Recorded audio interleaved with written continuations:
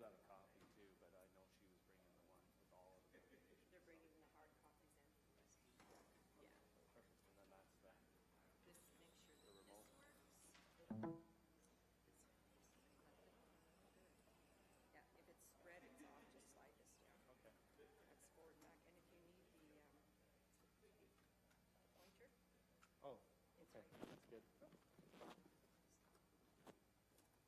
There you go.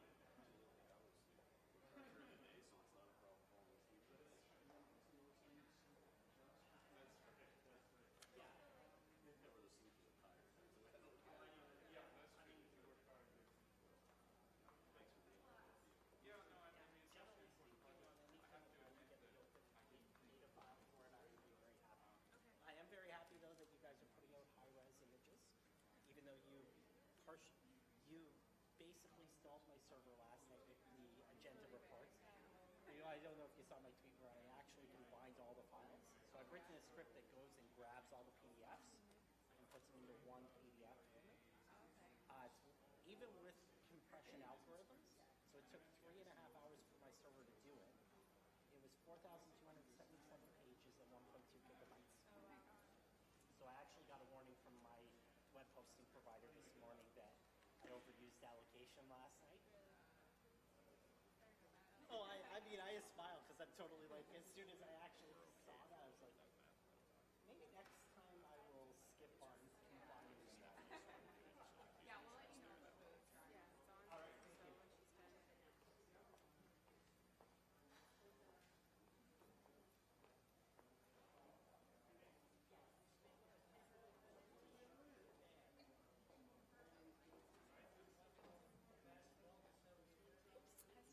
Hi. I have the presentations and Paul said you were okay with that one.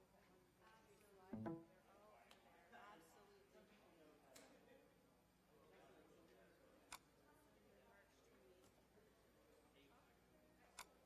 Absolutely. March 28th. So I'm doing all three? Yep. And this one too? And this one, yep.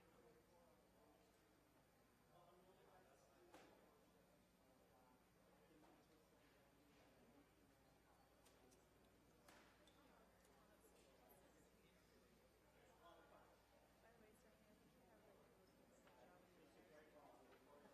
I feel for you. Real quick. I just feel like you must go home and drink cookies and ounce of wine every night. So usually if I'm like this, it's only brain. Yeah. They vote against hearing everybody. That's what we were going to Oh, say. they won't do that. Absolutely won't do that. But I picked up. 150 minutes of Okay.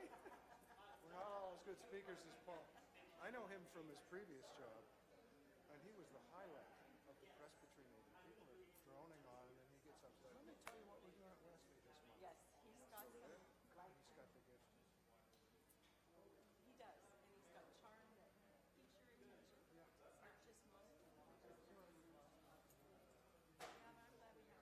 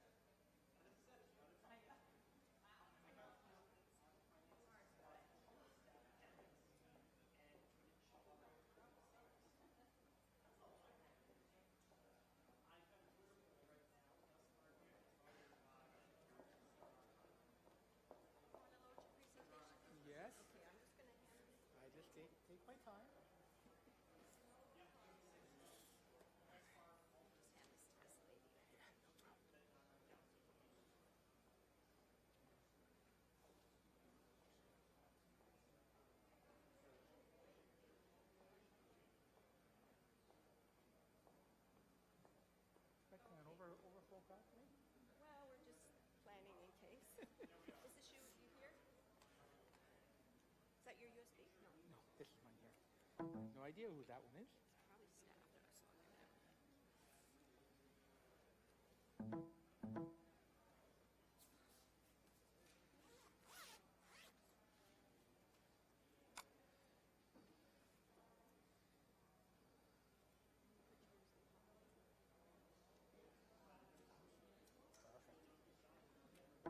Very good. Ah, I'll give you a stack. Yeah, I'll trade you. Awesome. Okay. Thank you.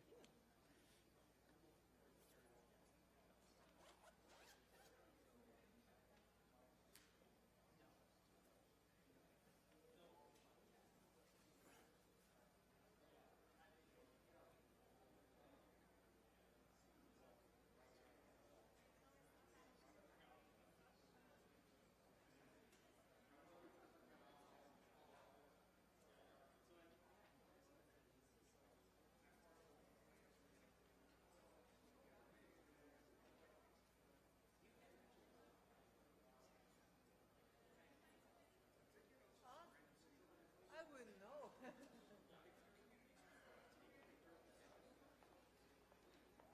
I do know somebody who's coming, and I see somebody I know over there.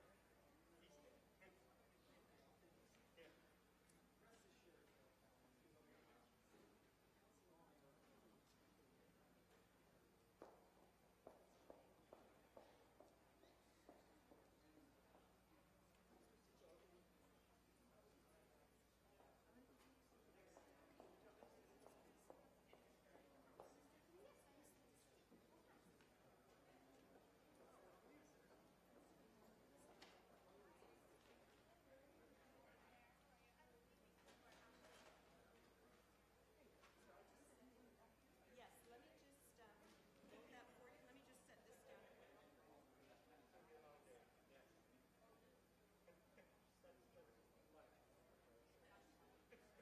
Okay, good. Oh, it's nice and cool. The crowd today. Thank you, Lonnie. You guys.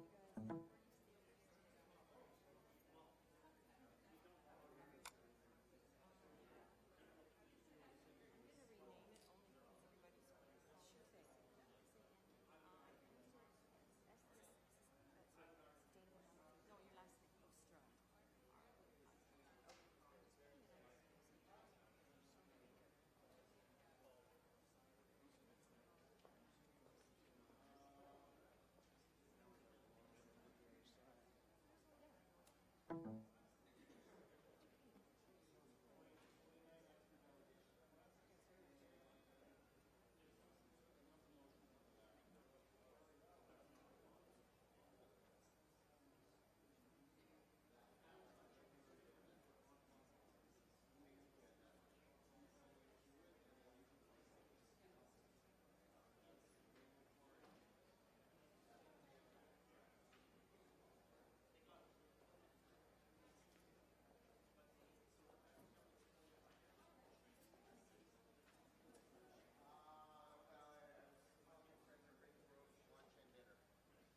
only because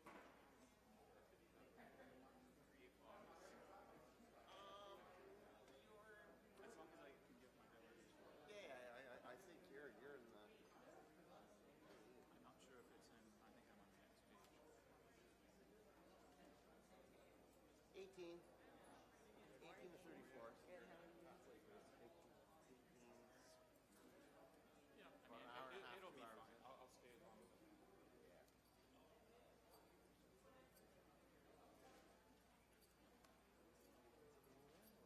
Yeah. Yeah, it's normally the senior management is here, but the first row is also staff. Otherwise, this is media, otherwise it's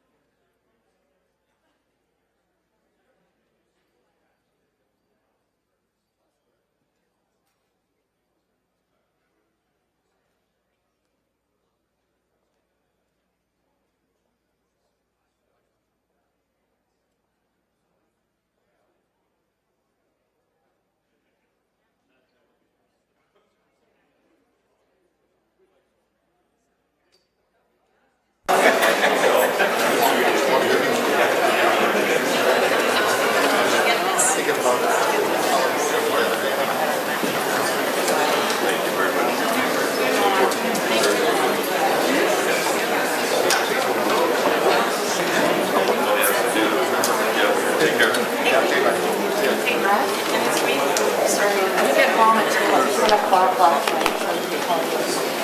Yeah. I sent a letter. Awesome.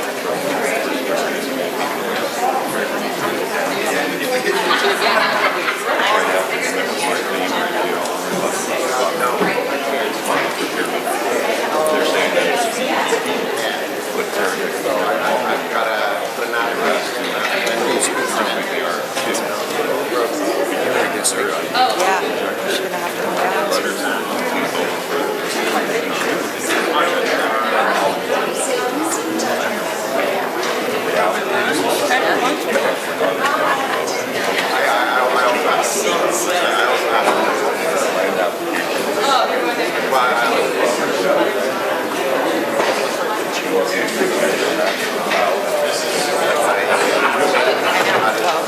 I'm the only one that votes because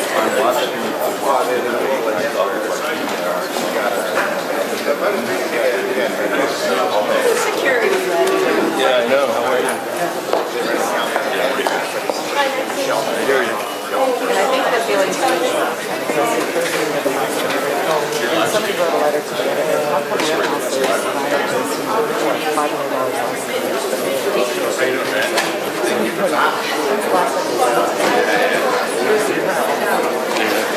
Exactly.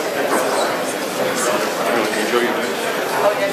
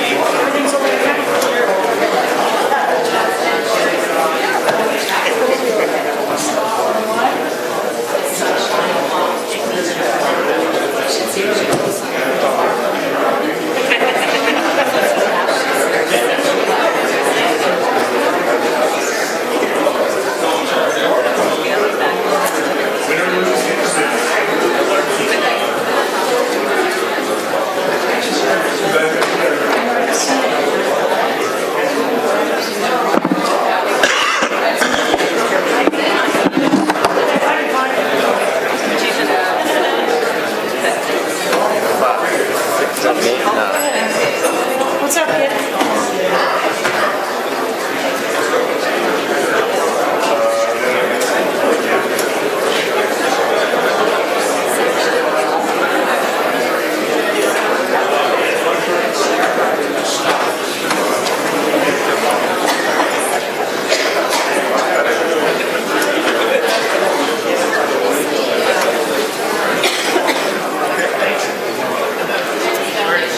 I'm gonna go to this side.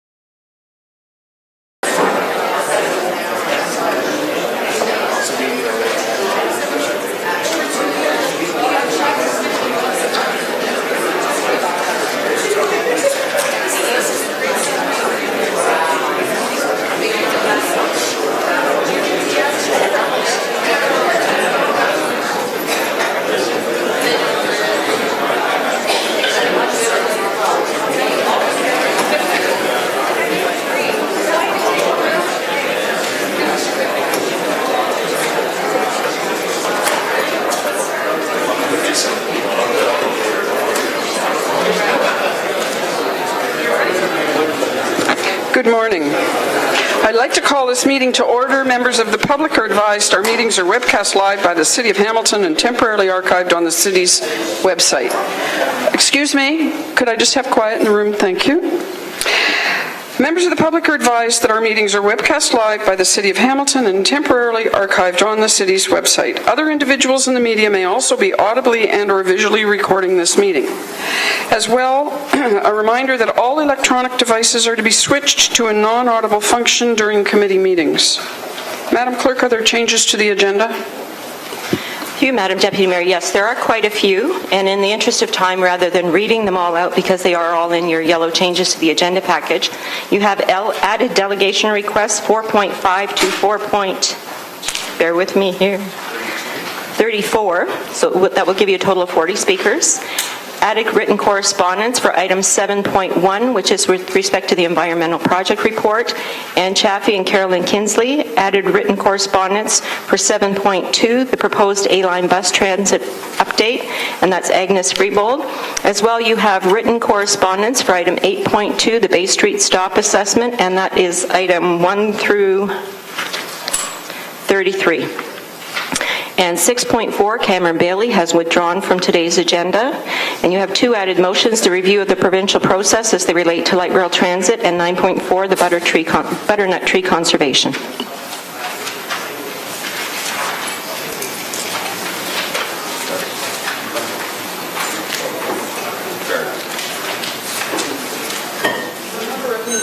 Sorry, can I have a recommendation that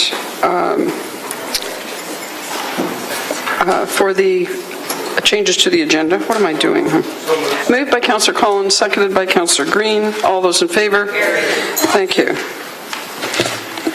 Sorry, I'm trying to find my spot here in this. Page 6. 6.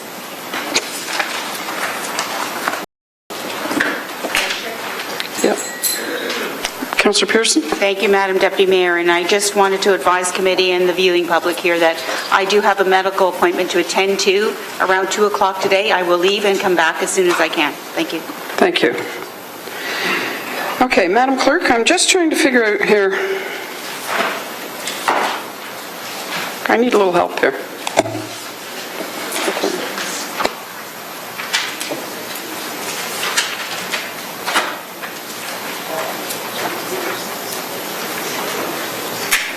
Thank you. Thank you. Okay, may I please have a motion to approve the agenda as amended? Did we do that? We did that. Sorry. There are too many pages here. Any declarations of interest? Seeing none. You have before you your delegation requests 4.1 to 4.34. May I please have a motion to approve the delegation requests listed before you? Moved by the Mayor, seconded by Councillor Brenda Johnson. All in favor? Carried. Carried. Thank you.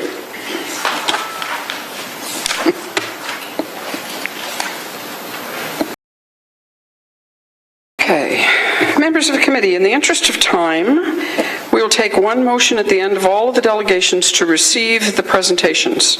A reminder to all delegates that pursuant to the City of Hamilton procedural bylaw, a delegation shall be limited to a presentation of not more than 5 minutes, and we will be sticking to the 5 minutes. We have 40 delegations. And I implore members of council to please ask your questions, but be cognizant of the fact that we have 40 delegations, and that's going to take hours. You will hear a bell at 4 minutes, at the 4-minute mark, and then I will stop you at 5 minutes. On the page is Ellen Morris, respecting the LRT stop at Bay Street. Ellen?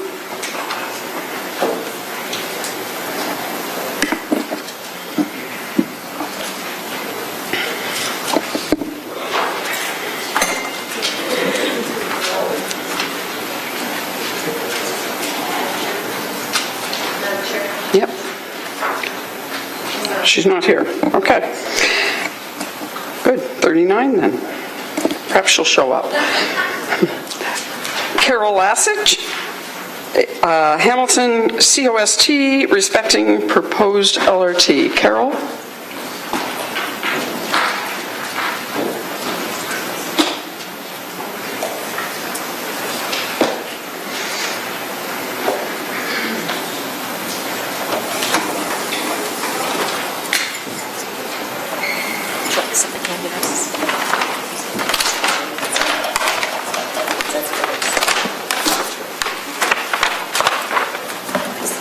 Great, thanks.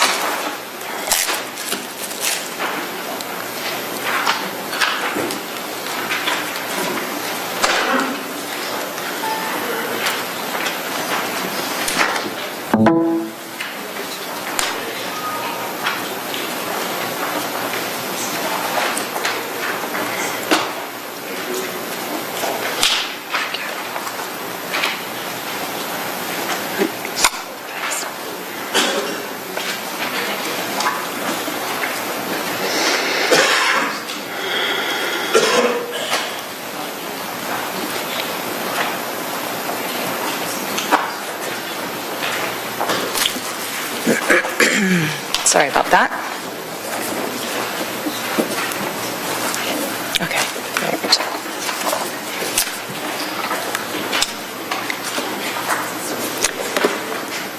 Okay. I think I'm ready. Sorry. Madam Chair, Mr. Mayor, councillors, and audience, good morning. My name is Cheryl Lassic, and I am representing a group known as Hamilton Cost. We are advocating for improved HSR transit with state-of-the-art buses. However, today I'd like to focus on concerns pertaining to the LRT.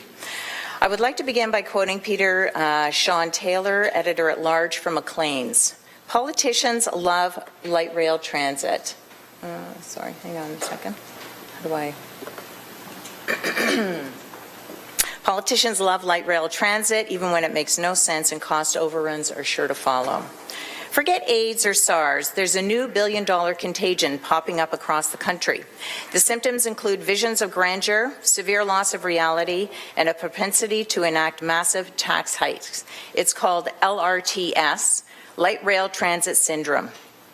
Those susceptible to LRTS claim it can transform modest cities into booming metropolises by instantly boosting transit usage, curbing congestion, spurring rapid downtown development, and attracting young mobile workers.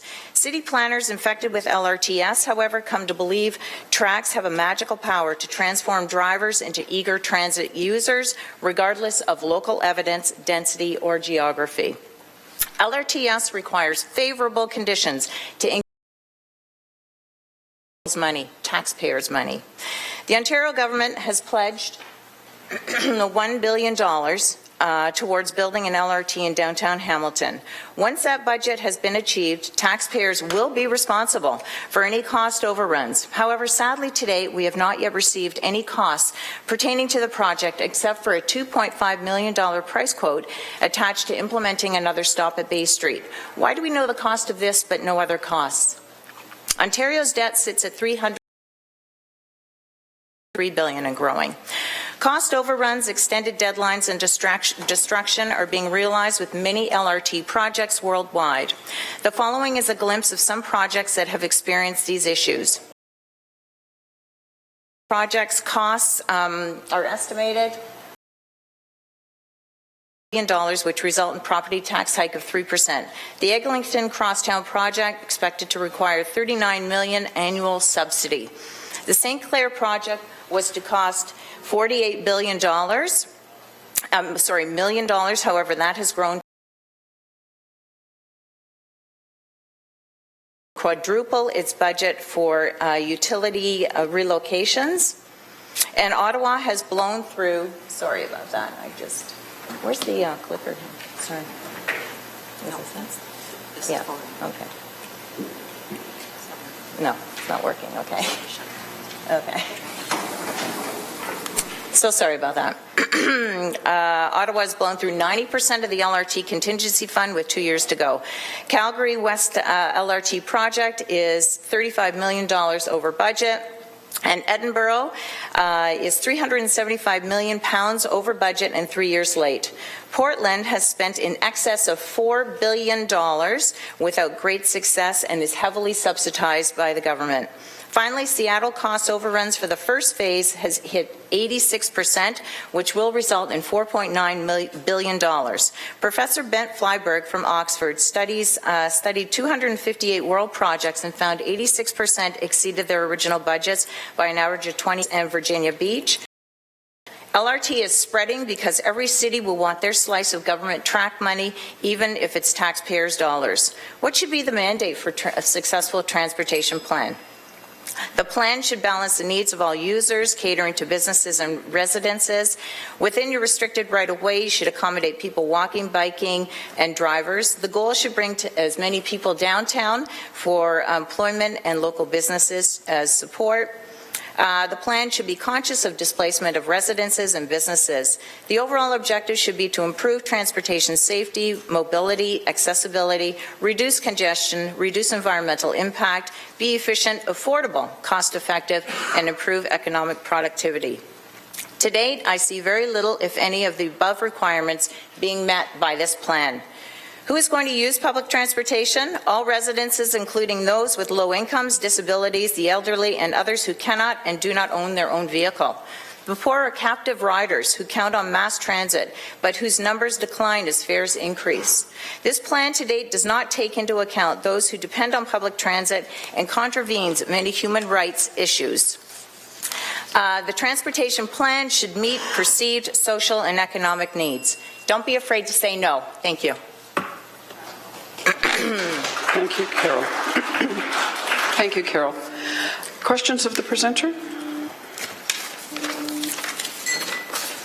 Councillor Partridge. Yes, thank you, Madam Chair. I don't have any questions, but Carol, I just want to appreciate the amount of work that you've put into your presentation and the data that you've provided for us. Thank you so much. Thank you so much, Councillor. Appreciate that. Thank you, Carol. I have no further questions, so you can. Thank you. And the next delegate is Cheryl St James, Weird Stuff Retail Store, respecting the proposed LRT and its impact on businesses. I think she's here. Okay.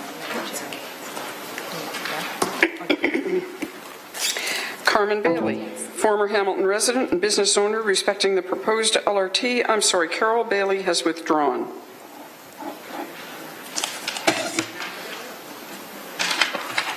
Cameron Bailey has withdrawn. John McGreal, concerns related to the LRT project. John?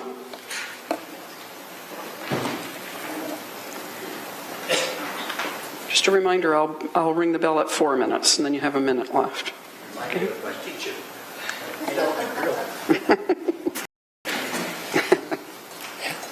Well, anyways, I'm here again. I hope it's the last time. Either say yes or no. What I want to stress is from the Liberals, Metrolite City Council with the taxpayers of Hamilton on this file for the last 17 years. Some of you have been around since then, so you know who you are. And it's been kick the can, report after report, and nothing has been established since maybe today. Above councils have been on this file, LRT, BLT, since 2008 to 2007. To make decisions for taxpayers of Hamilton, where there are many changes of the RP, LRT, and BLT, and the blast network for the #1 best transit system the taxpayers can afford. The Rapid Red Report on April the 1st, 2008 by Scott Stewart, the report February 25th, 2013 by one of the best, Don Hall, August the 10th, another report by Dan Dixon, who is no longer with us, and March 11th, 2003, the City Council approved the 10-year transit plan.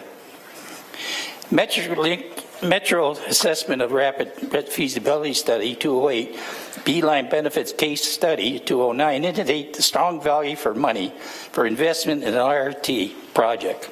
Referred to March 8, 2016, MOA, the agreement. May 26, Probs of Ontario announced a $1 billion for RRT line with revised scope, McMaster University to Queenston Road. What? LRT line spur West Harbour to GO Station and extension to the waterfront within the $1 billion budget. The change in scopes requires amendments to the MOA for the two LRT spur line. February the 2nd, 2017, Province of Ontario Metro scraps the RRT spur line. The money allotted to the BLT bus transit system, A-line reports, the Rapid Ready Transit. City Council approved LRT for the B line from McMaster to Eastgate, #1 priority in phase 1, and the LRT 2, along with the LST lines to complete the bus network.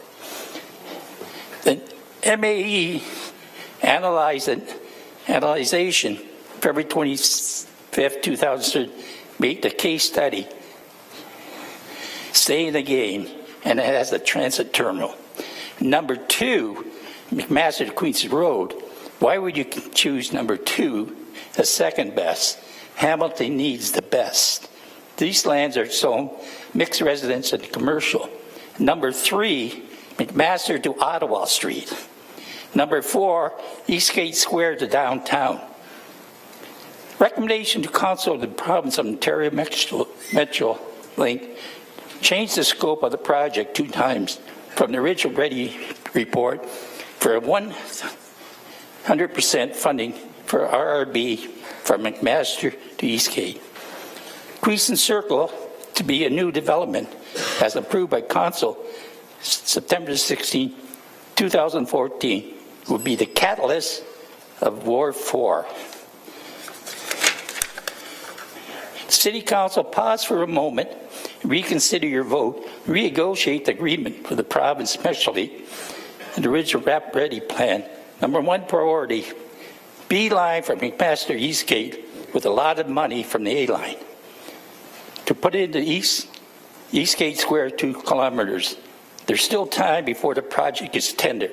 It's never too late to get the right for development of the city of Hamilton for the future. Senior taxpayers, who's lobbying the federal Liberals? MP Bob Bertina. Where's the money for transit infrastructure?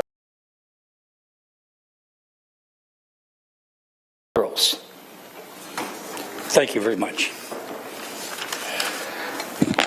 Just one other point. A lot of people says there's never been surveys, yes or no. You go back to 08. This is every ward, LRT, BRT, or BLT, LBT. Since 08, there's our map. Never changed. Oh yeah, Mexeline put a purple line down it. There's our blast network. You've all seen it. Let's get on board. Let's get it from Eastgate Square to McMaster. Thank you. We'll extend it to Gateway and University Plaza. Thank you very much. John, don't go away. Don't go away in case there's a question. Anyone, any questions for the presenter? Seeing none, thank you. Thank you. Dr. Paul O'Brien, Dean and Vice President, Faculty of Health Sciences, and Dr. Doug Oliver, McMaster University.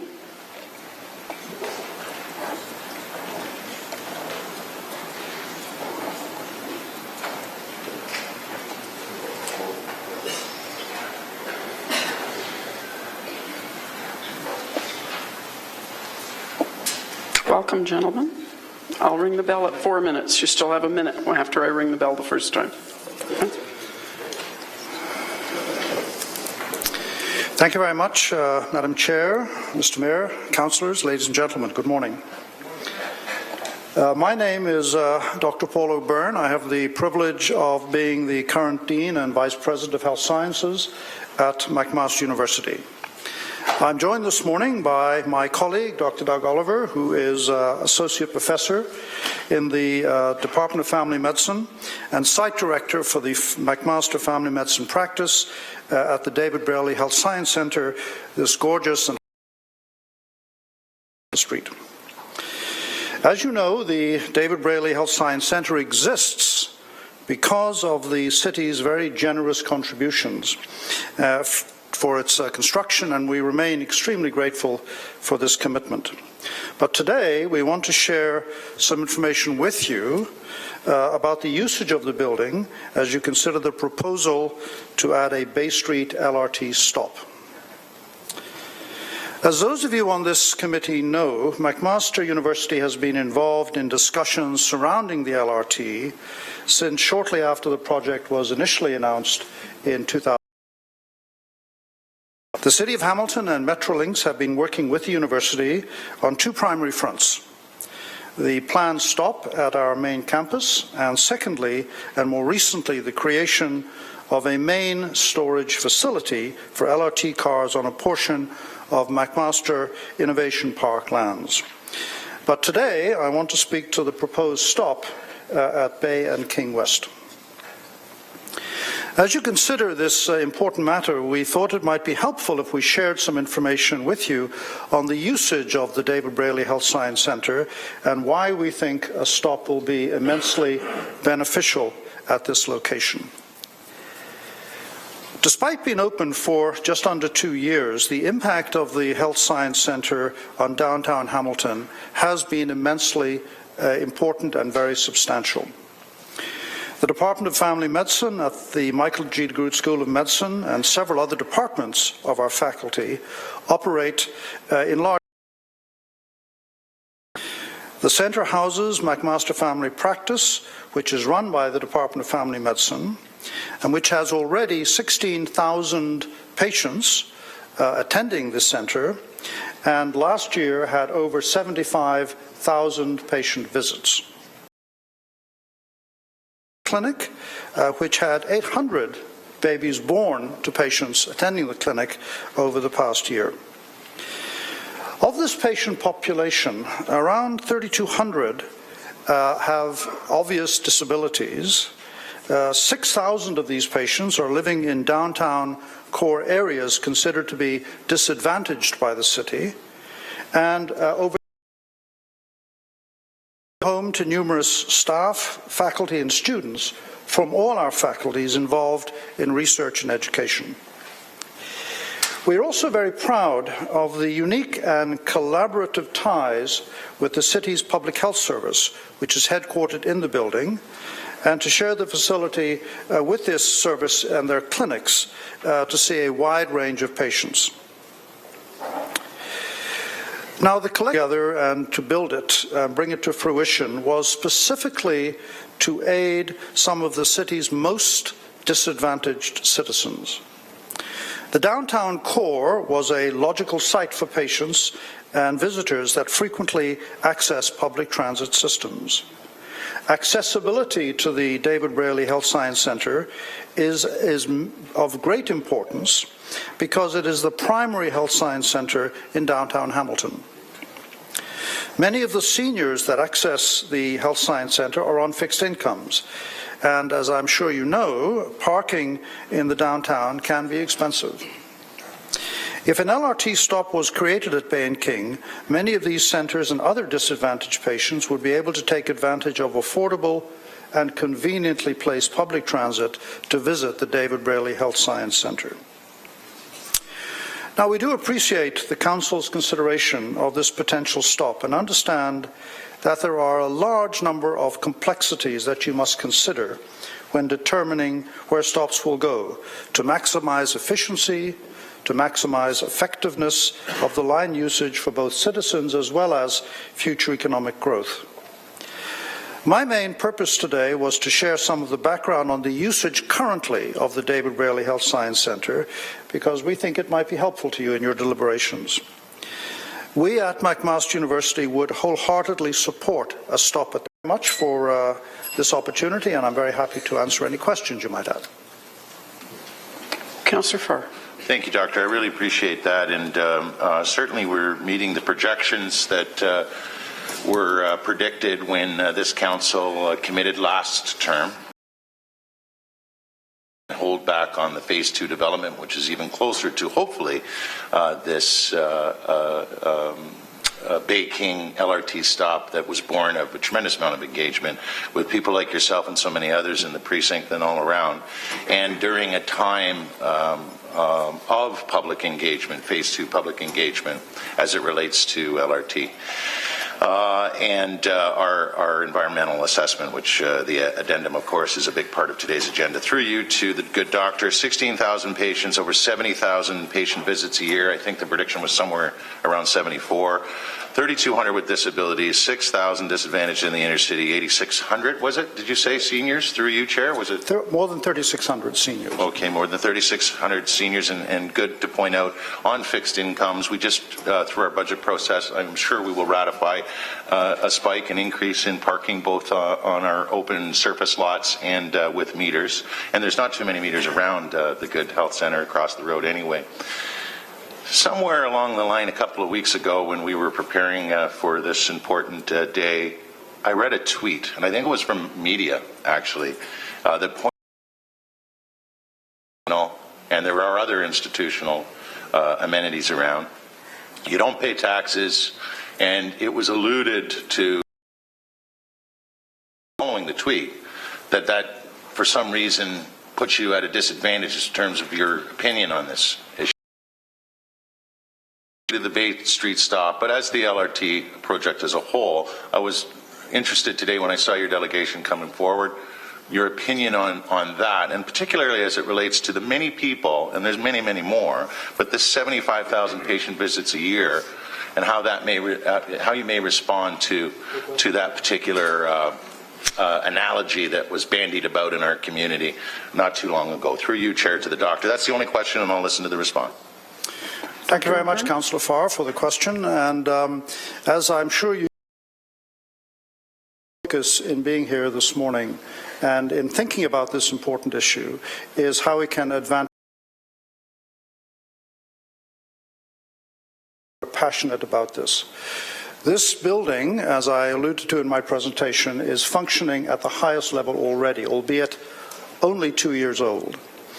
Dr. Oliver, who joined me here, who runs the Facility for Family Medicine, he and I spoke briefly this morning before coming before you, and there is an intention and an expectation that the number of patients will increase substantially over the next year or two.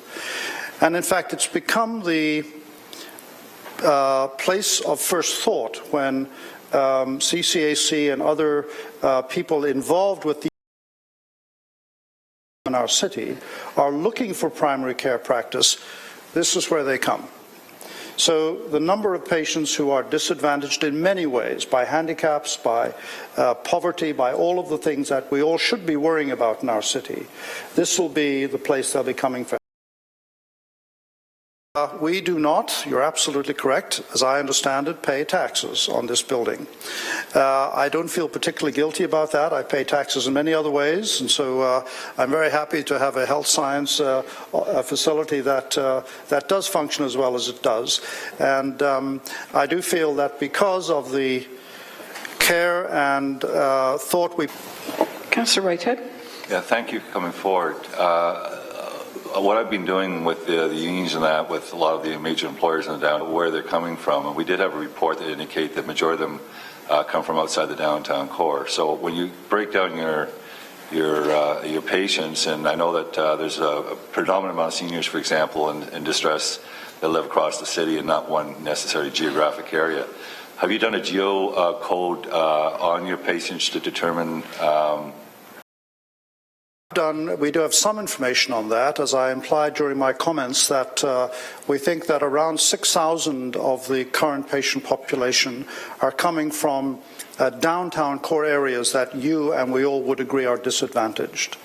And from my discussions this morning with Dr. Oliver, that's going to increase markedly over the next year, because these are the patients that are being targeted to refer into the David Braley Health Science Centre, particularly for primary care. Many of these patients don't have easy access to a family physician, as I'm sure you know, and referral, this is becoming the source of the initial referral for primary care practice. So it's 6,000 currently, as best we can judge, but that's going to increase definitely over the next year or two. Okay, geocode, what have you drawn a sphere around the clinic and determine 1 kilometer, 2 kilometer, 3 kilometer, 4 kilometer, 5 kilometer, what the distances are in regards to the patients that attend this clinic? No, I don't have that information with me this morning. It could be very easily obtained and certainly brought before you and presented to you if you think that would be of value in your deliberations. Well, I'd appreciate it because, I mean... Comment that we do have heavy representation from every ward in the city coming to that center for medical care of all types. Prenatal care, so pregnant women, frail older adults, individuals with disabilities of all types. Of where those postal codes are specifically residing, but it's easily over 60% are coming from outside of the city core right now. And as Dr. O'Byrne alluded to earlier, our goal in the next 3 to 5 years is to increase our patient and we want the doors to be opened for those 3,000 or 4,000 people that are most vulnerable in our community, and we want them to have access to that space. Thank you. Yes, thank you, Madam Chair, and thank you, doctors, for your presentation. And so my question is, you've just discussed that approximately 6,000 people are coming into your centre, and would you say, by and large, that the majority of them are disadvantaged in terms of the economy, economically? Yes, we think that of the 6,000 patients that are coming from the area that would be in Hamilton, the great majority of those would be indeed economically disadvantaged. But of course, from the other wards around that, as Dr. Oliver has said, attracts patients, very many of these patients are in disadvantaged in other ways, either because of disabilities, because of this is not a disadvantage, but the 800 pregnant women that are coming to the maternity clinic in walking distances with being 7-8 months pregnant is not any, well, it is a challenge. So a large number of the 16,000 currently would be considered to have some challenges that would make access to the clinic problematic if the LRT stop were not put where we would like it to be. Well, if I harken back to my days when I was pregnant, I will tell you that it is a disadvantage to have to walk a long distance. So, but on a more serious note, so you have been doing some tracking, but so I'm curious, how are they? Have you been tracking how your patients get to the building? What type of transportation do they take? Yeah, not particularly well in terms of specific. Folks do rely on bus transportation. They rely on people driving them in, dropping them off. Some folks have their own cars. But yeah, I can't give you specific statistics. Yes, but it's more anecdotally. That you're, right, okay. Yeah. And so, and my last point that I want to make is, do you feel that it is critical that if the LRT were to be built, that it needs to be affordable for these folks to be able to access it? And what if it isn't? I think critically important. So if you have a wonderfully effective LRT line, as we do have some parking in the downtown area that's accessible but not affordable, that's not of great value. Okay, and thank you for your answers. I appreciate it. Thank you. I have no more speakers. Thank you very much. Pleasure. Thank you. And I understand that Cheryl St James is back in the... Cheryl St James has arrived? Okay. Cheryl St James, if you would like to come down from Weird Stuff Retail Store respecting the proposed LRT and its impact on businesses. Cheryl, I'll just remind you that we are sticking to 5 minutes. I'll ring the bell at 4 so that you know you have a minute left, and I'll let you know when the minute's up. I'm running. Thank you. Just give me 1 second, please. Thanks. Thanks. Good morning, everyone. Are we good here? Can we hear? Okay. My name is Cheryl St. James. Thank you, Honorable Mayor Eisenberger and Council, for providing me with the opportunity to speak today. I was born and raised in Hamilton, a graduate of MAC, and a business owner in the core for 20 years. I live in the core. I shop in the core. I'm a hardcore Hamiltonian. I love the city, and I am proud to be here. I'm a strong supporter of public transportation who believes that we do need increased to advocate for the best possible public transportation system that $1 billion can buy. Effective transit is key to the prosperity and well-being of Hamilton and our local communities. When I first heard that our city was receiving $1 billion for an LRT, I was so excited. As excited as some of the people sitting in this room today, I'm sure. I was thinking, yes. And if anyone sitting in this room does that drive to Toronto, you know exactly what I'm speaking about. I'm thinking, yes, finally, modernize public transportation. But then I read the plan. What a disappointment. We've been saddled, ladies and gentlemen, with a deeply flawed plan. We can and we have to do better. Now, why do I believe that this plan is so deeply flawed? Councillor Green, let me tell you. Fact, LRTs can be successful when connected to key destination points like in Charlotte, North Carolina. McMaster is a key destination. The Queenston Traffic Circle is not. So why does the LRT end there? The plan we've been saddled with does not connect to enough essential destinations, Mr. Mayor. No GO, no LRT. The LRT does not even connect to the new GO station. They say it's only a 6-minute walk to the Hunter GO station. But for who? Seniors, pregnant women, families. What about in winter? What about our hot summers? Is this really how you would define accessibility? I wouldn't. Why would we want to spend $1 billion to build a disconnected, unsynchronized, inconvenient public transportation network? Fact, our LRT is really a glorified streetcar. Successful LRTs are built on standalone routes like in Salt Lake City or again Charlotte, North Carolina, not on roads. That's a streetcar. Trains are not meant to share the roads with emergency vehicles, trucks, cars, bikes, or pedestrians. Our plan even reduces the number of traffic lanes down to 1 in some areas on our busiest streets. A good plan increases transportation capacity. Our plan reduces it.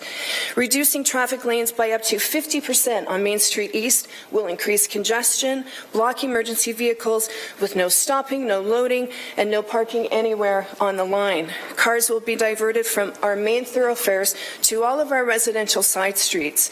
We lose many of the bike lanes that we've worked so hard to implement, invested a lot of money in. Did you know that there will be no left turns onto our side streets? Fact, the current plan will not increase ridership levels.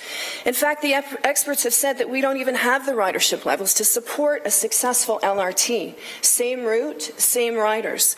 The current plan simply replaces a bus ride for a streetcar ride on Hamilton's highest revenue generating bus line. We're just replacing one type of transportation system with another. Where is the gain, I ask? The plan is a missed opportunity, in my opinion, to benefit our transit-starved residents of the mountain and local communities on the Red Hill Link 403. Oh, and in Europe, yes, they have LRTs all over, but they connect from city to city to city. Ours does not. We really need to ask ourselves today, ladies and gentlemen, if this is the best possible public transportation that $1 billion can buy. A project of this magnitude that will impact the city for decades deserves the mandate of the people. The future of Hamilton is electric. Yes, we deserve that. But this deeply flawed plan does not take us and trolley buses, and we dismantled them for a reason. This plan in reality actually takes us back to the past. Although some of us in this room today do not see eye to eye, we do have a common ground. I know that we love our great city. However, the plan we've been saddled with will not deliver the promised benefits, Councillor Farr. This plan will cause physical, emotional, financial hardship to the people of Hamilton. In my heart, if I thought that this was the right plan for Hamilton, I would not be standing here today. Let's take a pause, Mr. Mayor, to revisit what the community wants and needs. The people of Hamilton deserve to have this as an election issue. Our city deserves the best possible plan that we can have, and this plan is not it. And that's why we need to say no to this plan, and yes, Council must refrain from moving forward with this plan when they do not even know the operating costs at this point. To do otherwise is irresponsible. Thank you.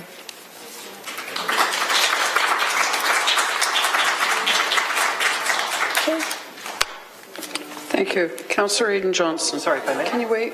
Cheryl, just for some questions. And thank you, and through you, Madam Deputy Mayor, thank you very much for the presentation. Thank you, We're Councillor on different Johnson. sides of the debate, but I appreciate you coming forward. Thank you. Madam Deputy Mayor, the question is this. When Cheryl was referring to city connectivity, sorry,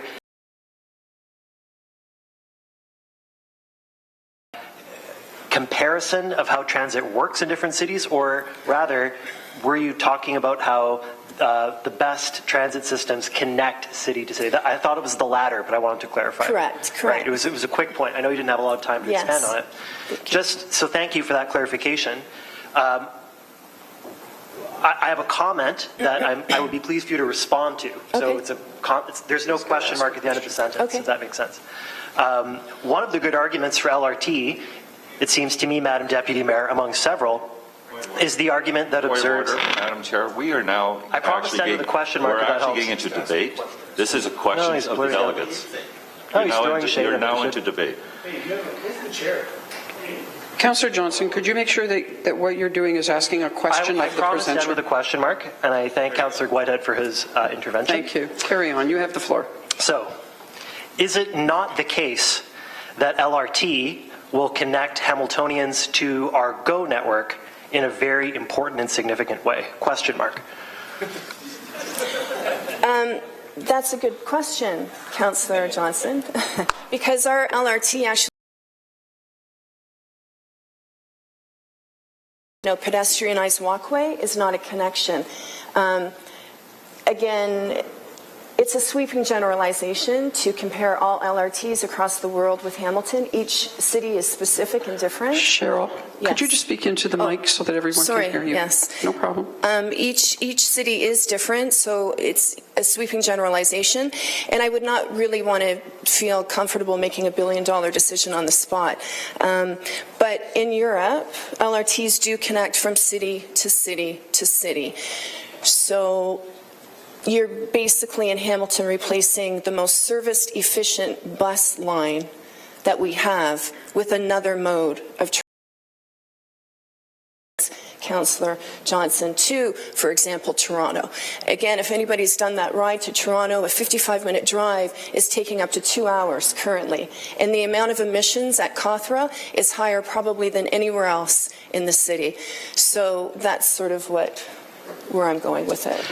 Thank you. And offline, I'll look forward to chatting with Cheryl about her claim that LRT does not connect Hamiltonians to the GO. I find it a false assertion. Thank you very much. Okay. Thank you. I have no further speakers, Cheryl. Yes. I'm sorry, Councillor Whitehead? Yes. Yeah, I mean, that comment's unfortunate because there's going to be many delegates here today, and we may have different points of view. I would only respectfully suggest that that's exactly where it should be left. We shouldn't be getting into debate. Yes. The question I have for you is this particular plan, the plan that and the concept that was voted on was from McMaster to Eastgate. Correct. Eastgate is going to be very close to the new GO transit station that's proposed. The interesting thing about Eastgate is that there is direct connectivity north-south to the mountain.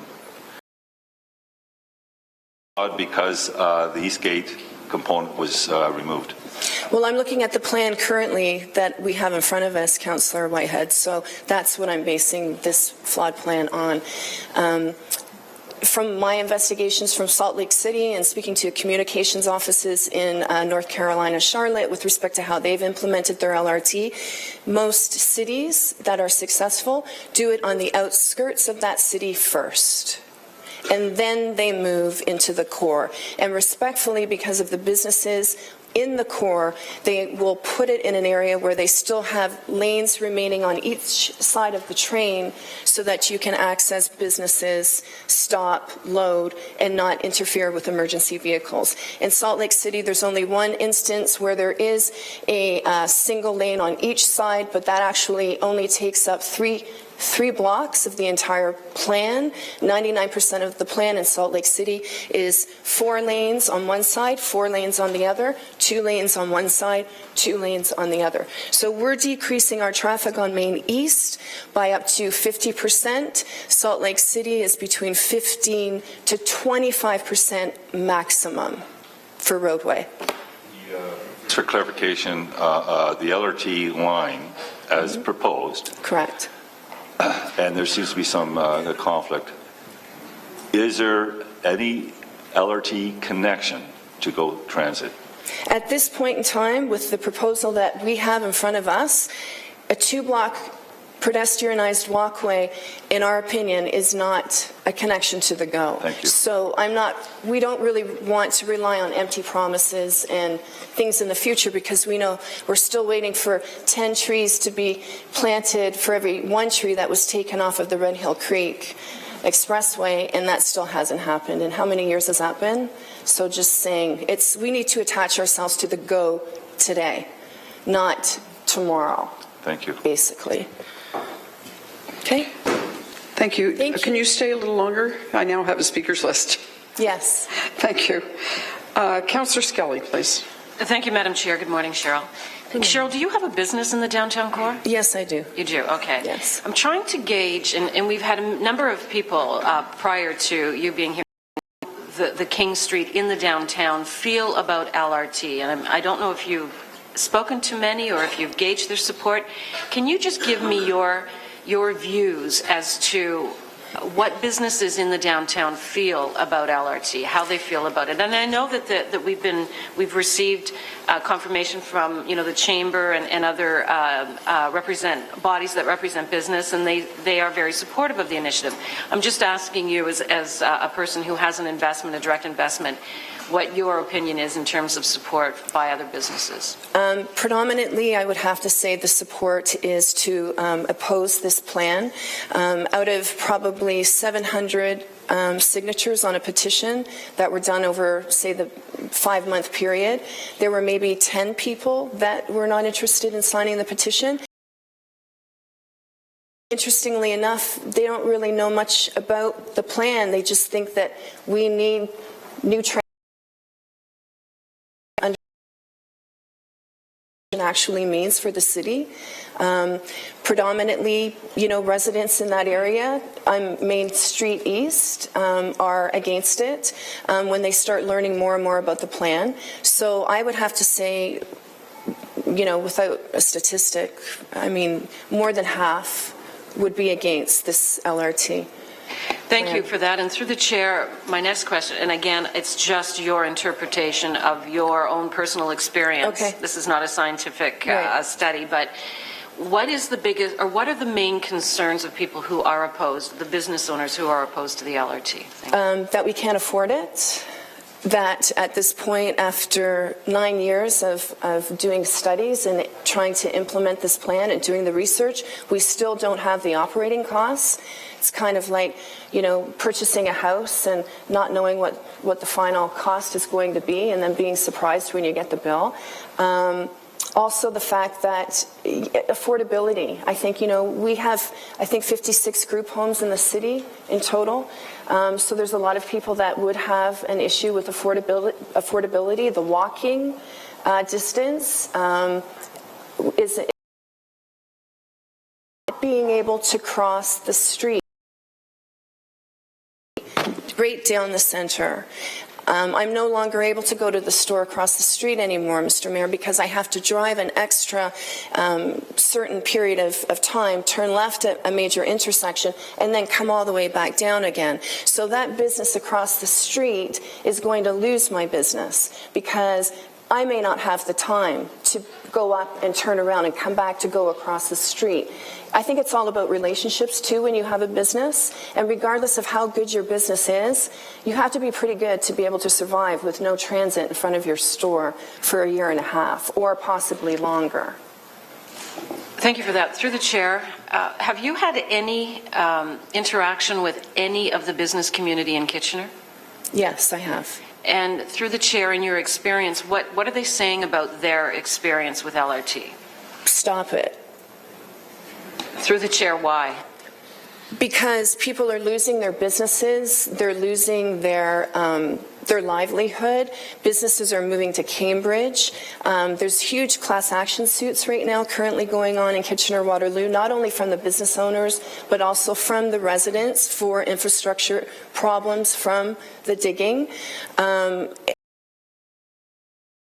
speaking to expenses, to the money and where that money's going, because you also have to pay for insurance claims, right? Thank you for that. And through the chair,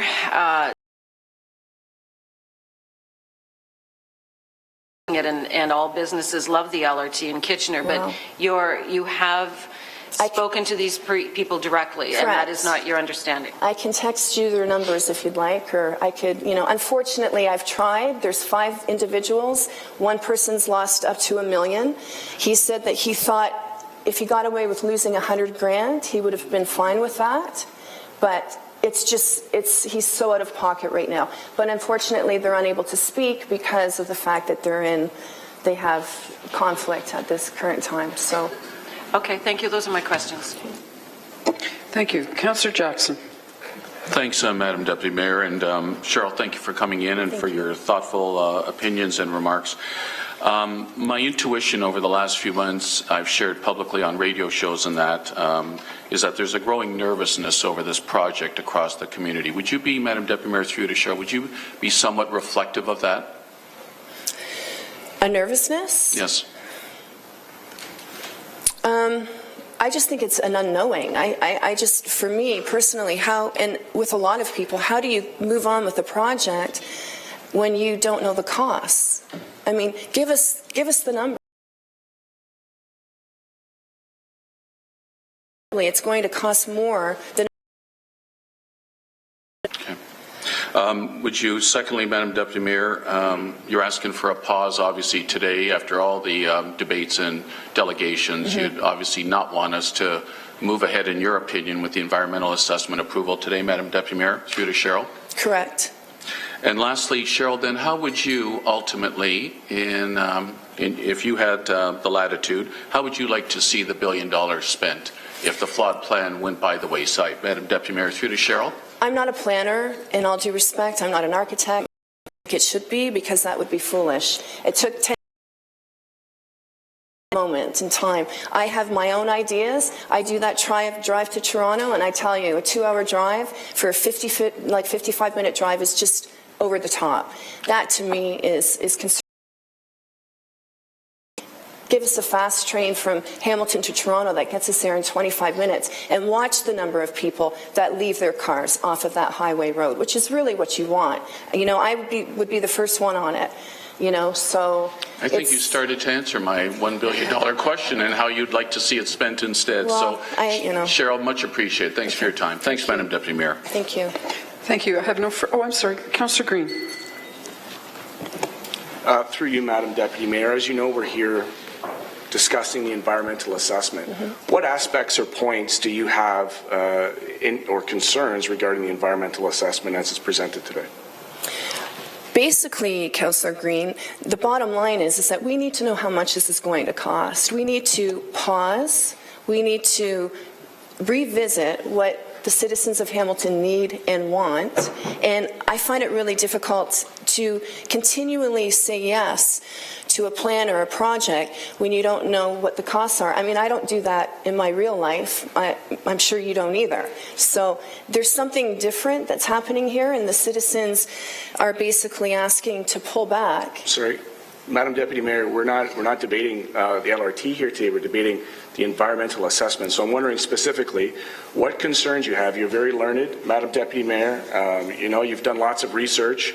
You've given us the points of opposition for lines and extensions, costs. But today what's before us, as I understand, is the environmental assessment. So what specific points of concern do you have as it relates to the environmental assessment? I'm totally for electric, but I have an issue with the fact that we don't have the costs. And at that point, until I get the costs. So costs are not a part of the environmental assessment. Well, and I'm sure in later presentations. It's not. We're not in the U.S. It's not television. Point of order. Question. She said that we shouldn't vote on anything until we know what the costs are. That's the answer to why she made the presentation. That's not a point of order, Madam Deputy Mayor. That's not a point of order. If I could please... Councillor, can you change your question, please, so that it's a question that isn't asking the same question again? I asked the question and there wasn't an answer presented. So, the presentation on the environmental assessment, Madam Deputy Mayor, is what I'm interested in terms of getting keen on what people's concerns are. Otherwise, Madam Deputy Mayor, we're just in a situation of filibustering and trying to drag this on and just, spin. And what's before us today in the process where we're at is implementation, of which, Councillor, you're debating. You're not asking questions. I'm not debating. I'm answering You're your debating question. and you're not asking questions. So we're going to move on. Thank you. I have no further questions. Thank you. On the floor. Thank you. Thank you.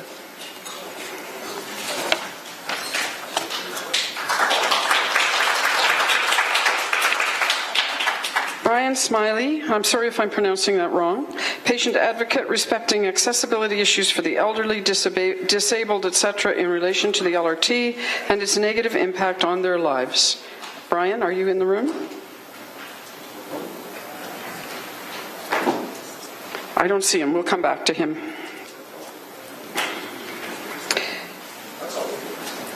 Attilo Di Fiore, would that be correct? Attilo?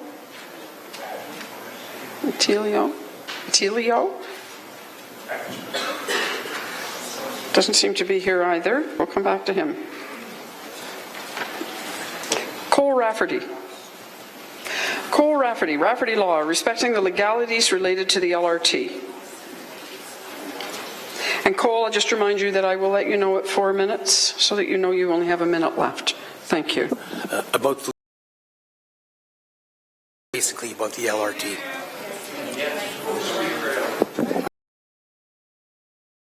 If it'll help you and point it more directly at you, it can sit on the top shelf.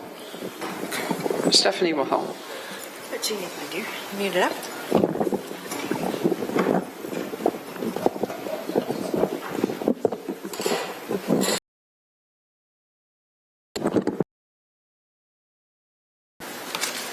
I hope my time's going to start over. Yeah, I haven't started the timer. Yes, I didn't come here to speak about legalities of it. I came to speak about the inappropriateness of it. The province didn't promise to pay for the streetcars. They promised $1 billion towards it. It hasn't been costed. As Ms. McDonald pointed out, it's like moving into a house and then only finding out later what the cost is. We can't vote for this until we know exactly how much it would cost. When amalgamation took place, many in Carlisle, Flamborough, Mount Hope, all around, were concerned that they were being hijacked into Hamilton as a cash cow for the downtown. And now what's happening? It's exactly what is happening. How many $1 billion they're going to be hijacked for? We don't know. You can't buy something without knowing how much it costs. Property taxes are going to rise exponentially. Why should taxpayers in Carlisle appropriations in East Hamilton? There be rising costs. We have learned recently that blocks will have to be expropriated in East Hamilton. We don't know how much that is. We're going to need bridges. My mom's 90 years of age. She lives on Yonge Street in Toronto, between St. Clair and Eglinton. She's 90, but she's fit. She'd go for walks along St. Clair and meet people in bakeries and corner stores and grocery stores. Now, streetcars in there. Most of the businesses have dried up. Some have gone bankrupt. She changed her route, so she walks along Eglinton now. Now the same thing is happening there as they put the streetcars in. In Queen Street in Toronto this summer, they're going to be doing a significant amount of construction. They decided, because of that, to remove these ugly obstacles. City Hall here wisely decided 65 years ago to remove the streetcars as ugly relics. It hasn't become a better idea. Leadership is down on buses. Even though you can access a bus from almost anywhere. With no parking, no effective parking or possibility for parking remaining at McMaster or in Queenston Circle, it's going to be much more difficult to access, and ridership will slide even further. And so if you can't drive there, there's no parking at either end, how do you get to the streetcars? A bus or two or three, and then once you're on a Main Street bus, why wouldn't you just stay on it rather than having to go out in sleet and rain or whatever it is? And B-line 10 bus route. The LRT eliminates the B-line, and the HSR will require even more subsidy from the city. LRTs now can be added or removed based on need. In 2016, the ridership decreased by approximately 700,000.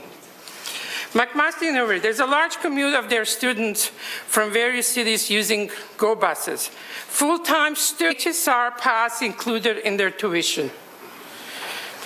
One of Hamilton's politicians made a comment to a businessman, business is coming up.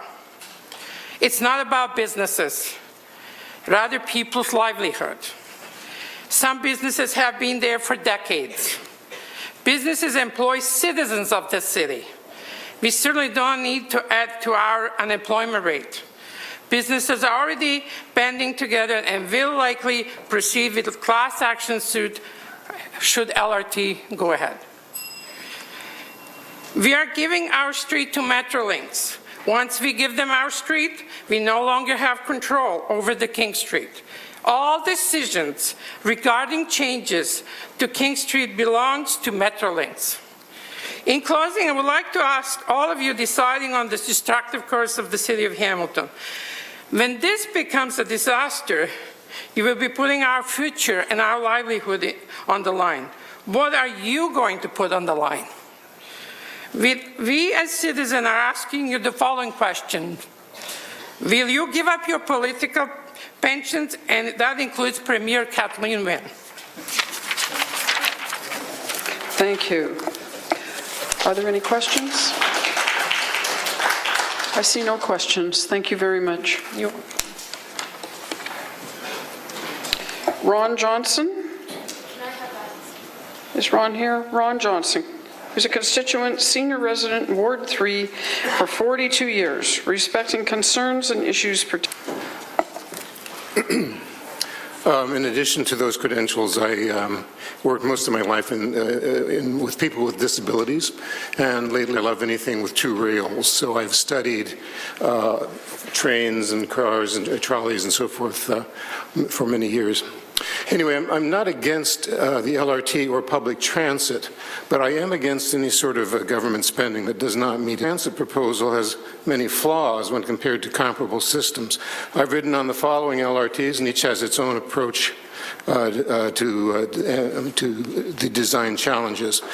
Cincinnati, Portland, St. Louis, Sacramento, Scarborough, Cleveland, Buffalo, Bordeaux, France, and Milan, Italy. Hamilton does not succeed in its attempt to be a high-speed rail because the terrain doesn't really permit it. The streets, which effectively move auto and truck traffic, have been co-opted by the LRT forces, leaving future drivers to fend for themselves. In St. Louis, planners managed to achieve a high-velocity train service with no interference to vehicle traffic whatsoever that I can locate. The 46-mile line leaves the airport on concrete pillars. It continues on the boundary of an expressway, runs through an open trench and back alleys, along an abandoned railroad, through a downtown tunnel, pre-existing, and across the Mississippi River Bridge, which dates from 1874. At no point does it ever run on the same path as auto traffic, except when crossing roads with the typical railroad warning signals. Besides the airport, the St. Louis Metro Link, I don't know where they get these clever names, serves 4 universities, 2 large malls, the 1,293-acre Forest Park, the 1,252-bed Barnes Jewish Hospital, the bus and train station, the Cardinals baseball field, the iconic St. Louis Arch, and ends up discounting the size of the community, in the comparison here between the communities, it would be impossible to design a system that would be efficiently connects a similar list of Hamilton destinations in a single line, ascending the mountain. The Portland LRT also parallels at highway speeds. When it reaches downtown, however, it changes roles and becomes a streetcar service, stopping every few blocks. A single track hugs the right lane, the right curbs, and the rails are flat, allowing buses, delivery vehicles, and autos to use the concrete road surfaces as well. Boarding areas are simply a slightly raised portion on the curb. The tracks in the opposite direction are 1 block over. These types of designs seem to be rejected by Metrolinx out of hand, and the results are not as desirable. The newly completed Cincinnati LRT uses the same design as Portland, and so I presume it's state-of-the-art. The Hamilton proposal offers very few opportunities to be rapid. Traffic moves faster with a private vehicle and the current one-way street system. Hamilton's intensification and traffic patterns are much better suited to building a streetcar line rather than an LRT, providing local service. However, you must access the train on a center platform that rises above the street. The design blocks any other vehicle accessing the street because of the need to be rapid, which it does not achieve. Instead, all Hamiltonian turns and many other traffic impediments. Portlanders are much luckier. The recent experiment with a dedicated bus lane served to demonstrate to local residents the difficulty of this arrangement, namely that a lane that holds a bus every 6 minutes is sitting in. Local planners seem to be oblivious to the deterioration of auto and truck traffic and the reduction of transportation levels that the present LRT proposal. And here's a modest proposal to renew that bus lane experiment. I suggested that we arrange some plastic cones on King Street to divert traffic onto Victoria and then onto Cannon. Wait 6 months, if necessary, to learn the impact on the average motorist. It could cost a few bucks, but it might save $1 billion. Thank you, Mr. Johnson. Councillor Skelly. Thank you, Madam. I would like you to expand a bit on the rapid component and your statement that this is no longer really transit. And maybe you can expand on that. All right, there seems to be some whereas an LRT is wonderful. In reality, it has to be designed for whatever is available. Now, in Hamilton, the whole route is very urbanized, and there are very few opportunities. I don't think there are any opportunities to speed that up. Places where there is an LRT, for instance, the Portland example, they go very fast on the outskirts, they come to the center of town, they slow down, they stop every couple of blocks. That's the case in Portland and most other areas where they have it. There's no reason, what you have to do is choose the answer to what the methodologies could be used in Hamilton. There's just no opportunity to do that. Mr. Johnson, rapid transit. Would it have best then the route be from the suburbs? These things move much more quickly. So you have a route where there will be a stop every couple of miles, and there will be a local bus network to take you to the local destinations. You go another couple of miles and it happens again. Now that's what they're attempting to do in this design, so it'll stop at Ottawa Street and so forth and so forth. But it really isn't that effective because it's just too tight. Thank you for that. Would you, and you use the term trolley, is that how you would then describe what we have before us? Well, whatever term you want, a streetcar. Now, the term LRT, from what I read, gets bandied about quite a bit. People want to say they have an LRT because that's a point of pride. They don't want to say they have a streetcar because that's so old-fashioned. In reality, it's the same tracks, it's the same electricity, it's the same, often the same vehicles, the same streetcar, the same thing. They all look the same. It's just a matter of what your needs are locally. Thank you. Could just confirm for me you don't believe this is rapid? Well, I think a very good point is that every week in the newspaper, somebody's writing in saying, well, 50 kilometers is too fast for cars. We want to reduce it to 40 kilometers. We want to reduce it to 30 kilometers. Well, I don't see anybody getting on the idea that they want to have a 50-kilometer LRT running down through the middle of town, or an 80-kilometer LRT. That's equally as dangerous, if not more so, than having cars around. They're going to be putting up with the city streets in those dangerous circumstances. Thank you. I have no further speakers, so I thank you for your presentation. I'd just like to take a moment to go back to a couple of people who were not here when they were called and just see if they're in the room. Brian Smiley or Attilio DeForio? Okay, we'll carry on. Sarah Wory Poljanski. Sarah? Constituent and hydro activities respecting concerns and issues pertaining to the LRT and its relation to hydro. Welcome. 1 minute left. Okay. Hi, thank you, Madam Chair, Mr. Mayor, councillors. I know you might be like, what does hydro have to do with this? But let me tell you. The issue surrounding the LRT project is that the Moving Ontario Forward plan is being funded by the sale of Hydro One. The Ontario government is going to sell off 60% of hydro in order to fund these projects and get the monies for the transit projects in this plan. $3.2 billion is being allocated directly to fund LRTs across Ontario. We already know that the rising costs of hydro are affecting residents, and in the coming years we do not know what the cost of hydro will look like due to the sale, and also how the hydro will function as a non-public run asset. Another issue relates to how the LRT system itself will run off of this hydro. I'm unaware as to what the cost to run the LRT off the hydro system will be like once it's built, and in the coming years as the hydro costs increase. I've yet to get an answer from anyone about whether the increased hydro costs will be rolled into fair prices for riders, or whether it would be part of the operation costs in general, or how exactly this will work. This leaves questions regarding the issue of how shares of Hydro One are being bought up, and individuals owning it will now be benefiting largely from the Ontario government forcing electric run transit systems on cities. Also regarding members of the government, provincially and municipally, who are sitting on boards and dealing with both LRT and energy files. We know here in Hamilton our mayor is both a board member at Electra and also a proponent of this, and this seems to be a conflict of interest for many people. We also know that the Liberal government tends to rub elbows with people who agree with them, and we find that a little discouraging. It's also questionable about the Ontario government's involvement with this project, as to who will run it, who's going to receive the revenue if there's any, and whether jobs are going to stay here, or whether the HSR are going to lose them. And I know Eric's in the crowd, and he probably wants to know this as well.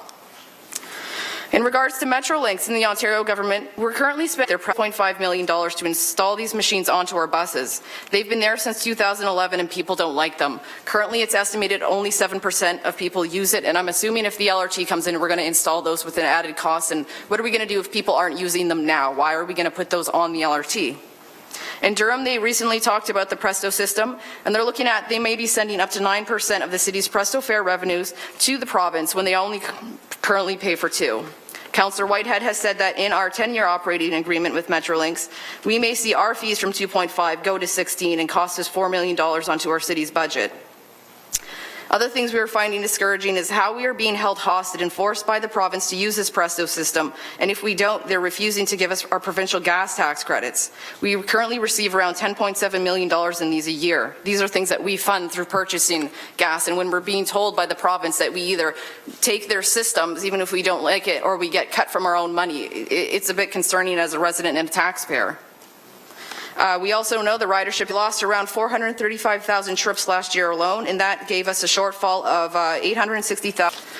In 2014, we had just over 22 million riders. By 2015, it dipped just under 22 million, and by the end of September 2016, it was down to 16 million. That is a considerable drop, and it's an ongoing thing.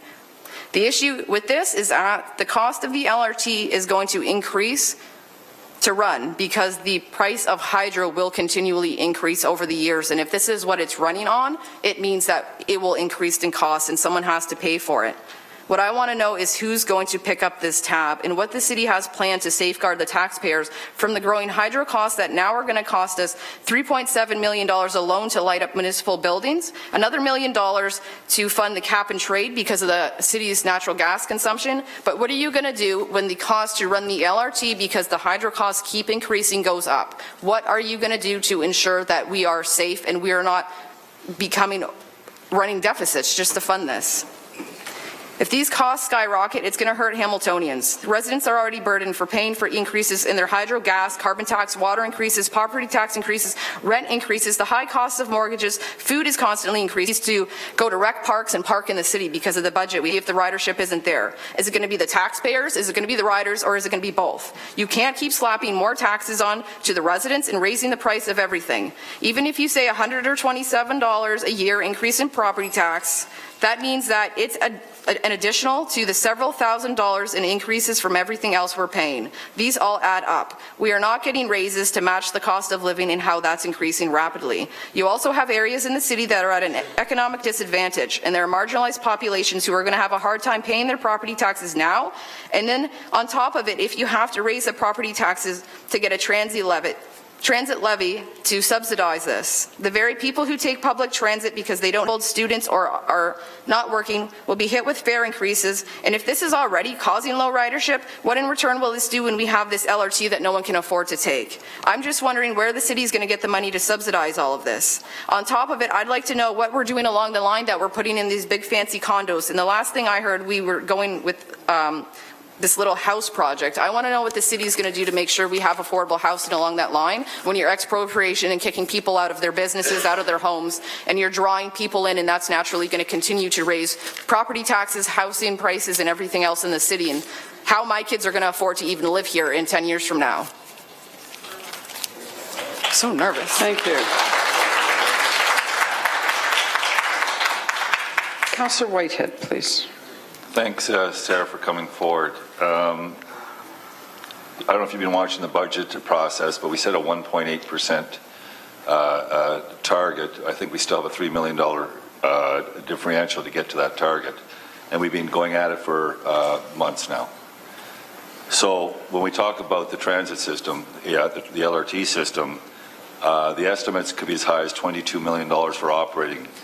The current revenue generated on that line is $2.5 million, and the peak hour on the B line is 444.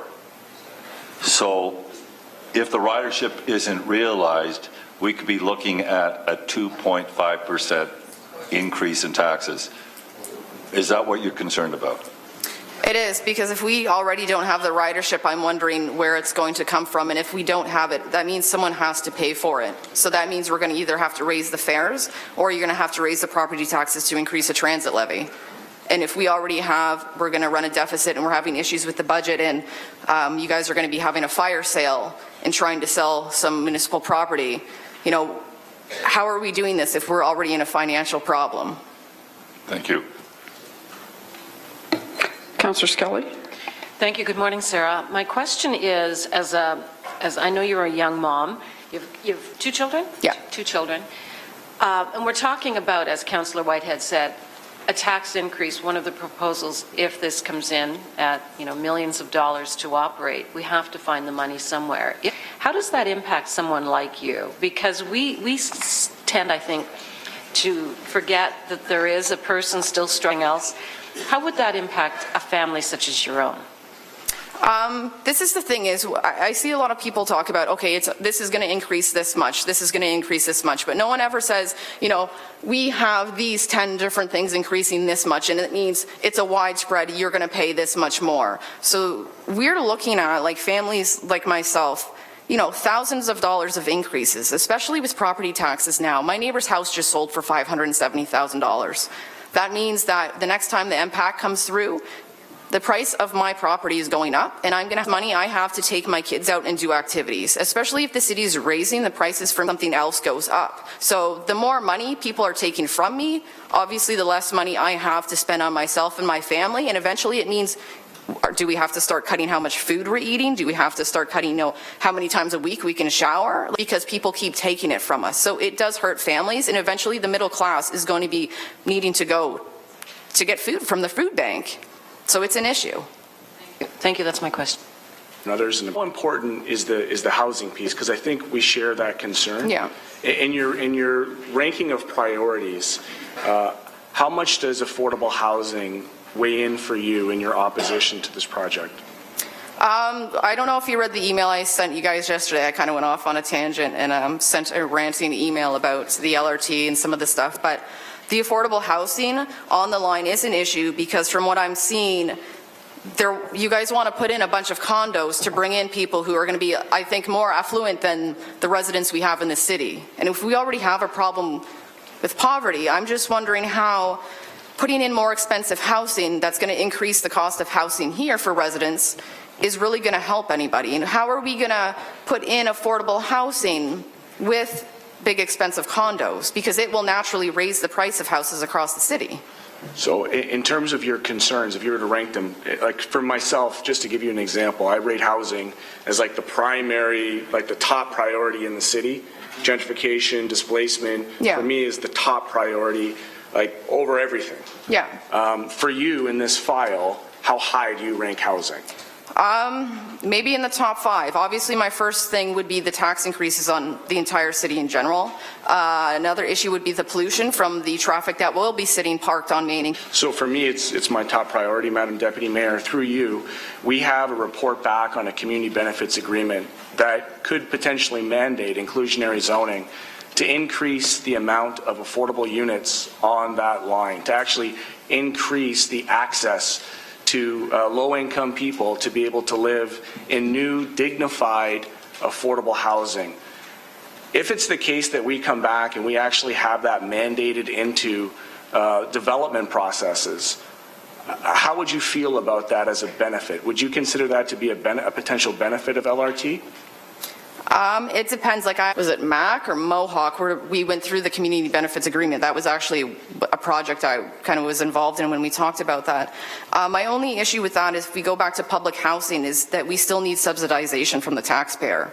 And so I'm not sure how that works, how, like if you have people renting the houses and whether the city has to pay so much money on top of it because that money from the city, eventually it's from the taxpayer. So I would have to look at how this works on paper before I could actually give you an answer.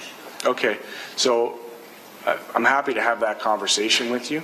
There's a really interesting space. In your opinion, is it the case that homeowners are the taxpayers? Well, everyone, renters are taxpayers, right. Homeowners are taxpayers, private sector is taxpayers, but the public sector is not. So this is an issue. Even if you're renting, you're seeing your rent increase because the person renting from you has to pay the city. So even if the housing market is going up, and right now, this is an issue, and they live in a condo that they rent, and because their condo is being sold, they need to move. The cost to rent is the same as some mortgages around the city. And now, if you're looking at someone who's retired or a senior, and these are the cases, or students, the cost to live in Hamilton alone is more than what most people can afford. And the issue with the LRT coming in and the gentrification is going to make it worse. So this is one of my issues when it comes to housing, is how people who are existing residents are going to afford to live here. If we're bringing in people from Toronto, like I'm seeing moving into the house next door to me, that has just increased the cost of my property and is going to make me pay, however much money more the next time my assessment comes. It's what are we going to do to help the residents in this city? And when we do that, we have to acknowledge that's also coming from taxpayers. So the more you need to subsidize programs, the less. Very interesting point around property tax assessments. And by no means through you, Madam Deputy Mayor, I'm not asking you personal information, but are you aware that when your property values raise, so does the equity and the wealth in your own personal net worth raise with it? Yeah, but the thing is, if I'm not selling my home, it doesn't do anything for me because I plan to live in my house until I'm probably dead, which means that if I'm not selling, all the increase of my property is doing is increasing my taxes, unless I want to perpetually live in debt and take money out of my home to fund the debt that I have. Do you know what I mean? Perhaps I have a bit of a different outlook on how to capitalize on the real estate market, but I certainly appreciate you being here today and look forward to talking more about affordable housing and the community benefits program that we're looking to bring forward. Thank you. Councillor Jackson, please. Thanks, Madam Deputy Mayor. And Sarah, thank you again for being here. I'm always impressed with your research that you do and how you deliver your message. Thanks. A couple of questions, Sarah. Obviously, report 7.1 today about the environmental project report that we're ultimately going to be dealing with. You obviously would want us to take a pause on that and not support moving ahead with that today, Madam Deputy Mayor, through you? Yes. And Sarah, if you had your druthers, I'm asking this of a number of people, as I did earlier, if you had your druthers on the $1 billion, how would you like to see that spent in this community if the LRT was not going forward? Madam Deputy Mayor, through to Sarah for possibly some comment. If I had any, like I had the magic wand, this is what we're going to do, it would be taking us to Toronto and to Niagara on a train. Not sitting in traffic. It would be, we need to build something, but I understand there may be some concerns with protected land and we can't build, but we need to somehow get past that red tape and say, you know, for the benefit of the environment, instead of sitting in traffic and causing pollution, you know, if we moved and we did take out some green space to take these trains, I think the benefit would be better. You know, we have less cars on the road, because I've said before, when I go to Niagara, I go to Toronto, I don't drive, I take transit there, because it's easier and I don't want to pay for parking and whatnot. But so if we want people to get out of their cars, the issue is I'm not going to come down the hill, get out of my car and take the LRT. There's no way that's happening ever. But if I can get to Toronto easier, instead of driving for 2 hours, I can get on the train for 25 minutes and not the GO bus, or not have to drive to Aldershot and do it, I'm gonna. So to me, that seems like the wise and most cost-effective measure to use this money, is to get to people to their jobs into Toronto and to the outskirts of wherever else, and not just taking a bus and turning it into a streetcar from the 1950s that we already ripped up. Thank you for the sincerity of your response, Sarah. Thanks. Thank you. Mr. Mayor. Thanks, and I'm going to try and make it a habit of not trying to correct information that's getting thrown out here. I'll do all of that later on. But you know, to the last question that was asked, you know, it's pretty clear that the $1 billion isn't something that we have a kind of a choice over in terms of, well, let's take that $1 billion and let's use it over here for roads and let's do a little bit over here for new housing. That is not the way this funding is actually flowing to us. So, Given that fact, so we have a $1 billion potential LRT transit enhancement available to us. If we decline it, we will not have $1 billion available to us for other projects. We can get into the back of the line at some other point. So how does that kind of factor into your thinking in terms of your opposition to the transit process? I think it's through you, Ms. Chair. As far, with all due respect, my recollection is Kathleen Wynne actually said it's not LRT or nothing. We get the $1 billion. So I have that in print. If you'd like me to bring it, I can. Again, with all due respect. That's just not factually correct, but you can hang but she said it, so. Like. But I don't want to debate it with you. I just wanted to it's ask in print, you the question. though. That's all. It's in print. Madam Chair, I actually have it taped. It's on the website. See, it's there. It happened. Clearly, Premier Wynne did say it. And it was subsequently corrected by the minister very directly, saying it's $1 billion for transit. If you don't take the $1 billion, it goes back into the revenue stream and it could be used somewhere else. So I don't want to debate that with you. Just thought I'd ask the question. I appreciate that. Kathleen Wynne's not going to be the premier in a year from now, so I don't care what she said regardless. That would be the hope. Sarah, you can't debate back. From the podium, you cannot debate back, but thank you. Okay, my apologies. Who's somebody bringing over here? Councillor Scully. Sarah, thank you, and it's just a continuation on that. And I'm very similar to you, I thought the Premier said it's not LRT or nothing, allowed to have the $1 billion, and it could be geared to, given to transit. Do you have other options, or is there anything else? I know, for instance, you're also in my ward, and this is one of the things I saw in the budget that you guys are cutting some of the school extras, and thanks to Premier Kathleen Wynne, our public high school was closed down, and so our kids have to bus 6-7 kilometers at 7:30 a.m., and so this is going to affect a lot of the kids in my neighborhood. So we need to actually sit down and I think look at the targets of where is underserved, what's being overserved. One of the things we've thought of that's kind of innovative is how do we get, if we have buses that aren't being filled, is anyone making buses that are smaller? Like innovating, is there that we can bring in? Because one of the things with the LRT is if this isn't going to be ready till like 2020, it's already outdated. It's the same thing as if I go buy a computer today, but the logic of why we want to put that back in with overhead running wires and that electrical noise that you physically can't see, but it's still there. Again, I stand by my word that I think we should be building trains to go out of the city to get people into their jobs in Niagara and the Toronto region, to get them there one way without having to go to Aldershot or sit again on a bus for 2 hours in traffic through the highway. Thank you. Seems smart. Thank you for that. Here's Sarah. Okay, thank you very much. including councillors, that the points of discussion today are around the EA, the A-line, and the community benefits. And so this is not a meeting about yes or no, where we go. It's a meeting about, excuse me, I have the floor, councillor. It's a meeting about the things that are on our agenda, and we have 40 delegations to get through. So if we could please keep our questions and our points toward whether or not we should be what we should be doing, or about the community benefits that are on the agenda, that would be greatly appreciated. Councillor Whitehead, do you have a point of order? Yes, I do, Madam Chair. Two things. One is that, as we heard from some speakers, whether we support or don't support the EA is all relevant in whether you support the LRT system. Some people don't want us to be supporting any issues because we shouldn't be supporting the LRT. So it is very relevant from the speak to the issue. The other issue, of course, is we have not dealt with issues like the operating and maintenance agreement. So I believe that any delegates coming forward that has concerns about this system and that the EA is the apex to have that discussion, it's rightly before us. Thank you for that. Through Madam Deputy Mayor, just Madam for Clerk. clarification, I understand what the councillor is saying, but if you also want to find out the citizens' opinion on the EA, you might want to guide it that way. However, point of order as well, when you call it, you need to be specific with respect to which order in the procedural bylaw you are calling a point of order in order for me to respond to that. So if we're going to do that throughout the meeting, I really do need to know specifically which point of order you think we're contravening. Thank you.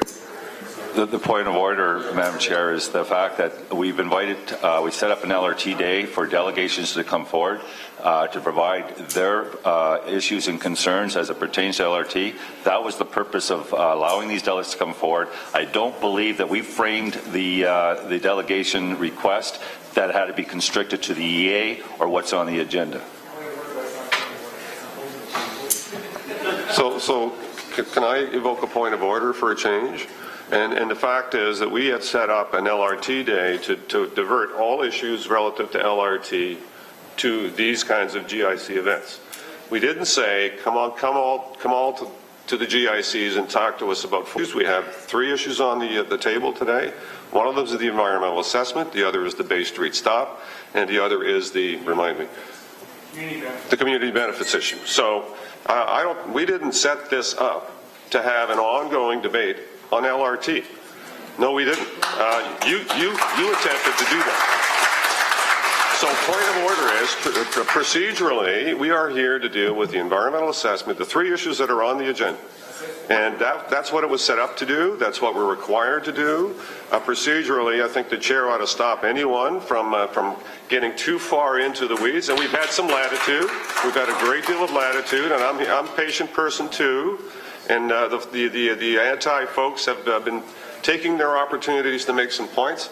I would respectfully say that we should sit here, listen to the delegations, let them have their say, and then we can have a great debate afterwards on where we go with the EA. That's a procedural issue. That's a point of order. Madam Clerk. Delegations that are not speaking to an item specific to one listed on the agenda are to come forward on an agenda as a request only, and then they are heard at a future meeting. These meetings were set specifically, one, not to intervene with the LRT speaking at the right committee, this committee or the subcommittee. So if they are approved to speak the same day and it's not a matter on the agenda, then you do need. And when I read these requests, and you put them in the binders, Councillor, for delegation request to present on March 22nd, valid reasons for the engineering perspective why Hamilton LRT proposed this flawed plan is not a viable option for improving Hamilton transit.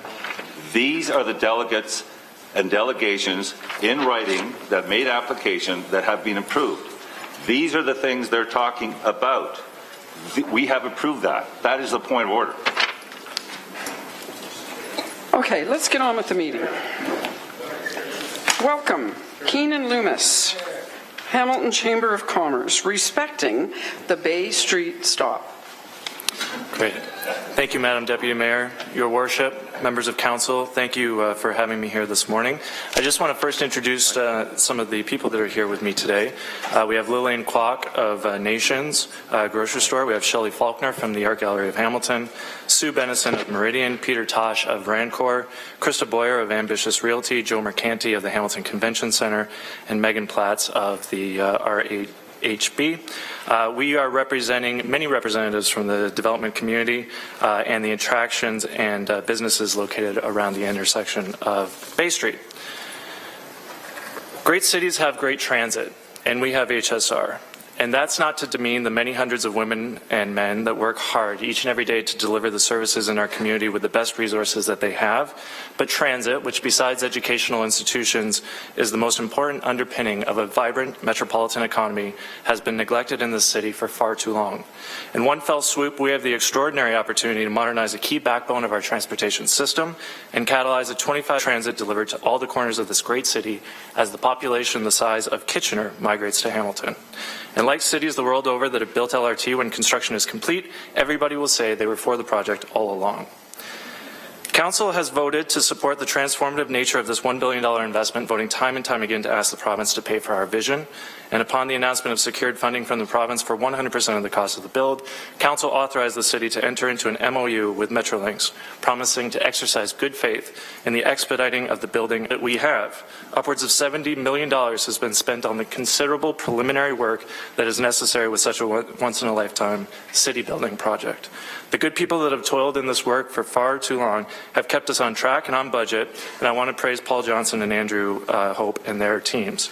And as the Chamber, we are excited to get on with helping the businesses along the route get the support services they need to endure the construction. Special to this project from the thousands of citizens, businesses, and anchor institutions that have demonstrated overwhelming support for this project. All of these people and entities are saying that LRT is important to their well-being, the well-being of their institutions, and are in the process promising to do whatever we can collectively do to help with the heavy lifting required to endure what will be a major disruption to the city. So you, at one point anyway, the business community, citizens, and the anchor institutions all support LRT, and we are actively building it. Thus, whether LRT should be built or not is not the question for today. That was already settled a long time ago. Today should be just a routine approval of an amended EA that was approved by you in 2011. There are no major changes. There are no surprises. What I want to spend the balance on LRT can be improved.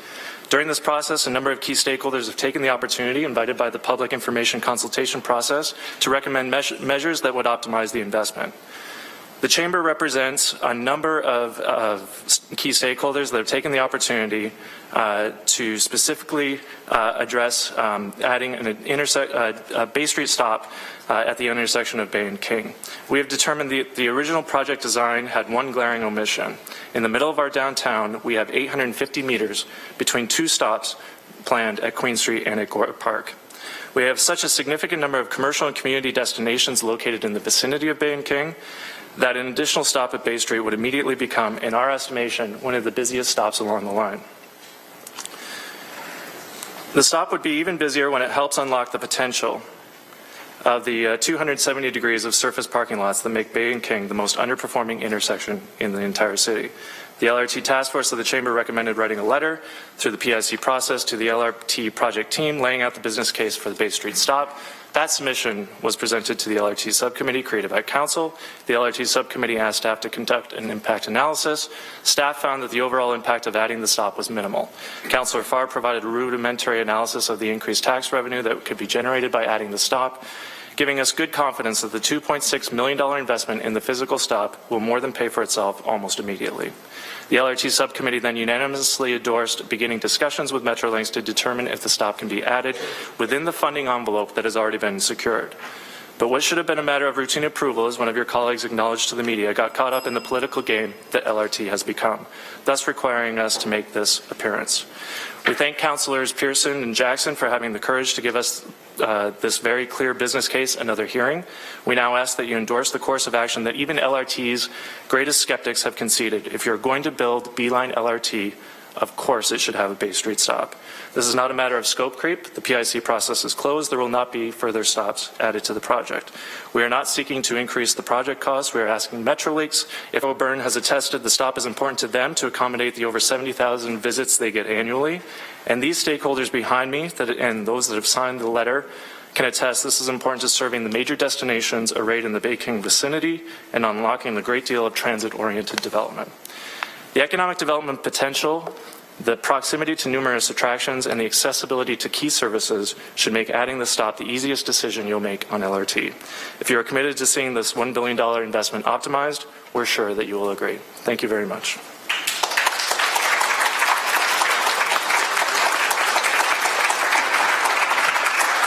Thank you.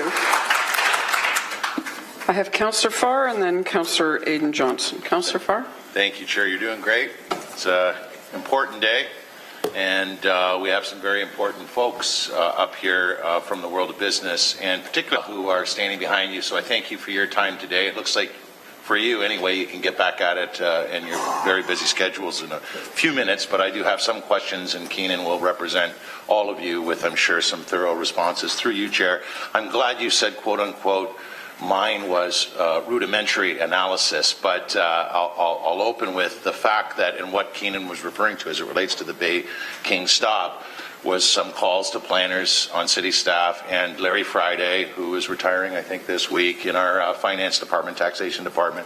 I asked two questions. What are we currently receiving from the tax base at the general vicinity of King and Bay? And the answer was annualized about $111,000. And to the planners more specifically, I asked the question, going into this unanimous decision of the LRT subcommittee to add the stop at Bay and King, what would approximately, not ask about commercial or anything else, bring that number to? And it was give or take $5 million. Could be above, depending on the cost of the unit. Refer to Shelley Faulkner, actually, from the AGH to answer that question. Thank you, Keenan. Hello, good morning. Or maybe it's early afternoon. I think it's still morning. Councillor Farr, I'd love to answer that question by providing some facts, because I'm sure everyone has opinions about the stops and where they should be. I've now been living here in Hamilton for almost 2.5 years. I'm the president and CEO of the Art Gallery of Hamilton, and I've had the pleasure of spending many long days and evenings at the corner of King and Bay. And I'm going to start with the art gallery itself. We just had a stellar year last year at 255,000 visitors. The economic impact of that number was conducted by the Ministry of Culture back in 2014 when our numbers were even less, and it's over $20 million to the City of Hamilton. That's just the Art Gallery of Hamilton. Now, when I expand beyond that, we have a serious cultural hub at King and Bay, and I don't know if all of you have noticed, but the floods of people that pour in from all over for the concerts and the music. You've got the Philharmonic. Now, it does about 15,000 a year, and their number is 1.5 million to the city of. Then there are the large, enormous flood of people for the music industry in this city is absolutely shocking. It's amazing. The CBC were here last week, spent a whole day just doing a focus on Hamilton. And a big part of that was culture. So there's something very big happening in this city, and I think you have to make sure you have the infrastructure to support it. And King and Bay is flooded with people when a concert happens. When we have a show like Danby or Beaver Hall, it's packed. You just have to come down here in the evenings or come on the weekends. There's a lot of folks here. And then there's another fact you have to think about. It's the demographic change that's happening out there. We have millennials now pouring into Hamilton. Okay, they're taking second degrees and third degrees. They're very conscious about the environment, and they don't like to drive. The other thing is our aging population. Hamilton has more seniors here than the average in Canada, and we all know, because of the baby boomers, that we're living in a graying society. So I just want to point out a couple of facts. It's extraordinarily important that that stop happen at Bay and King if you're going to continue to support what is quickly becoming one of Canada's biggest and hottest cultural hubs. Thank you.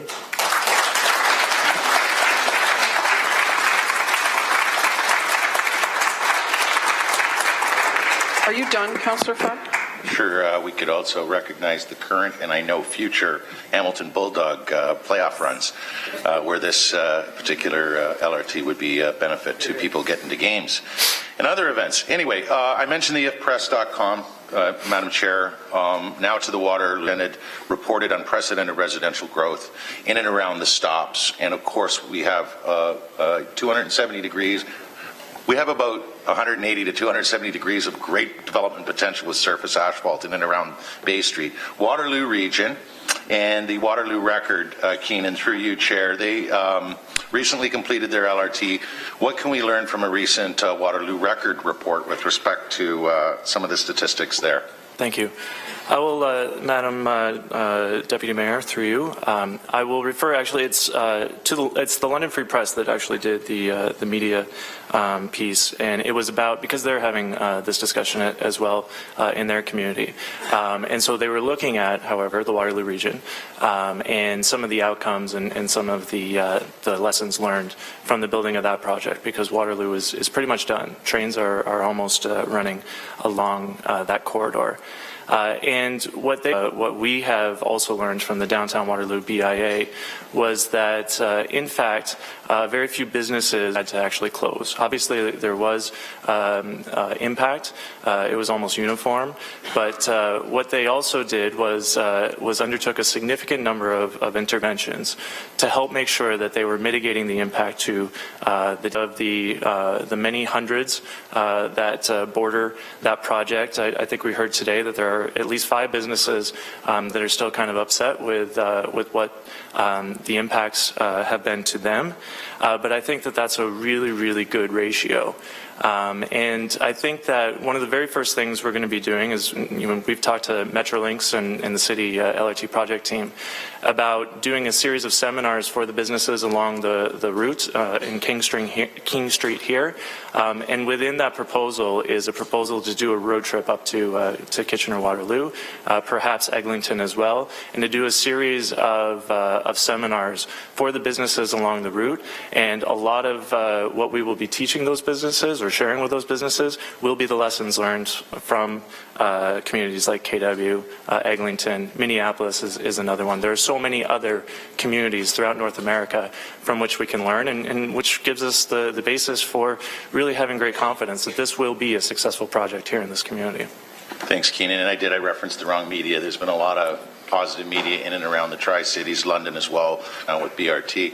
And you mentioned the 2 businesses that unfortunately closed in the Waterloo BIA from the media source that you accurately quoted. That's of approximately 450 businesses in the Waterloo BIA, which, by the way, endorsed through you, Chair, the anchor institutions, Keenan, and the letter they wrote in support of this project. It was a significant statement. Can you talk about how all of that came about? And it'd be smart to put the timelines in, because you certainly met the timelines on engagement. Being a task force member, I know that.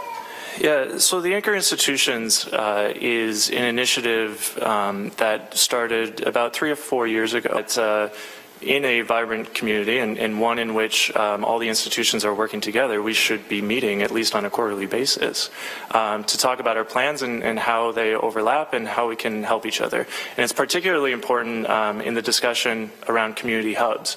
We're talking about making social services investments in places of need and trying to figure out what sort of blend of services that community needs. And of course, it would require, our education institutions, our health sciences institutions, and our school boards to collect of those types of hubs. Over the course of our coming together now over the last 3 or 4 years, an interest in LRT in Hamilton, whether it be to provide transportation for our tens of thousands of employees that work in those anchor institutions, or the tens of thousands of people in the community that those institutions serve, and linking together all the various assets that those institutions have across the city. And so over time we determined that it was really important to make a statement like this. And I don't think that it can be overstated enough how important and how consequential this statement is by the anchor institutions. I can't imagine another time in Hamilton's history in which we've had all the major institutions collaborate and send a letter like this. So when you look at the quality of the leadership that the number of people they serve, difficult for anybody to ignore their estimation that this is really important to them and really important to the future of this community. Okay, I really appreciate it, Keenan. And again, I've enjoyed several years now. We're 2 years into implementation of LRT, although some of the themes today, you'd think we just decided getting $1 billion. But regardless of that, you've allowed a little latitude, Chair. My next question, I'll let you decide whether or not our speaker can answer it, given that we have so many speakers to come, but it's the cost of doing nothing, which we answered many, many years ago. The cost of not doing LRT is really important in a business case, and we have before us the leader of the Chamber of Commerce. So if it's not appropriate, that's fine. I'm sure we'll bring it up later, but through you, Chair, to Keenan, if that's okay.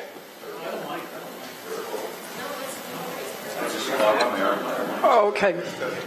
So I am going to say that the Chamber of Commerce is on here as a delegate to speak about the Bay Street stop. So let's just leave it there, please. Okay. I'm sure that it will. No problem with it. It's consistent with what's... Thank you, Councillor Farr. Councillor Aidan Johnson. Simply leave it at a big thank you to Ms. Falconer himself, who is a heavy lifter on our LRT implementation committee, the economic case, making it tirelessly. So thank you. Thank you, Councillor Johnson. Councillor McGreal.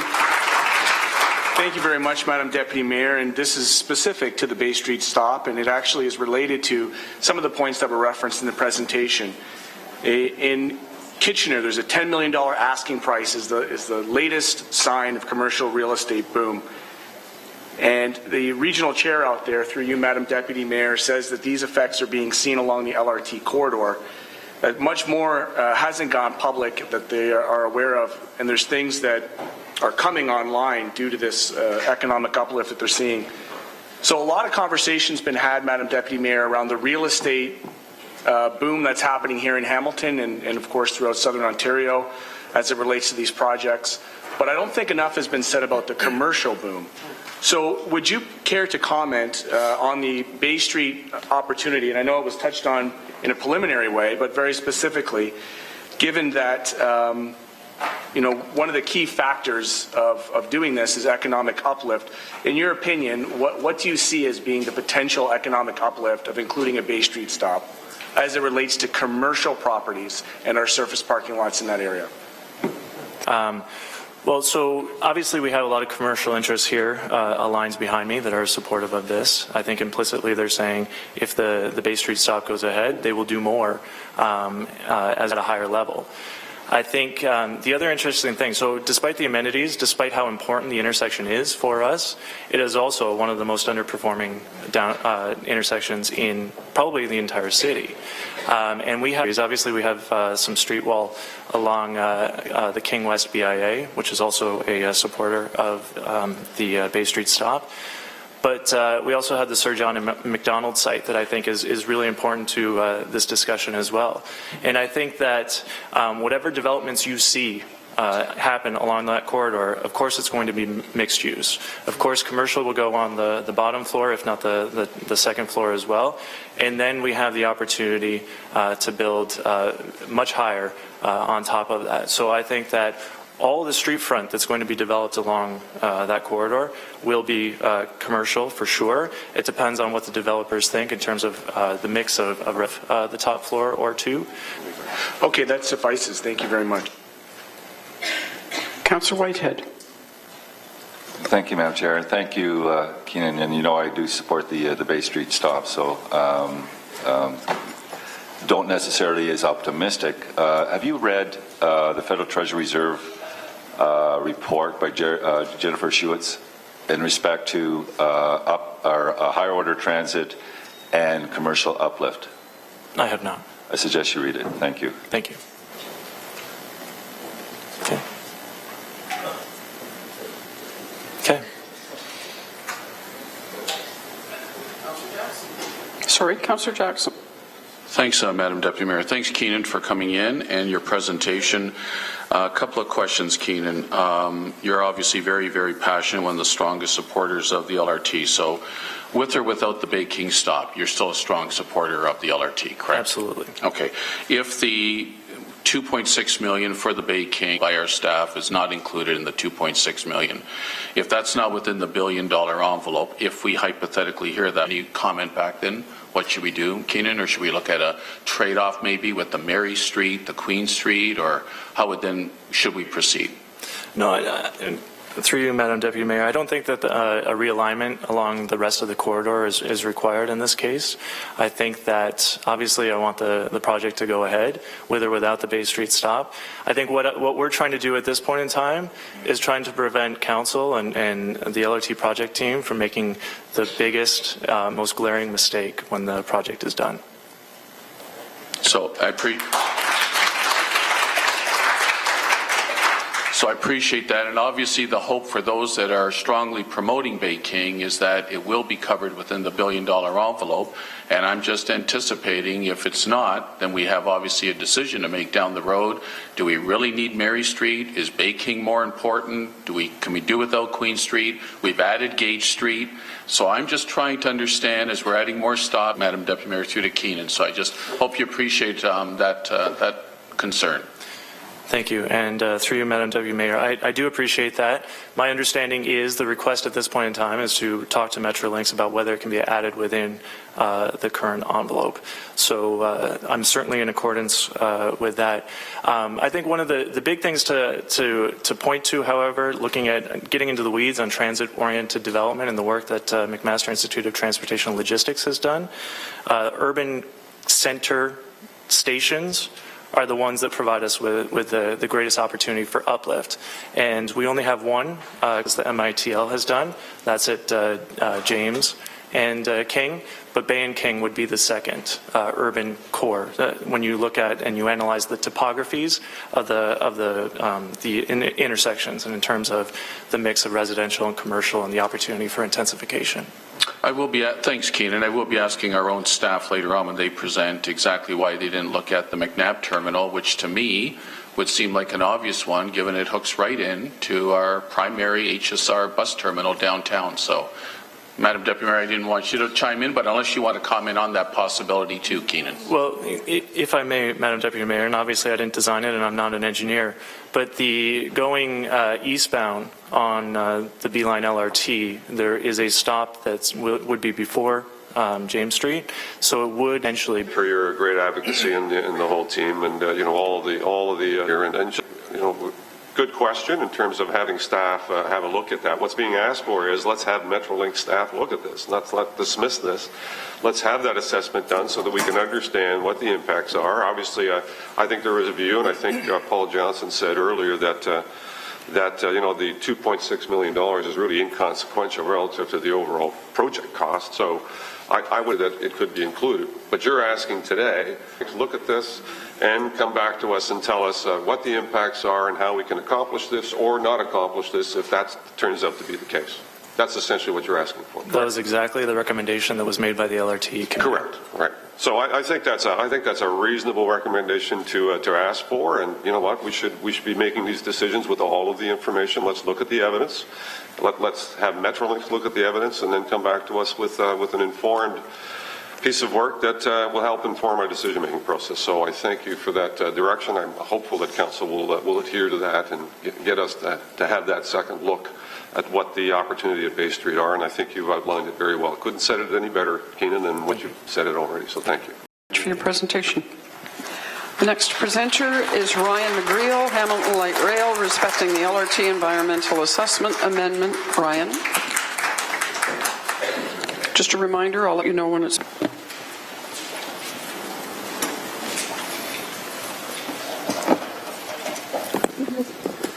Thank you, Madam Deputy Mayor, Mayor Eisenberger, who stepped out, and members of Council.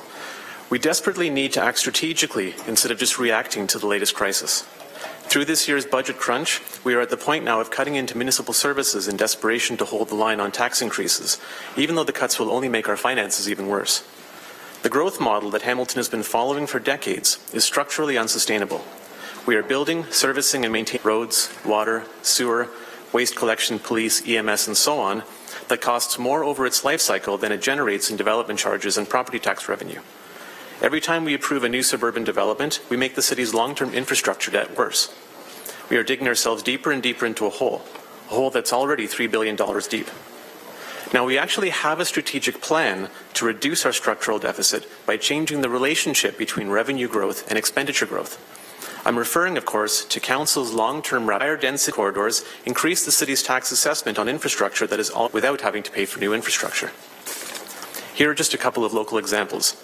The new 3-story commercial building at James and Vine went from paying $9,000 a year as a parking lot to paying $93,000 a year after it was developed.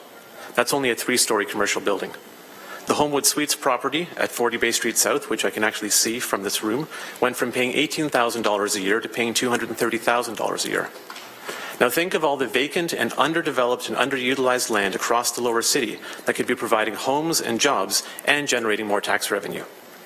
This is why our strategic rapid transit plan starts with LRT on the B line, which the province is fully funding and which is scheduled to start construction in 2019. The route already has the highest transit ridership, and the land use around the line has the highest potential for new development. This investment will not solve the city's financial problems by itself, but it is the essential first step in a long process that changes the trajectory of the city's finances and sets us on a path towards sustainable growth. As the city grows transit ridership along the other corridors in the rapid transit plan, like the A line, which is already in the design phase, the long-term plan is to build out the entire citywide rapid transit network. Despite all this, approving the environmental project report amendment that you directed staff to prepare is suddenly in jeopardy because we all seem to have forgotten why Council voted more than 50 consecutive times since 2008 to support this project. Council is even backing away from its commitment to fare increases.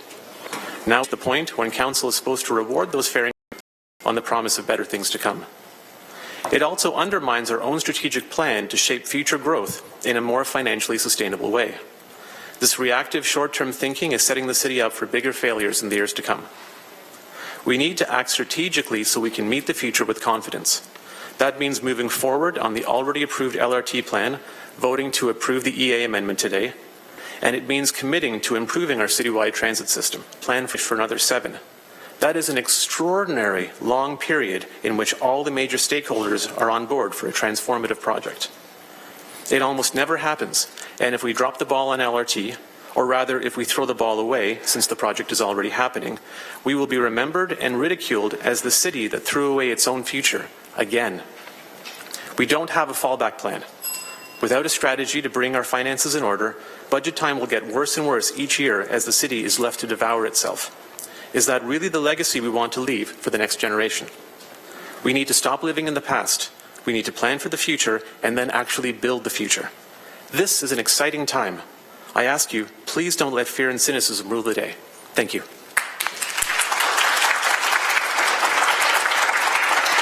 Thank you, Ryan. Councillor Aidan Johnson, please. Thank you very much, Madam Deputy Mayor. And just quickly, Mr. McGreal, in your may need some defining and unpacking, just so your point is made maximally clear, which is the term sustainable growth. And you qualified it later in your presentation by saying financially sustainable growth. What is sustainable growth? Does it refer to sustainable development in part? Thank you. Through you, Madam Deputy Mayor. In this particular context, I was referring strictly to being financially sustainable, but obviously LRT is also environmentally sustainable. It's cleaner, it produces no pollution at the tailpipe, it improves air quality throughout the corridor, and it also allows for people to live in a more compact, more walkable form, which reduces the need for driving and reduces the need for transportation at all. These are all benefits that will actually improve the environment as well, but I didn't touch on that in my talk. And so, when you say that LRT is a lever towards sustainable growth, what do you mean? Thank you. Through you, Madam Deputy Mayor. Again, in this particular context, what I meant is that LRT allows the city to shape new development in such a way that we get to increase, every new development, of course, as you all know, increases the amount of tax assessment the city receives. When property values go up and down, the total amount of tax assessment the city receives doesn't change, the distribution just changes. It's only new development that actually increases our assessed base. What LRT does is it allows us to increase our assessed base on infrastructure that we already have. We don't have to build new infrastructure and lay down new miles of new roads and water and sewer and provide services in order to get the additional tax base. What that does is it allows the infrastructure liability that the city has been struggling with for many years. Thank you, Mr. McGreal. Thank you, Madam Deputy Mayor. Thank you. Councillor Whitehead. Thank you. I put a sheet out, myth and fact. And I'm tired of hearing that we voted for this plan 50 times, and you indicated in your delegation. Eastgate was the material component of the LRT. It is no longer in play. That 50 votes, and I don't even know what the number is, was relative to a McMaster Eastgate component. There was no report that indicated there was a phase 2. This council to the LRT success, and we are now dealing with the Queenston Circle.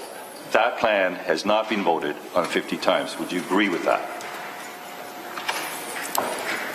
Through you, Madam Deputy Mayor. Thank you very much for the question, Councillor. My understanding from carefully reading the Metrolinx benefits case analysis and from carefully reading the Rapid Ready was a single LRT from McMaster to Eastgate.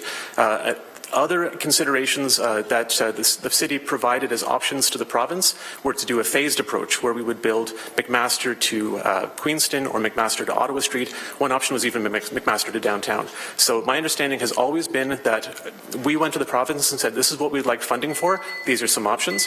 And the province came back with the option they were willing to fund, and council agreed to that and has made several unambiguous council votes since that funding announcement in support of that. So the question again is, did this council, I want you to say this publicly, vote for the McMaster to Queenston Circle? Thank you. Through you, Madam Deputy Mayor. This council has voted over 50 times at the various stages in order to move the LRT project forward. And that's what I've said, and it's what I continue to say. Well, that's not what's been put out. It said we voted on this 50 times. So you're now providing clarity that in the process we voted for 50 times, but on this particular proposal that is now being implemented, that's not the case. Councillor, I think you've made your point. Thank you. Sorry, the other issue I have is the province of Ontario created places to grow. We had the grids. We set urban boundaries. We have to absorb, I think we have 60% of the growth within the current urban boundary.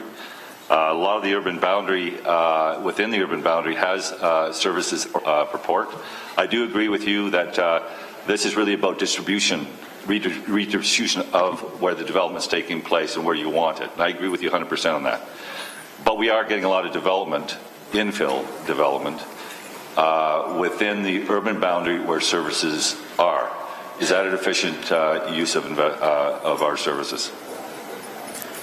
Through you, Madam Deputy Mayor. I'm sorry, I didn't catch the last part of what you said. Is that an efficient use of our services? You mean to the infill? The more efficient use of... Thank you. Thank you.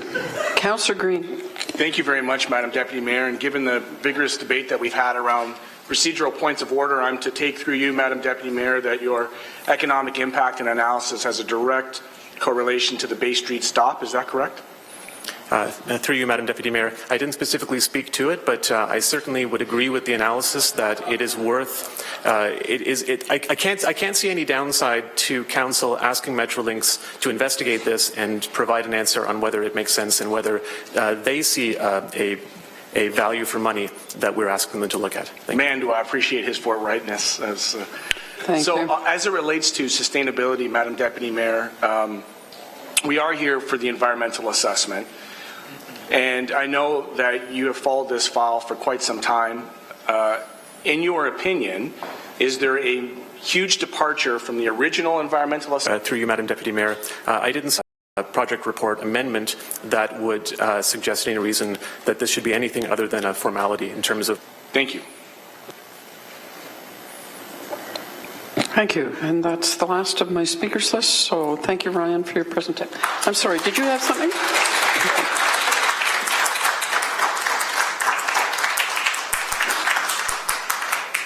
Now I'm just going to go back again. Is Brian Smiley in the room? Attilio Di Fiore? Okay, I don't see either of them. Tanya Ritchie, Hamilton Guest House, respecting the proposed LRT project in Hamilton, specifically the... I'm sorry.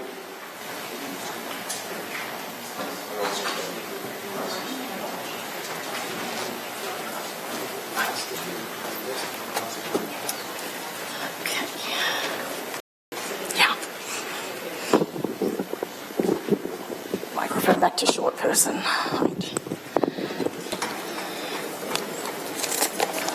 sorry, Tanya. Go ahead. I will remind you at 4 minutes. Okay. Thank you for allowing me the opportunity to speak today. My name is Tanya Ritchie, and my husband and I are the owners of the Hamilton Guest House, which is the city's only backpackers hostel. I don't have a great list of prepared remarks, so you'll have to forgive me if I jump around a bit. I was quite a few times before. I'd like to speak about imagining yourself as a tourist in this city, but fortunately, Keenan Lumis and his associates spoke pretty well to that already. And I'd like to speak about running a small business in Hamilton. We started our small business in 2010, and we've been sort of clinging on to a catastrophe curve since then, because that's how small businesses work. Everything goes wrong all the time, and you just sort of have to make things up as you go along. I don't think we're well served by continually propagating disingenuous arguments, some of which are distasteful at best, some of which are willful misinformation, some of which may standings, some of which is out of date, and some of which is just made up. That's about all I have. I'd just like to conclude by saying that the Bay Street stop is obviously something that should be investigated because of all the reasons that were put out already by the Chamber of Commerce. Thank you. Thank you, Tanya. Are there any questions for the presenter? Thank you, Tanya. Lee Edward McKilmoyle? I'm probably saying that wrong. Am I saying your name wrong?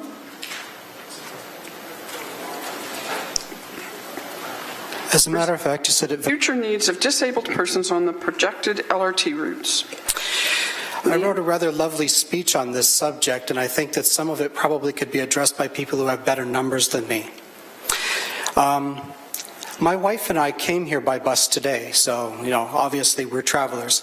We're both disabled, although I have the great fortune of not being visibly disabled. I'm capable of climbing stairs on occasion. Job injury, I still have to be very careful about things like carrying groceries home and things like that, otherwise I'm laid up for a day or two. It's great fun.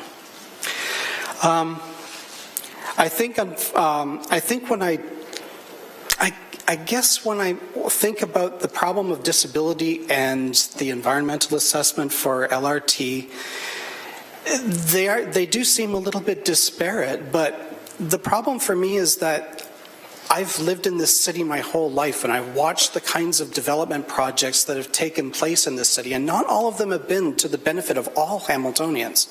I would gladly admit that at various times some of the suburbs have been disserviced, especially out in the rural areas. I agree that we do need to address some of these issues, and I do know that an LRT corridor that takes over the B line, of course, doesn't look like it helps anybody in the outlying wards, especially given that we don't have a route that takes us directly to Eastgate Square. That's just common sense. But I think for me, growing up in the East End where I did, growing up with Red Hill before the expressway, growing up with the Catch Group and all of that, friends of Red Hill, we sometimes forget, but surely developed this city to be kind of race. Most of the city where public transit is available, even where it's inconvenient. Aliano Drive, which is just off of Upper Gage and Rymo Road. There pretty frequently. We shop in Ancaster. We pool our funds together for a couple of months and then go out to Costco and do our big meat shop. Okay, Chris Parkinson, respecting a review of LRTEA and to discuss how Council is working within the right to a healthy environment motion passed February 2015. Probably more than most today. Mayor and members of Council, Hamilton Blue Dot has reviewed the LRT environmental assessment and have found the findings to be completely acceptable and comparable to other recent LRT infrastructure projects. We ask you to accept it and move forward to building this first step in your vision of the emission-free blast network. In February 2015, this county Hamiltonians' right to a healthy environment. Hamiltonians were proud of the motion and proud to be the first in Ontario to do so. At least one councillor prior to accepting the motion dismissed it as mother's milk. This was a disappointing start. Only after it was confirmed that it held no legal ramifications to anyone acting against the spirit of it was it accepted. Mr. Mayor, to our knowledge, Council has failed to act upon any of the resolutions of the motion. We respectfully request actions on these to ensure this is done as soon as possible. Perhaps Council's actions against certain sections of the motion are a result of a misunderstanding of their commitments through this declaration. We hope a thorough follow-up and subsequent action will remedy this. The right to a healthy environment Declaration is a framework for Hamilton's health and successful growth in a time where cities that lead on environmental issues will attract the businesses, the entrepreneurs, and the innovation that will ensure our future economy. I'm going to skip through this next part, but I will refer Council with the environmental assessment and LRT. Section 3 applies. I'll give you all a copy of it later, and I'm sure you've got it committed to memory, so you probably don't need it anyway. But Section 3 applies to the environmental assessment. In Hamilton Blue Dot Group's opinion, the very thorough environmental assessment on the LRT project meets the needs of Section 3, and we see no reason for any of you to vote against it today. And blast networks, sections 5, B, C, D, and E apply. And in our opinion, LRT not only meets, it exceeds these requirements. In 2007, Council put forward a visionary public transit plan for Hamilton's future, the blast network, emissions-free, responsible public transit to support Hamilton's growth. Today, you find yourselves questioning a plan that you have been developing for 9 years, a plan you voted on 52 times, a plan you fought to have fully funded, a plan we need. For those recently LRT dissenting or questioning councillors, do provide you with the following positive responses to explain why we are building LRT. Every major city in the world has some form of LRT. Hamilton deserves world-class transit. LRT is environmentally responsible, it is emission-free, it's electric, and can be powered by renewable energy. LRT is the best choice for transit along major corridors. Even BRT routes must give way to higher volume, more cost, and environmentally effective LRT. Basically, what you're doing is you're saving future Hamiltonians the much greater future cost and disruption by doing this as we planned now. It is the first step in our blast plan. We fought to have this fully funded by the province. Rural residents across the province are subsidizing Hamilton's future. We need to replace our buses as soon as possible. They pollute, and the fuel cost to operate them will skyrocket in the near future. We need to support responsible growth by increasing density in the core. This not only protects green spaces, but also keeps single-family home taxes lower. LRT makes densification possible. We have been working on this plan for almost a decade. It would be irresponsible to set back guaranteed provincial transit funding. We have no developed Plan B to converting to electric transit, and it may be another decade before we get our acts together. It will cost us tens of millions to cancel, and LRT construction will save us tens of millions in much-needed sewer and water upgrades. Councillors, this issue is dividing the city. It doesn't have to, but you all need to be salespeople for your own plan to unite us. You've commissioned a survey through landlines about a project that affects generations that will never get asked their opinion because they use cell phones. LRT is planning you've done because you recognize that you can't address the needs of a city of the future by looking at where we are at today, but by where we want to be. It requires true vision and leadership to make the tough decisions and changes we absolutely need to make now. That are opposed to LRT, please explain your better plan B. Explain why it will save future Hamiltonians when we know we will be forced to go electric and to LRT eventually at a much greater and possibly municipal cost.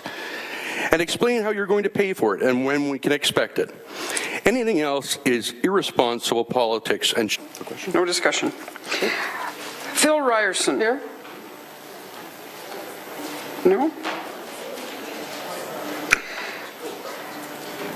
Veros, I'm sorry, Vic, I can't even try your last name if you're here. Maybe you can say it for me.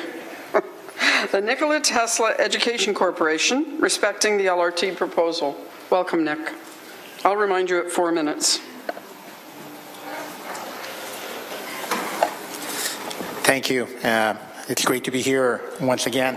If I just get the...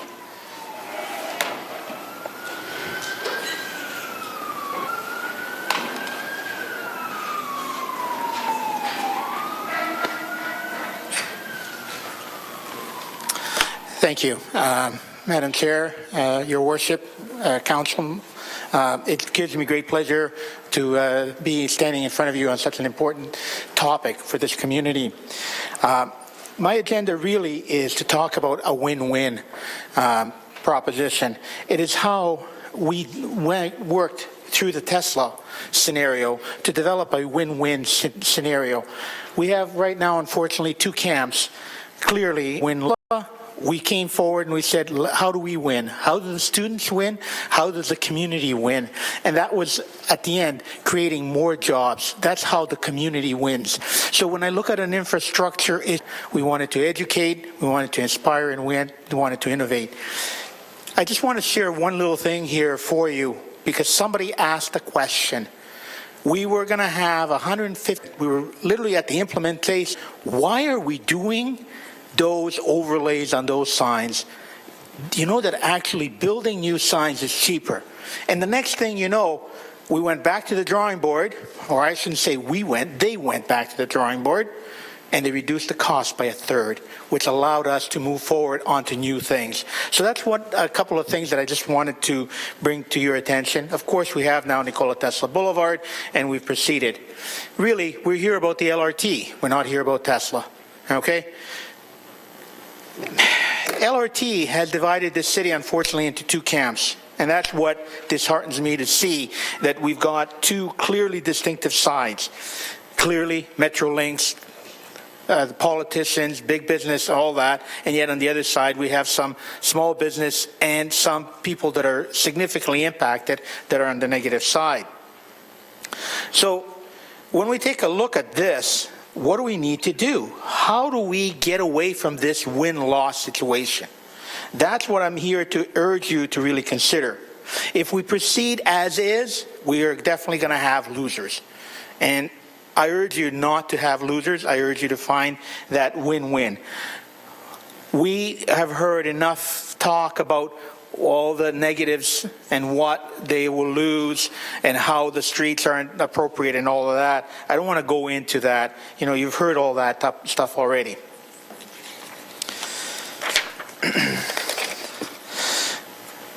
The major infrastructure plan for the future needs to be a catalyst for new growth for the community to create jobs. Right now, the LRT is supposed to move the people east and west. But the current proposal will not effectively link major north-south arteries, the Red Hill, the Centennial, or the QEW eastwards. Those are my concerns, that it does not link all of those things and to feed us into the area. The current proposal is clearly missing those key arteries that take us into everywhere. City major growth, we've been hearing, is East Stony Creek, Stony Creek Mountain, Bimbrook, those type of areas. How do we link them into the LRT? And clearly, if we cannot bring him down to Queenston Road to link him in there. There's a statement, if you build it, they will come. So the example is, take a look, the QE. Not that I support where the QE was done, because they took out incredible agricultural land, but the point is, the QE, the Red Hill, and the link, when they were built, what happened? We had development all around it. And we're hearing some of the same comments here that the LRT will do the same thing. But those are the key, the road connections. Now, the proposed LRT is over top of services. So to build the LRT is going to cost a lot of money to replace all those services, because we will not have another opportunity to go under that road surface. Once the LRT is in, we're going to be stuck and we're going to have to rebuild everything right now. So that's what's adding in right now. The No Camp does not want LRT, but the city needs to overcome this. We do need the LRT, but we just need the right LRT. My big concern is that the brown land.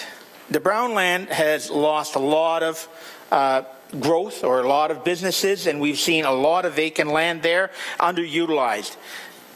Good roads, they have rails, they have everything that they need, but it won't work because they do not have the people coming into it. The LRT needs to somehow, we need this land developed to bring the commercial back in. I've heard a few comments here. We need to be able, rail to take us into Toronto. We don't need that. We need the jobs in here. We need to create things in here to keep our people here. So all the links have to link together and work in harmony. The GO train, the LRT, and HSR need to work in tandem with our streets and railroads as well. So we need to create that win-win. My proposal to you is really, it may be a little too late, is to shift it back onto the rail land north of Burlington Street. If you do that, you will be creating linkages to all of those elements that I was talking about. And the concept will reduce the cost because you're only building surface costs on the rail land and not the understructure right away. Thank you. This is a map for you to take a look if you wish. Thank you. I have Terry Whitehead.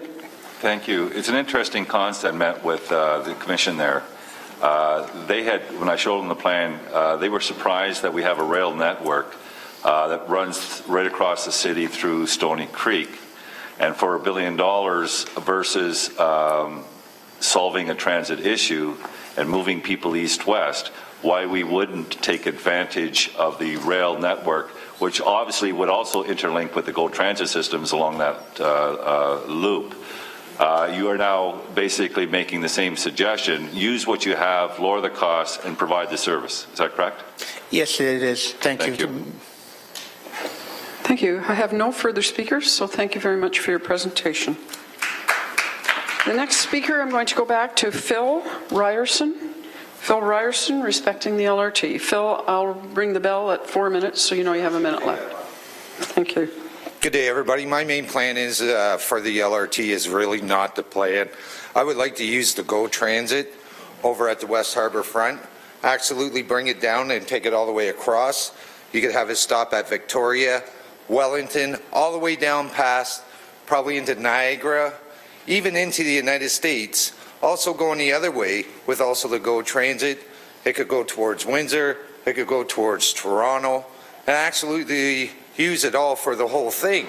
Now, I realize that the main problem is coming out here is the mountainside. I myself would like to try and use something like Kenilworth to where it comes up to take the tracks that would bring us up towards the hill, because this is our main problem, whether we use the LRT or the GO Transit.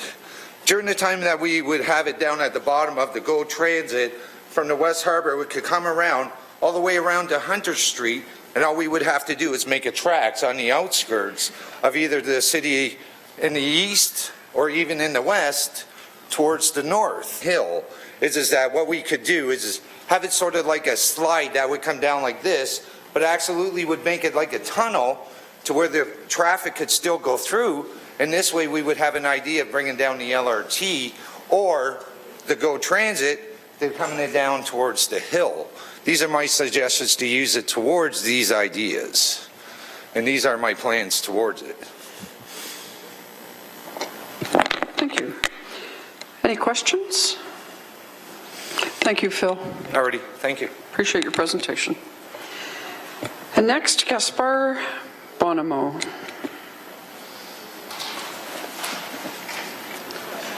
He got left off the list, so he's being put into the list in order of when his request came in.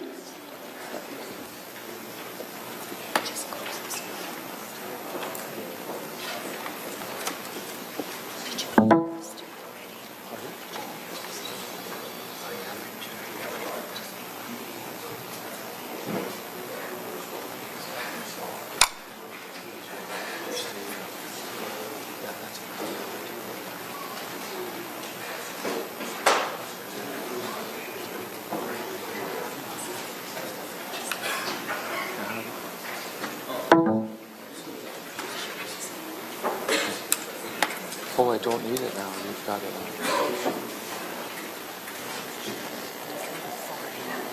Oh, sorry.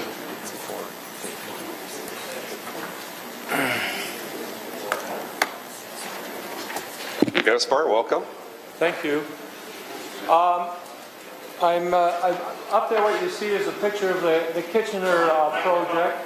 Yeah, you have to speak to the microphone. So this is not only being witnessed here, but also being recorded and broadcast. So we need your microphone. I've been following the Waterloo project, and there's one of the photos there. What we haven't been doing here in Hamilton is actually showing people what it's not showing the posts, but the posts, the utility posts are really carried around, but not showing people that that's going to be there and it's an obstacle. Anyways, I just need to say that I am a civil engineer and I graduated from McMaster, and I did take some transportation planning courses, and I did work at the city. Okay, great. Sid's earlier was to stick to the agenda. I know that since then, it's clear that anyone that signed for delegate status had areas to speak. We approved that. But I'm going to focus on what we're, the agenda item, which was the Bay Street piece. You had mentioned something about Bay Street. It's relevant. I'd like to hear it. Okay. Well, when you develop a transportation plan, the transportation plan is supposed to be faster than what you have now. And when it's faster, then they could put a value on the fact that you're getting this new plan. And what you do is you say, if I'm saving people 10 minutes, and you look at how many people take transit, and then over 30 years, you have to come up with a value in order to justify a plan. You can't spend $1 billion, at the time it was $800 million, if you're not saving $800 million. So the initial plan had 25 stops. When they ran it with 25 stops, they could not beat the B-line bus or the BRT option, which is also available to us. So what they did is they dropped it from 25 to 17. So initially we did have 400-meter stops downtown, and then as you got away from downtown, they went to 800 meters. That was a decent approach to it, but because it wasn't fast enough, the stops were dropped. In the end, when they ran the 5-second difference between the BRT and the LRT, and as you know, the BRT is about 250 million as opposed to what they had at 800 million, and so they couldn't justify it. Gaspar, so because they're only 75 seconds apart, Gaspar, they can't put in another. Well, you wanted me to. I'm just getting to it. The question was Bay Street. Yeah, well, I'm just getting to it right now. But I had to give you some history of what's going on so you understand. I would appreciate it if you get to the point. So now what happens is the two plans are so close together that if they put in a stop at Bay Street, you can't say the LRT is going to save you more money and is a better option than the BRT. So that's why there's been some hesitation in approving that. Otherwise, 1.2 million, you're spending $1 billion. What's the big deal? And I think everyone can understand that a stop at Bay Street makes a lot of sense, but it doesn't fulfill their design criteria. I just want to tell you that they were going to go to Houston or to the GO station on Houston Street, and because it added 4 minutes, they took it out. Okay, we need to be fair to everybody else here. So, Councillor White, unless you have another question, I'm going to thank him for your presentation. Thank you, sir. Well, thank you. I have spent 500 hours researching everything, so I was hoping that. Thank you so much. You have a question? Gaspar, you get another reprieve, another question. Oh, wonderful. You can ask me just about anything with any LRT system, Alice, Houston, go ahead. It was going to be a question to you, not a question to everyone else. Councillor Marula. Through you, Mr. Mayor, just in all your in-depth research, when it comes to the actual expenditure, so we're looking at $1 billion expense, what percentage do you believe is related to the hard infrastructure, like the sewers, the electrical, the water, the sidewalks, the roads, the cable, there's about 110 million that's associated with the underground work. The project, the trains itself, the construction component should come in about 670 million. The rest of it is for expropriation. There's quite a bit in there for consulting fees. But in Waterloo, they're 818 million. About 530 was the actual construction by the contractor. And the one thing you don't know, he has to finance 22.5% of that project. That's what it means by P3. And that ends up costing you $12 million a year for that component. So you're going to be over 30. I've got you at 46 million a year. Operating and maintenance? So just as a matter of fact, those numbers are totally whacked. Through you, Mr. Chair, Mr. Mayor, to Paul Johnson, when on a ratio perspective, hard infrastructure versus... Yeah, so to be fair, let's hold that and correct later. Frankly, 80% of it's hard infrastructure, the sewers, the roads, the sidewalk. Only 20% is representative of the actual track and the vehicle itself. And we'll get to that later in detail. Thank you, Mr. Mayor. Thank you. Thank you, Gaspar, for your presentation. We'll be sharing whatever you want to share with us as often as you want to share it, so feel free. Thank you. Next up is Graham Jeffries. Once again, respecting LRT. There we are, Graham. Welcome.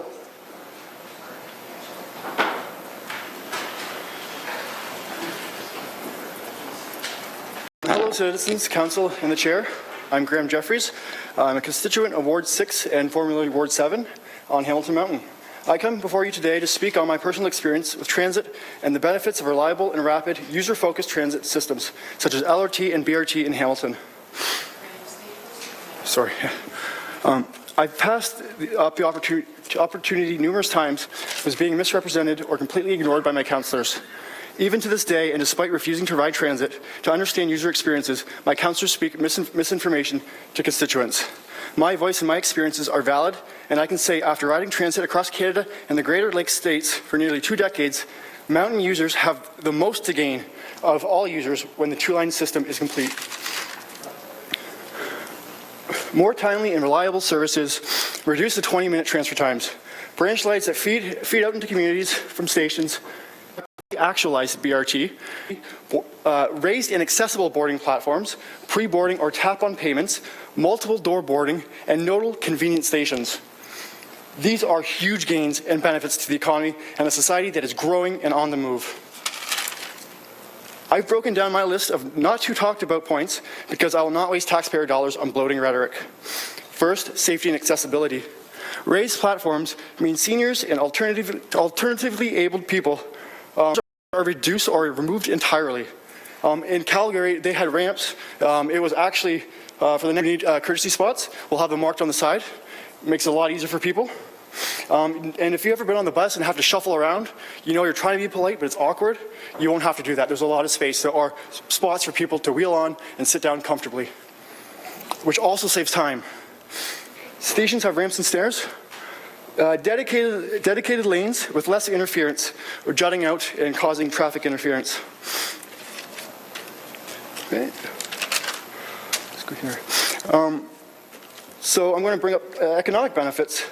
I'm wondering if all this, I don't know what to call it, all this back and forth debate that's been going on for 10 years has actually reduced the amount of investment opportunities that have happened in Hamilton. Have we scared away investors? Have we stopped developing our core? I honestly believe that had we developed the LRT plan along the same time with the investors by putting new housing stock in, that people aren't taking the old homes and gentrifying neighborhoods. We could keep our mixed neighborhoods where we all had shops, coffee shops, there was activities going on, and you would go to these places and meet people. It adds value. Times 2 is 30 minutes. For better transfers and quick and easy access to work. And I think we all know how much work means to people. Rebuttals what people were saying. New urbanism principles that develop vibrant communities by increasing densities in smart ways. By retail or commercial on the bottom and livable spaces above, which allows us to shop and be a part of a community, an actual community.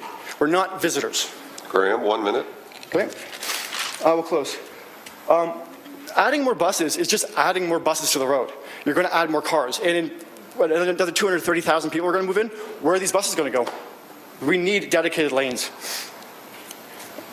There was talk about Bayfront Park. How are you going to get hundreds? When I was in Calgary, I worked for the Calgary Flames, and you could see thousands of people easily getting on LRT vehicles and jutting out within 5 minutes. Thousands of people. It is very effective. And one last point. And by not building LRT and BRT now, the city's plan is essentially stall potential development, add more traffic, add more pollution, and choke the ability of the core to remain competitive in this economy. We heard a lot of hype about investment proposals when LRT is announced. Could we get more of that going on? Thank you. Well done. Any questions of Graham? Hearing not. Thank you, Graham. Thank you. Much appreciated. Turn the chair back over to Councillor Vanderbeek. Much deserved break. Thank you. Franco Corti, constituent of Ward 1, respecting LRT. Franco?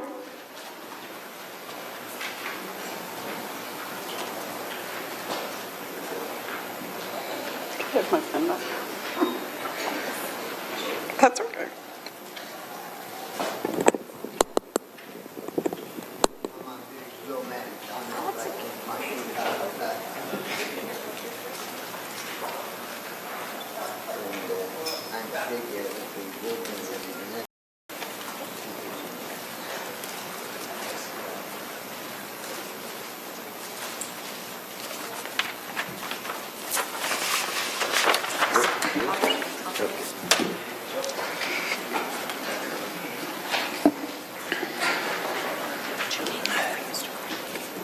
Thank you, Franco.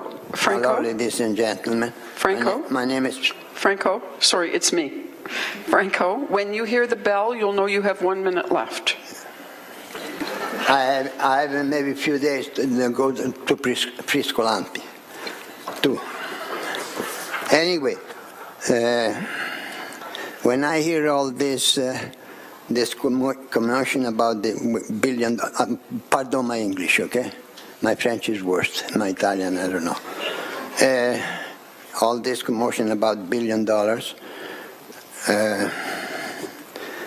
and then thinking about what else, you know, the cars here, the car there, no here, no there, no. And I thought it's a little bit, it goes with it, but I'm going to say it, okay?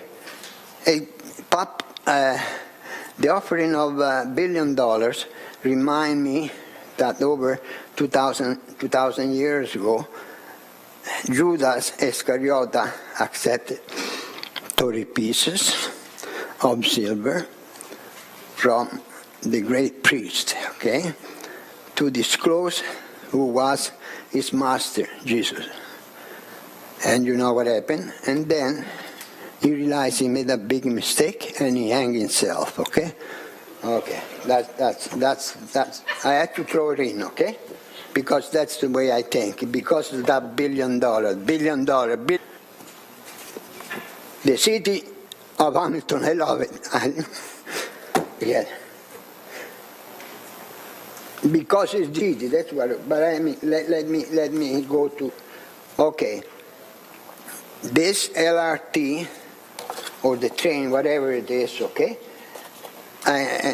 Let's start from James Street. Okay? James Street, the stops are James Street, Queen Street, Dunder, and then Longwood, McMaster. There's 1, 2, 3, 4, and 5, I think. I don't think I missed any. No. Okay. I went by bus yesterday. You know how many stops there is between James Street and McMaster? 16. Okay? Now, 1, 2, 3, 4, 5, I said, yes. 5. Okay, just think.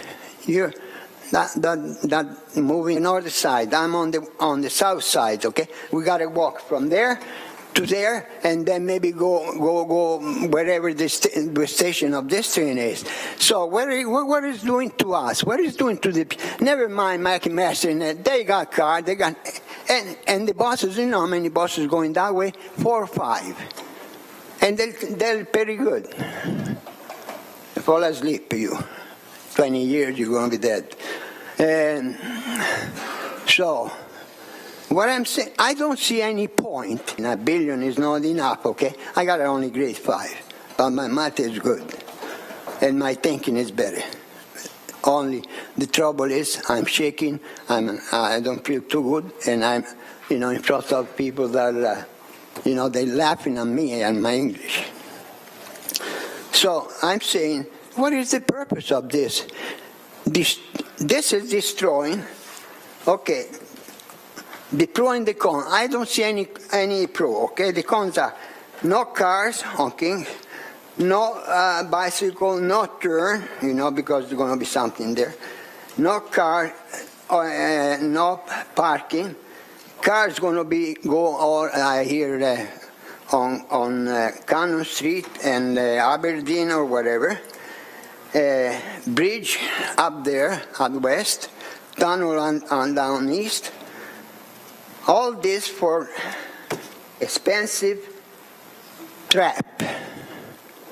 That's what I call it, trap. It's a trap because he's going to be the king of Hamilton to move people, okay? And eventually there's problem. It's going to be problem in 20 years, sir. I think I recognize your voice, okay? It's going to be, the trouble is already starting, okay? Every day there's something happening. And it's going to be worse and worse and worse. So don't hold back. We got to move. We got to move. And you don't move with that train. Sure, you can go from, but if you got to go, and at night time, the bus is stopping in between stops. At night time. If you don't know, I'll tell you that, okay? That's, if you ask the thing, it must stop closer to where you're going, you're living, because it's a night time and it's danger, okay? Well, this won't stop at all, unless you know. So there is 1, 2, 3, 4, 5 stops against 16 stops. Now you tell me if you don't drive, or if you don't ride, or if you don't do whatever, tell me which one you will take. And that's about all. I call it, all this is for a train to create a big expensive trap. That's what I call it, because it's going to be a trap. If something happens, you're stuck there. It's stuck there in the middle of. If to go to one place, thank you, Mr. Cordy. Mr. Cordy, yeah. I'm sorry, your time is up. On Main Street, it's fine. Do I have any questions for the presenter? Mr. Cordy, thank you. Are there any questions? See, the next speaker is Jan Borac, Cycle Hamilton, respecting support for a Bay Street LRT stop and the LRT project. Jan?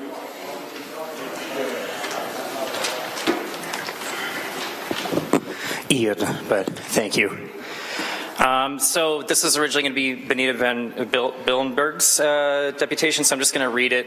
I'm going to preemptively say I'm not going to probably answer any questions with any real confidence. So this is speaking regarding to the decision to vote against the LRT subcommittee's unanimous recommendation to pursue an additional LRT stop at Bay Street. This is a missed opportunity to pursue the interconnected multimodal transportation network that the LRT has been envisioned to contribute to. I realize many of the economic arguments, so I will not add any further perspectives on these points, but rather I'd like to provide a few additional points for your consideration. First, for 2017, the City will be pursuing the installation of protected Bay Street bike lanes that will serve as the first major north-south two-way cycle track in Hamilton. These lanes will provide an important link between downtown and the Hamilton escarpment, not only providing much-needed connectivity to existing cycling infrastructure in the lower city, but more importantly providing citywide connectivity for both east and west ends of the Hamilton Mountain, as well as Ancaster and Dundas. To the north, the bike lanes will be connected directly to the new West Harbour GO station. As these lanes will be provided and it will provide an integral north-south connection for cyclists and will provide an improved Hamilton cycling grid in alignment with our council-supported cycling master plan. The second point is an interconnected LRT stop. Given the plans for the Bay Street bike lanes and acknowledging that bike lanes will directly link the West Harbour GO station, a Bay Street LRT stop would provide the perfect multimodal connection for those who use both transit and cycling to move around the city. This station would provide the most accessible station for cyclists connecting to the LRT from both the lower and the upper areas of the city, and would also provide a direct 1.5 kilometer protected cycle route for those wishing to connect from the LRT to our regional GO system. As you're aware, the city's incredibly successful Sobe bike share system, already with over 10,000 users, was designed exactly with this type of ride, hence the reason why it was funded by Metrolinx. Metrolinx would like to look favorably upon a proposal to better integrate the LRT with cycling infrastructure that has been Metrolinx funded. Third is a bold commitment to active transportation as a transportation in the region, supporting both people and goods movement. A Bay Street LRT stop would reinforce this commitment, acknowledging that we have an opportunity to improve existing cycling system. As we continue to work for a bold, visionary future of Hamilton, I strongly encourage you to consider the active transportation implications of this decision. A Bay Street LRT stop will provide an excellent bridge between cycling and transit on a cycling route that is both connected to all major areas of the city, both in the lower city and on the escarpment, while also directly linking the LRT with regional GO transit via a short and active 1.5 kilometer cycling route. I realize that from a cycling perspective, the Bay Street bike lanes were not in play when the LRT planning began, but they are now. At the start of this project, the city's citizens jury on transit made a number of recommendations. While these recommendations are incredibly important and valuable, one jumps out at this point in the process. The citizen jury recommended that council, and I quote, adopt a culture of learning, collaborate closely with stakeholders, and be bold, innovative, and creative in implementing these improvements. Apply best practices. Though I haven't been involved with any of the thought that went into the Bay Street LRT stop proposal, I imagine that those who have put a great deal of time and energy into this idea and have taken this recommendation to heart. At this time, and reflecting on the importance of the decision in contributing to a stronger, more integrated transit system that connects all modes of transportation, I ask you to be bold, innovative, and creative in reconsidering your position. In the least, given the time and energy that has gone into this proposal, in response to the city's own call for feedback on the LRT plan, myself and many others would appreciate council taking time to consider and discuss the merits of the proposal. Thank you for your consideration, and feel free to touch base with Cycle Hamilton in the future. Thank you. Are there any questions? Councillor Farr. Just quickly, Ian, I really appreciate the focus, and you made it clear, and it's funny because the LRT task force through the chamber with all the representatives around the table began in the summer of last year to work on making sure, and within the time frame applicable as to our Gantt chart that Councillor Ferguson moved in our first LRT subcommittee, that within that time frame they make the suggestion, and they did. And a lot of their work was focused on the economic uplift, the vacant lots, the potential, residential, commercial, all of that. We've heard a pretty good presentation earlier today from the chamber president to that. One thing that wasn't official and to participate, and that was your reference as it relates to the Bay Street stop here today. And you were very clear, very articulate, and it's much appreciated.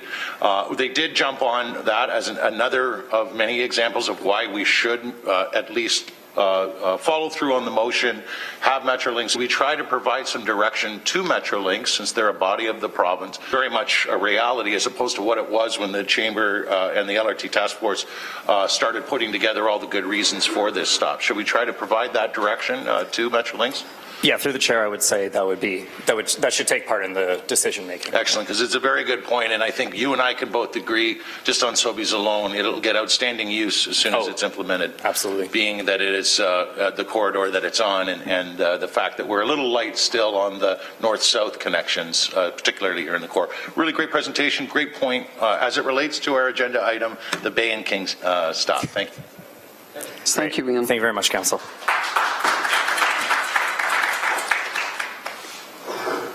Nicholas Kevlahan. Is that correct? Sure. Come on down. Respecting support for Hamilton's LRT project and urging speedy approval of the revised environmental assessment. Welcome, Nicholas. Thank you. So thank you for giving me the opportunity to speak to you today. A councillor has been urging residents to come out if they have concerns about this project. Well, I have very serious concerns about this project. I'm increasingly worried that fear and divisiveness may lead us to refuse a $1 billion investment in our city and delay our rapid transit plans for another generation. Almost 10 years ago, I helped found Hamilton Light Rail, which is a residents group advocating for the provincial government to honour their 2007 election promise to build 2 rapid transit lines in Hamilton. I was present in 2008 when Council, on the basis of staff reports, voted unanimously to pursue B-Line LRT with full provincial funding of the capital costs. At the time, 100% funding seemed like wishful thinking, but staff worked hard to build an excellent project and social benefits. Council encouraged and extended this work through dozens of unanimous Council votes. Metrolink studied Hamilton's LRT project and agreed that it will have a significant net benefit for our city.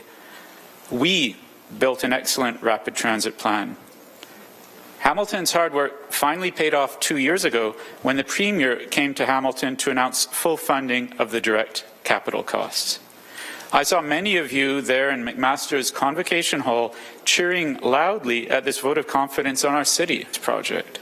It will boost our economy, improve our tax base by focusing development in already serviced areas, and allow residents to move around easily as our city grows.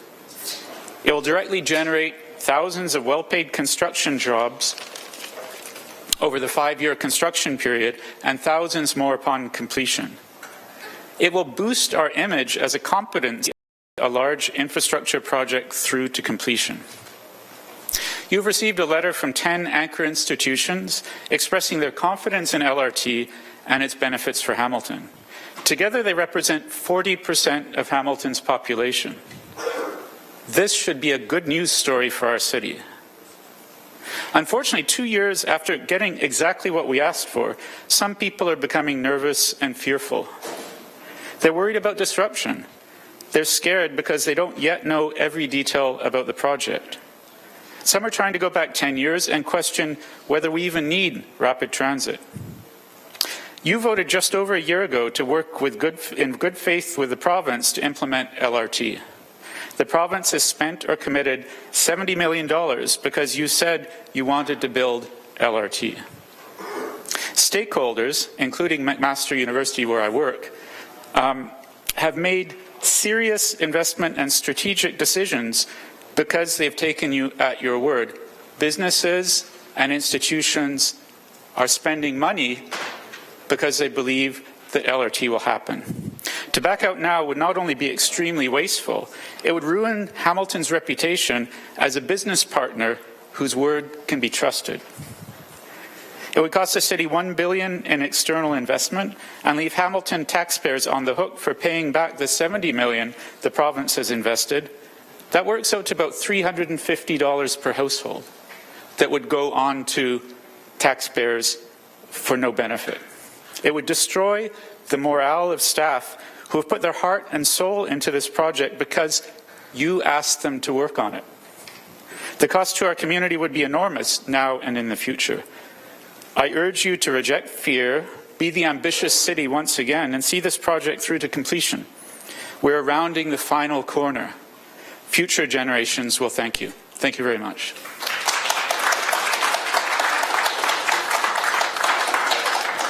Thank you. Are there any questions for the presenter?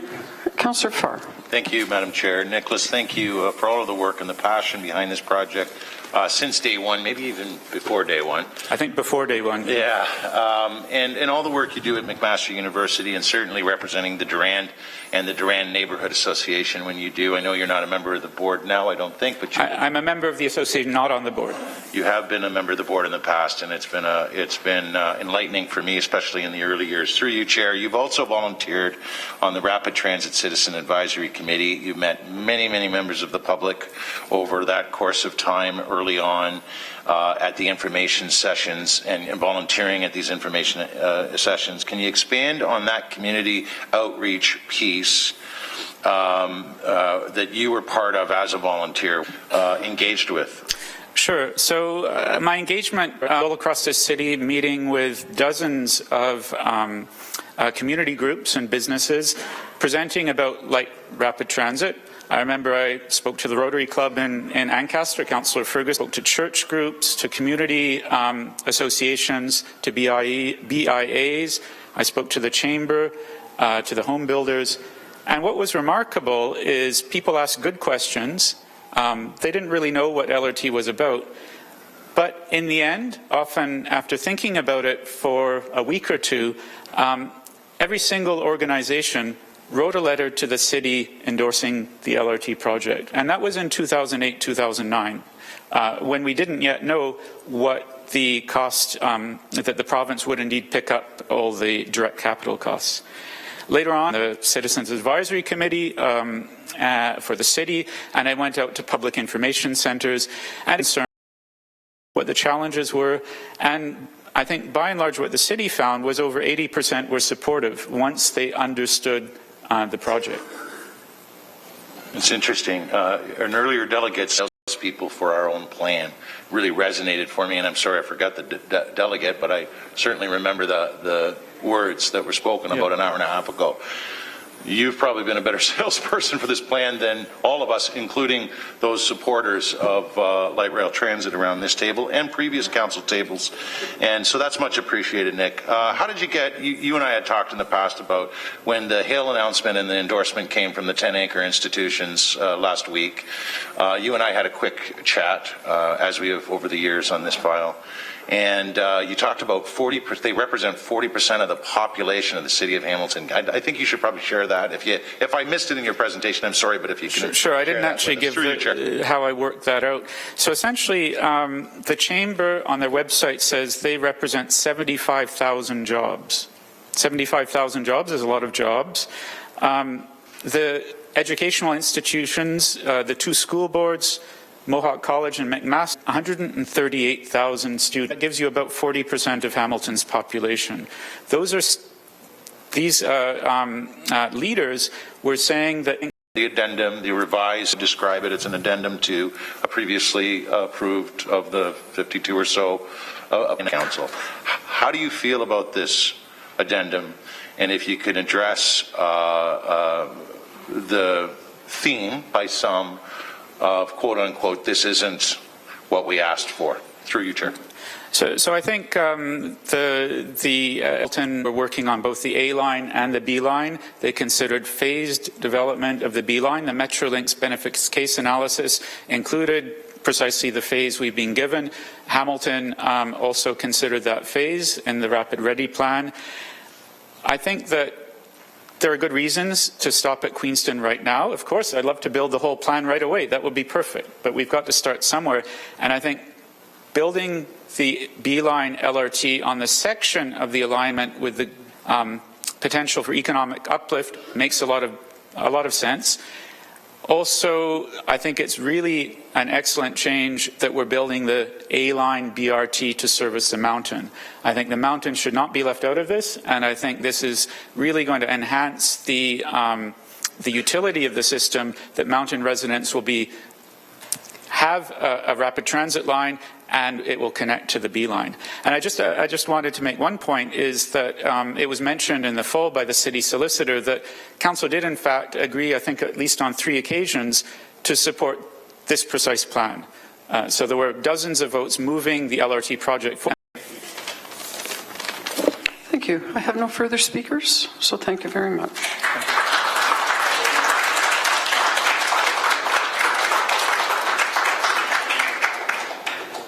Just going to take a minute and go back. Is Brian Smiley here? Attilio de Fior? Okay, Paul Wright. I don't see any of them, so we will move on. Just a note that we are at the halfway point in our delegations, and so I trust you will understand why we're keeping people to exactly 5 minutes, because we still have 20 more to go. Thank you. Patrick Rose, respecting LRT. Patrick, are you here?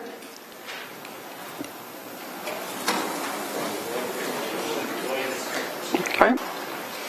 I'm going to move on. If Patrick shows up, we'll go back to him. Alan Bureau and Mark Rajon, I hope I'm pronouncing that right, Hamilton LRT Advocacy, respecting local support for the Hamilton LRT project.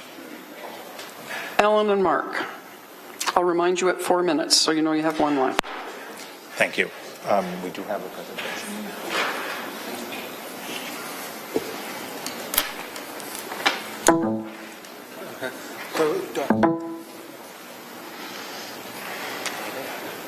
No, I'm good. Thanks.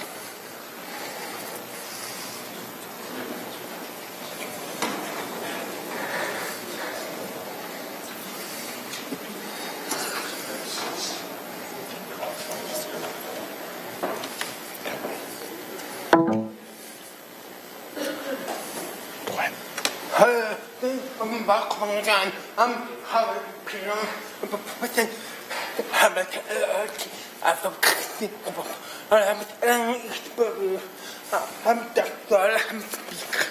So Mark simply mentioned that we are the Hamilton LRT Resident Advocacy Group.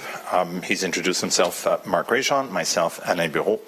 And firstly, I want to thank you very much, Council, for accepting not only our delegation, but a massive slew of delegations, so courageous on your part.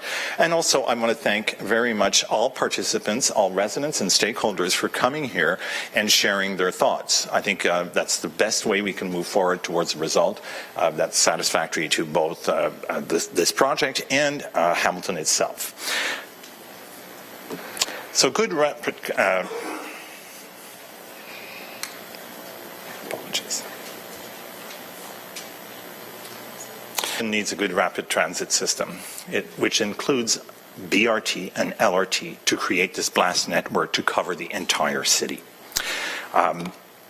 Considering, and it's almost scary, the projections of population that are coming into our city and the demographics of those populations. We're talking about, and please don't quote me on this specific number, it was in a public meeting from a city staff who mentioned that 50% of the new population that we're seeing coming into our city are millennials. We're not surprised. I think we can see that the population is slowly changing. But those millennials are very different from our current population. I was surprised to hear that 50% of those actually have to hold 2 or 3 jobs to be able to live in Hamilton. They don't have, in general, and please, this is no offense to the particular, to purchase homes and cars. So what do? They focus on what's most important in life. We all need a roof under our head. So where does their mobility rapid transit system? This is what this project is about. The influx of people coming in. If we're talking about a sustainable, yes, thank you. If we're talking about a sustainable or resilient city, it has to be built around rapid transit. It should not be watered down as we're hearing in this dialogue, where we're going from LRT to BRT to bus lanes, frequent buses, and basically back to regular bus service. I would like to introduce you to a new dance step. Some of you already know it. It's called the BRT creep. There are many, many examples of this stations on here, but Washington Post, Street Blog, and it goes on. Google it, find out what it's about. It's about what's happening right now, and it's scaring all of us, where we're clawing back slowly but surely, eating away at a principle that we've all agreed with. We've already decided, and though some might not think it as important, but 52 votes. We received a very, I'll just go to this particular slide, which I thought was very interesting. Our mayor, who compiled the simple, we can start debating on where these numbers are. We have engaged at Hamilton LRT Residency numerous groups. We have been doing so for a year and a half. I have been walking the streets for a year and a half, speaking to stakeholders, taking it down a notch, and start thinking about this project. It is what is needed. And most go towards that direction. I think what we saw in this particular, the mayor's slightly unofficial poll, is very significant. That's what we are experiencing. I've spoken to many businesses a year and a half ago that were against it that are now for it. I've spoken to people who automatically put their, no, we don't need that. It's going to destroy parking. But then you talk, and then you find out that there's a little bit more consensus. When I hear of all these, I see more businesses talking about buying. I just found another business on King Street, just mentioned, rating mine. I'm building I'm extending this old building. And I want a new business here. I am hearing that over and over and over. So I'm having a lot of difficulty understanding what we're trying to do here. Today, we are here to do one thing: continue the process we have started, which is the approval of the, I'm sorry, I call it the environmental assessment, but it's specifically the environmental study report, and we need to move on. We all need to move on this. We've approved the project. We've said this is a project. I don't care about the elections next year. Talk to your constituents. Talk to the people. We've been to Waterloo. We've been to Ottawa. It's the same thing over. It's growth. It's what our city needs. We need to be prepared for the future, and this is the future. You are making it. Let's expedite it. We're on time right now. Let's not push this out. Thank you. Thank you. Are there any questions for the presenters? Seeing none, thank you very much. Welcome. Is Patrick Rose in the building? Okay.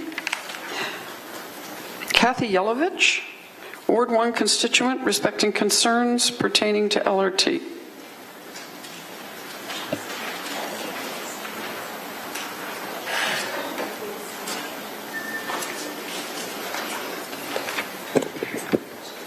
Welcome, Kathy. It's Katie. It's Katie? Yes. Oh, Katie. I'm sorry, Katie. That's all right. I apologize. Good afternoon. Thank you for giving me this opportunity to come and speak to you today. My name is Katie Yelovich, and I am here today speaking as a Hamiltonian who loves her city, its history, its people, and its well-being.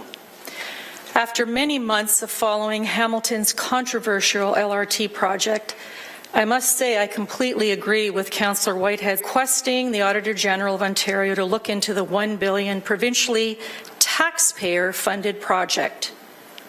The continual lack of transparencies and untruths promoted by Metrolinx, the Mayor, the councillors of Wards 1, 2, 3, and 4 is irresponsible and unacceptable to the informed taxpayers of Hamilton. Is it wrong to ask for nothing less than totally firm, a done deal left unanswered?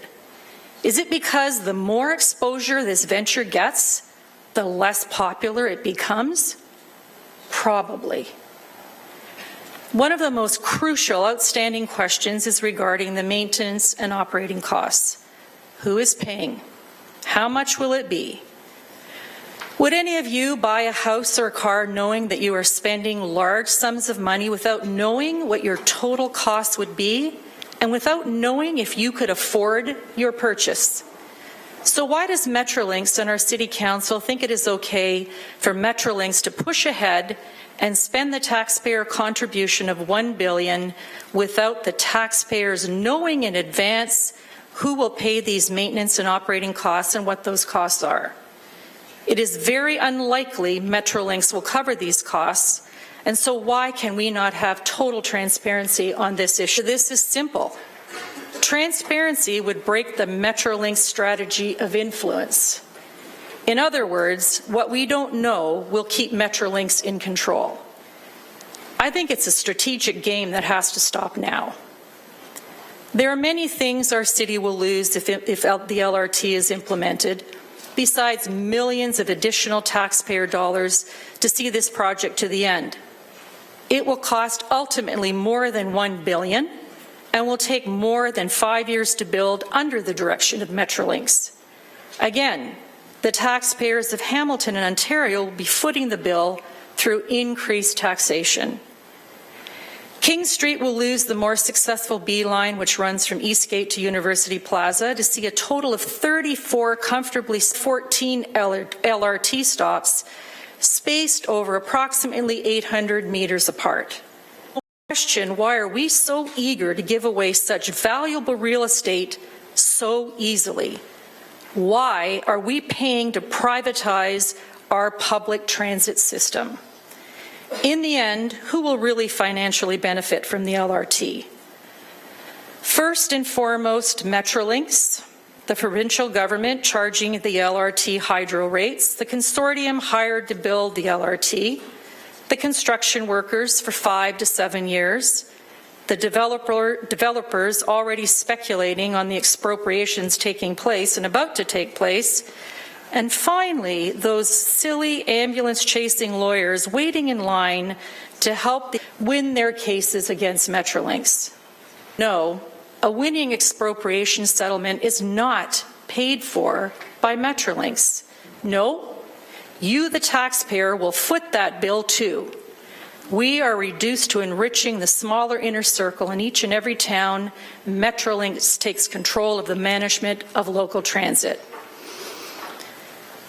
I believe that sometimes you've got to give up on some people, not because you don't care, but because they don't.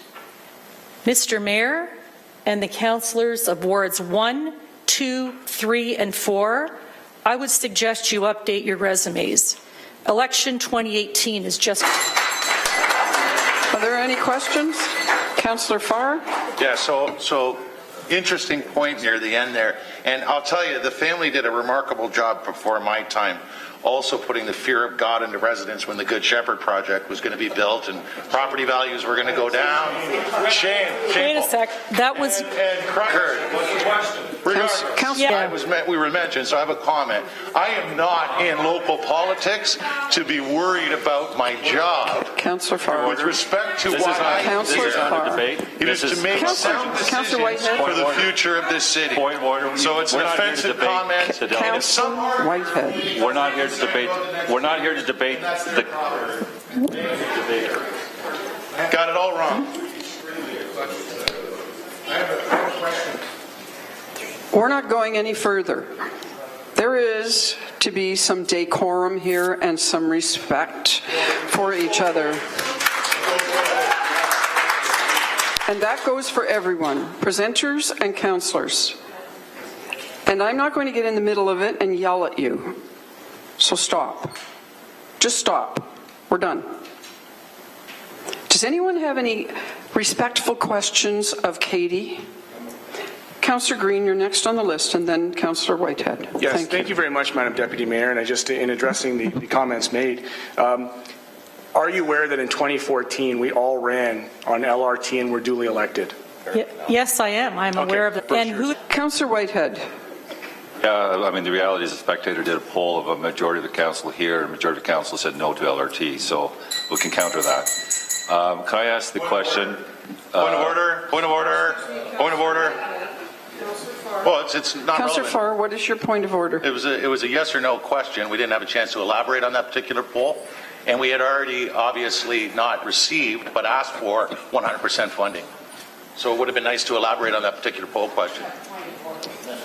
Well, he's got a whole bunch of That's not a point of order. That's not a point of order. We're moving on. I respectfully withdraw the statement, even though it's true. Anyway, Councillor Whitehead, do you have a question? Yes, the question I have is, first of all, I want to thank you for supporting the Auditor General, more transparency on this issue. Do you know what the operating maintenance cost is at this point? No. Do you think it's fair for council to say it's a done deal without understanding what those cost implications are? No, absolutely not. Thank you. Thank you, Katie. I don't have any more questions. Thank you. I'd like to take a moment and just recognize that Scott Duvall, former Ward 7 councillor, now MPP for Hamilton Mountain, is in the room. Welcome. Welcome, Scott. All right, we're moving on. Joanna Bleeker, Cycle Hamilton, respecting support for LRT and Bay Street by... All right. Thank you to Council for taking the time to hear my statement. I am Vice Chair of Cycle Hamilton. For those who don't know, Cycle Hamilton is a member-supported coalition of individuals, communities, and organizations that works together to promote a healthy, safe, and sustainable cycling culture in Hamilton.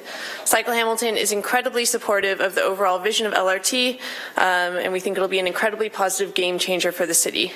The vision of developing a truly integrated and sustainable transportation network is one that we as a community need to hold high and strive towards. I also work as the Education and Community Outreach Coordinator for New Hope Community. We aim to be a learning hub for building and repairing bikes, offering safe cycling education, providing access for affordable transportation, and fostering a rich and inclusive cycling community. We are located on Main and Kenilworth, and a couple months ago we received a notice that a good chunk of the front of our shop will potentially be expropriated for LRT. Those that do not support LRT state as one of their concerns the inconvenience and potential loss of business that could accompany LRT construction. Having part of our shop expropriated will likely necessitate a move for us, though we plan to stay in the near vicinity, and will clearly be inconvenient. However, we continue to fully support LRT. We recognize that for Hamilton to become the active, sustainable city that we as a charity are working towards, we need LRT, and that to us is worth the inconvenience of expropriation. Many people in our East End neighborhood use public transit, and we get to see first and 10 lines run by our shop, frequently leaving passengers behind at stops. The speed accessible bus system will make a huge positive as a whole. LRT will make Main Street east of the Delta a safer, more useful street, and we are excited to have LRT's presence contribute to our promotion of active transportation in the East End. Though it is not a part of today's of the environmental assessment around LRT, I also want to encourage Council and LRT staff in general to consider the integration of cycling infrastructure into the LRT when considering the Bay Street station vote. Optimized by my colleague before, and also the Hamilton Chamber of Commerce, as well, a fully connected cycling network.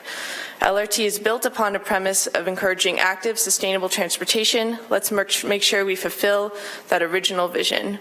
In sum, I speak for two major players in Hamilton's growing cycling and urge Council to move forward with implementing LRT so we can truly be a connected city.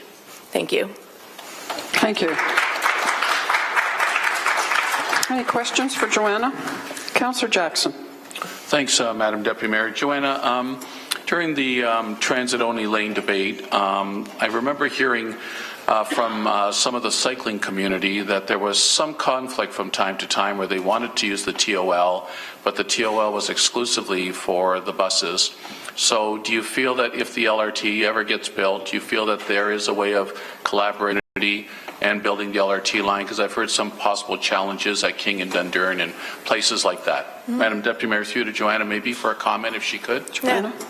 Through the chair, I think there's definitely so much opportunity for collaboration in the cycling community as a whole. The people I've talked to and the people that I represent in my two organizations, LRT and cycling, can happily coexist. Of the cycling master plan as passed by this council in 2009. Thank you, Joanna. Thank you. Yeah.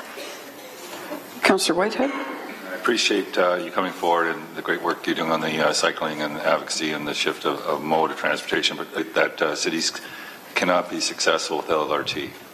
So is Quebec City and Winnipeg unsuccessful cities. I think I said. Thank you. I have no more speakers on the list, Joanna. Thank you for your presentation. Carl Andrus, Stinson Community Association, respecting the environmental assessment for the Hamilton LRT project. Carl? Welcome. Thank you. Where is the... I think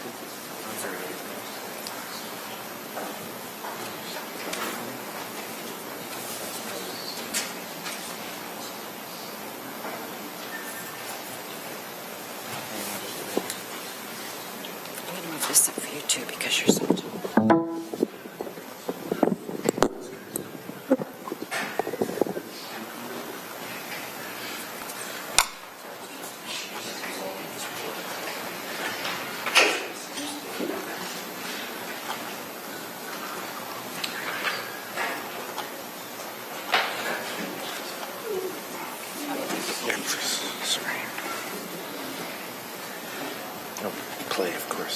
back and forth. All right.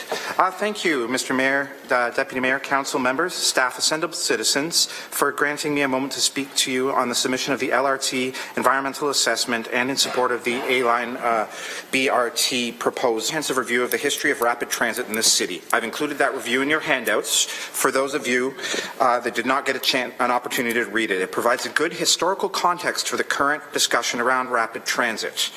Why is this history important? Perhaps from it we can avoid repeating the mistakes of the past. Over the last 50-plus years, rapid transit has been studied to death. There have been dozens of studies on the topic. We as a community have long understood the extensive need. In the last 10 years, additional time and money has been approved and spent on further study and implementation. A natural procedural course of these studies is the environmental assessment and passing the environmental assessments.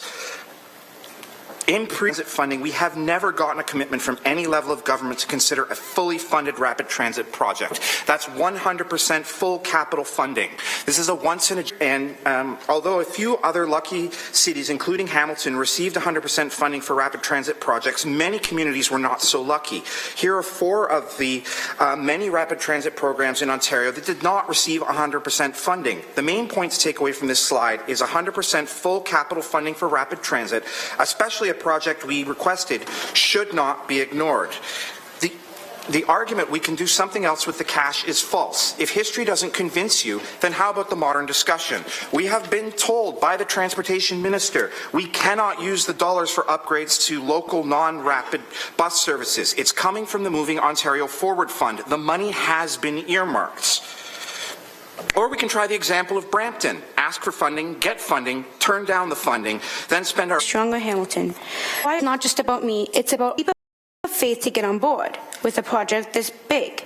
So I'm a believer. How about you? Thank you. Well done.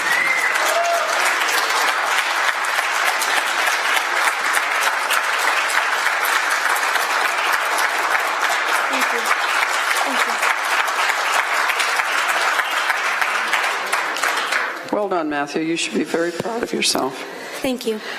I do have Brenda Johnson. Yeah, thank you. And just let my colleagues know that Matthew sent me a very respectful, articulate email regarding this issue. So I really want to thank you, Matthew. We had a couple of emails going back and forth, and you said, I'll see you on the 28th. So, Matthew, I'd really like to extend the invitation for you to come back someday, and you and I can spend more time together and talk about this issue as well as other issues, because I'd really like to hear more from you. Thank you so much. Well done. Councillor Matthew Green. Thank you very much, Madam Deputy Mayor. And through you, to say that not only do I think you'll be back in this council presenting, but I could see maybe 10 or 15 years down the line you sitting at one of these tables, Matthew. Thank you. I really appreciate your enthusiasm, and I have to say I've watched your advocacy online, your video productions, everything that you've done has been absolutely top-notch, and I wanted to thank you for having the courage to come here today. It should be noted, Madam Deputy Mayor, that our mayor, Mr. Fred Eisenberger, has the ability to write an absence note if your teachers are questioning your day away from school. And lastly, if I could just borrow words from my councillor colleague, Ms. Brenda Johnson, you put the win in Winona. Here, here. Thank you so very much. And if I could just extend comments to Doug for one moment, the points that you raised, sir, regarding future generations really struck home for me. And in particular, because I should say as an observation, not as a way to disparage anybody in opposition, the vast majority of opposition has been from an older generation. I can honestly say that it has been from a generation that perhaps might not see this project realized in its fullest potential and perhaps might not have built on the decisions that are made here and the investments that are made here on future generations. What an key. I thank you for that one. Thank you. Mayor Eisenberger. Yeah, I think not only as our chief spokesperson for LRT, one presentation, I have to be honest, in one presentation, I think you said the very essence of what LRT is all about. And, you know, that is not easy to do. And so I want this very clearly. I think that was your message, Matthew, and that is exactly what we're talking about. So good for you. I look forward to sharing this clip with the broader community to see the intergenerational cooperation here and understanding this is about building a city for the future, not just for today, but for 20 or 30 years from now when you'll be old enough to be mayor and wise enough already that you'll be working in a city that is built for you, not for those of us that may not be here or won't be participating in the same way. So, well done, Matthew. I look forward to sharing this clip. Thank you, Mr. Mayor. Thank you, Mr. Mayor. Thank you, Matthew. And Doug, we have, Councillor Ferguson. Yeah, I'm going to have a question, but I might have a brief comment, so hopefully you won't cut me off this time. So, Councillor Matthew, well done. I was telling Councillor Brenda Johnson when you were speaking, he's going to be competition for you someday, and skill set required to do that. Doug, I don't know if you remember when the 401 was built. I know I was about Matthew's age at the time. I can remember very similar discussions. Do you recall that? Thank you for the question. I recall the GO train starting, and why are we putting this transportation process together? Got me home from university because I didn't have a car yet. So I remember the type of situation, yeah. It is, and it is all about the future, because I remember Matthew's age, the table, all the discussion was about what. So it is about the future, and I think Matthew doing this presentation probably. Thank you. Thank you. I have no further speakers. Thank you very much. John Wilbur. John Wilbur, respecting LRT. Is John here? I'm here. He's coming. Okay. John, I'll ring the bell at 4 minutes, so you know you have 1 minute left.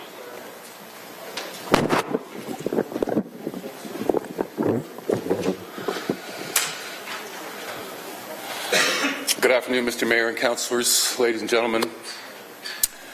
I'm always excited to speak here, and today is certainly no exception, but I want to tell you the reason I'm excited to speak here is because I'm speaking directly to my council through its General Issues Committee, and this is the best embodiment of participatory democracy that I have in my life, and I appreciate it very much. I'm here to speak to you today about the LRT-EA, and it relates directly to what I've touched on here twice in the last as many months, and it's about becoming a climate-aware city of the emergent situation that we're in. Hamilton's a long way, I think, honestly, from we're on the wrong side of these issues. We need to change how we look at things that truly denotes our intelligence, because it allows us to think about how we think about things and then to change how we think about those things through our conscious thought. I think, councillors, you need to adopt a different attitude towards our environment, and you need to begin to make issues today, and there's no existential issue that is pushing on us like global warming, which is now becoming an emergency. So we need to think about much more quickly of allowing stuff like this to bog us down. This is not the hard stuff. It's actually relatively easy when you view this through the lens of climate change. So if the easy stuff is this hard, the hard stuff that's before you will be impossible for this council to deal with. We just don't have the time anymore for this council to be as dysfunctional as it really is. At the very top of the arguments you've heard today about LRT, I think the most important one in support of it is support for the environment, and that alone is reason enough for it to proceed. I've spoken with you in past about how in this time the public comment has become toxified intentionally by those wishing to disrupt. Here in Hamilton we have a perfect example of that in some of our councillors. Members who obstruct and defeat engaged citizens on any subject that they are not in agreement with and insist that that majority remains silent and only they can speak for it. Yesterday on the front page of The Spectator, our LRT coordinator was quoted as saying, "Red herrings. Keep being raised about the LRT." That is the problem, and that is what's killing our democracy here in Hamilton. These toxic voices suck all the energy out of the civic engagement by forcing citizens and staff to constantly defend themselves from illogical opinion and argument and alternative facts. These positions are not based on democracy, science, justice, fact, or anything other than opinion. When you get right down to it, we're talking about opinion. That and interests that are not our interests. We don't have the time to deal with these toxic voices, and we need to find a way to silence them. We need to find a way to stop this endless bickering that we're seeing with things like the LRT. Today should have been a rubber stamp in the process, not another opportunity for the anti-LRT forces to have yet another chance to shut this project down. Please, ladies and gentlemen, be strong on this democratic behavior and give the LRT one final push on its way to fulfillment. Thank you. Thank you, John. Any questions for John? Seeing none, thank you very much. Is Paul Wright or Patrick Rose in the room?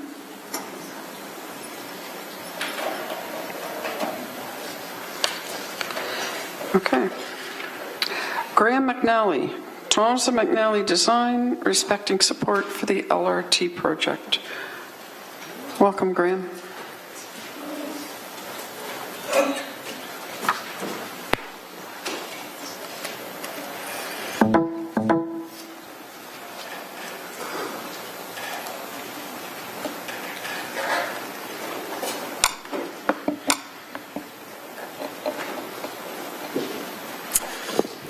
All right.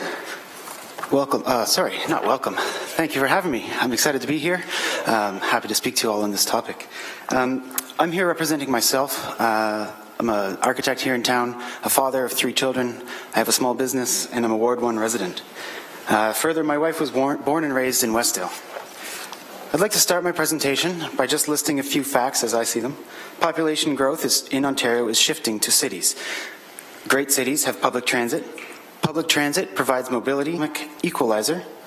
Traffic is going to increase in Hamilton with or without LRT as our population grows. Rapid Ready always contemplated a phased build-out. The B line was identified and approved by Council as the preferred. The B line construction project includes upgrades to services that without this project become costs that will be borne by City of Hamilton taxpayers. LRT money cannot be used for other transit projects or shift in years to build the ridership projections required. The work to build LRT is underway. We are in the implementation phase and tens of millions of dollars have been spent or committed. Public transit spurs growth at stations and along transit lines. This is very much in evidence in other cities. The HSR has been chronically underfunded, and those that say that we should just be increasing funding to HSR I think are in for a nasty surprise, as we haven't seen that sort of commitment made over the years. To date, the LRT project has met every deadline and is currently on schedule. And if Council does not receive and submit the environmental amendment to the province, our schedule will be in jeopardy. But this project isn't for us. This project is not for me. It's for the future of Hamilton. These facts that I list are simply facts. They're dry, they're uninspiring, and susceptible to being called alternate. So what I want to do is talk to you about myself, talk to you about my experiences in the past few years, and talk to you about my kids. I have 3 short stories. I grew up in the country on a hobby farm where my father was a veterinarian. I didn't have a car, I didn't have a license until I was 16, and when I got that license, I was free. I was able to go visit my friends, go into Hamilton, into Burlington, and get out. Sure, we're in the country, we're 20 minutes from anywhere, but that was me getting out. For my children, I see a very different future. It'll be a bus pass and a bicycle. I took my family to Montreal with my wife for my first time to another city with all 3 kids for my 10-year reunion at McGill.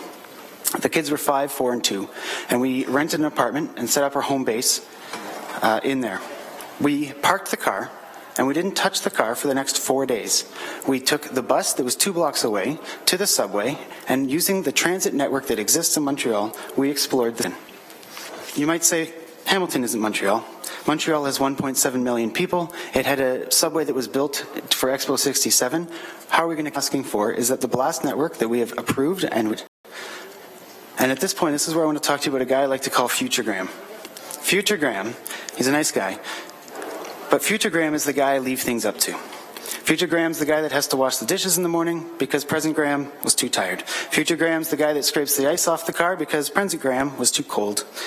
Future Graham's the guy that says, the instruction, because President Graham said, weekly what it feels like to arrive at that. So I'm here to say that I don't want future Hamilton, the Hamilton for my kids and that the city that my children will grow up in, to look back at this time and say, what was past Hamilton thinking? I urge Council to maintain your continued support for LRT, to receive the amendment to the environmental report, and to continue on public transit in Hamilton a reality. Thank you. Thank you, Graham.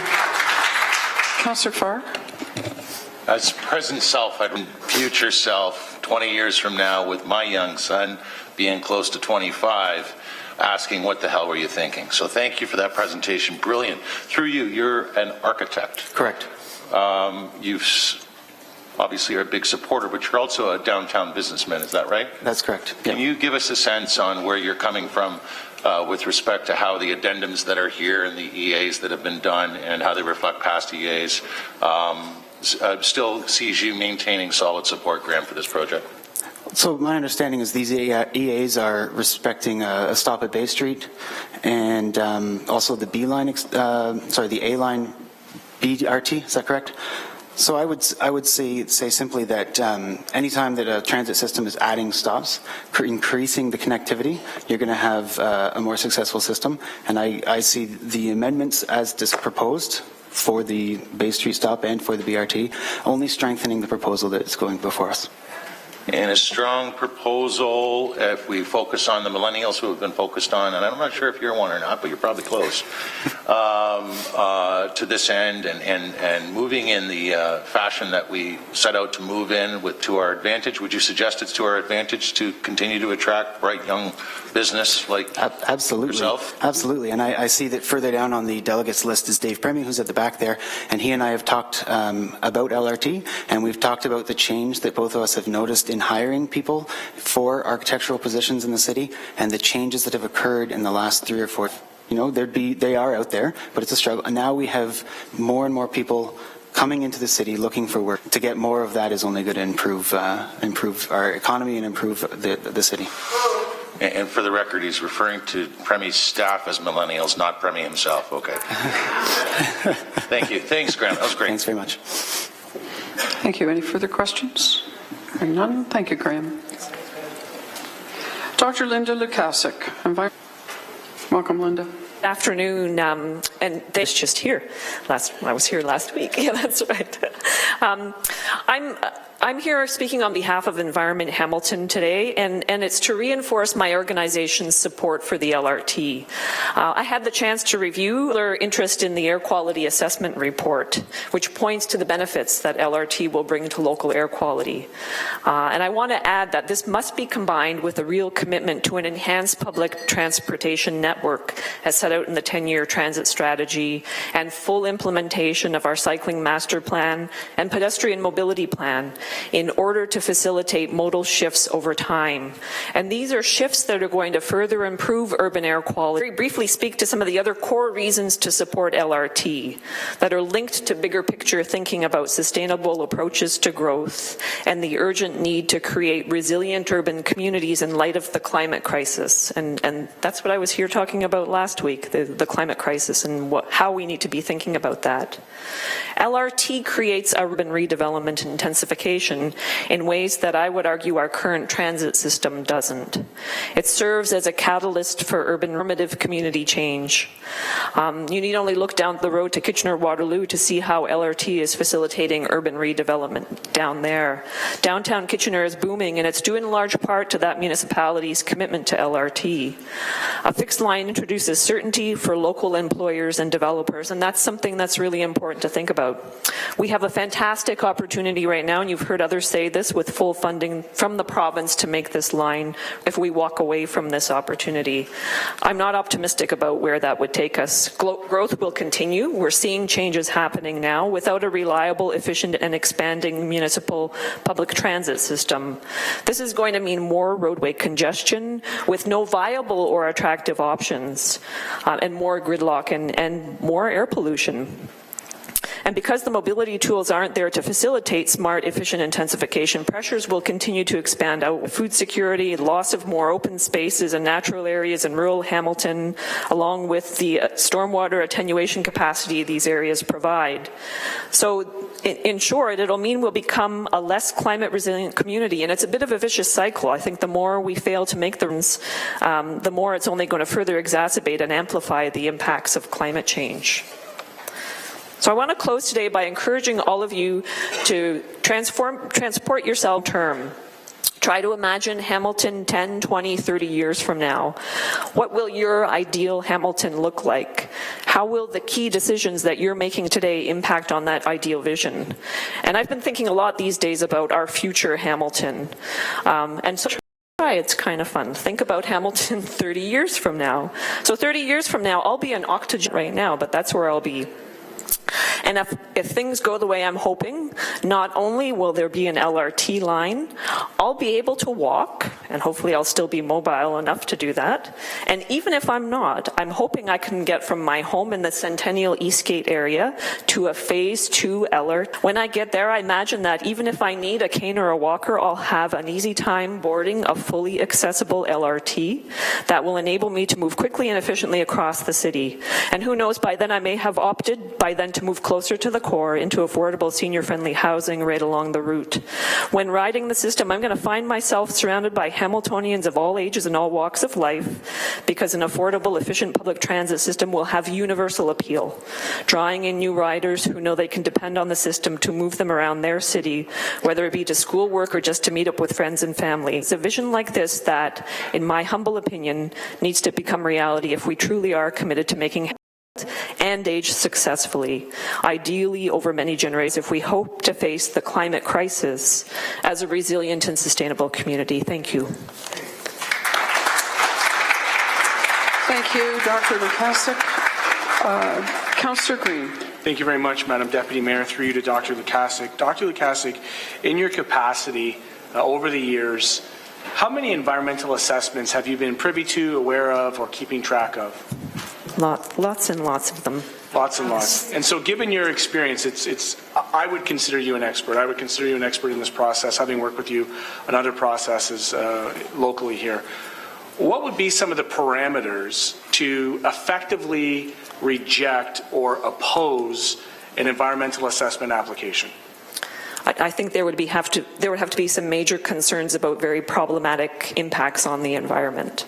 And so in your opinion, having known this file, do you think that any of those major environmental impacts are present with this particular project?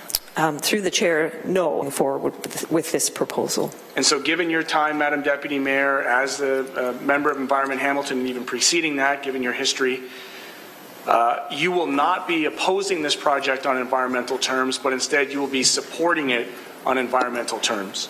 Yes, that's correct. Is there a point in the process for environmental assessments to have letters of support?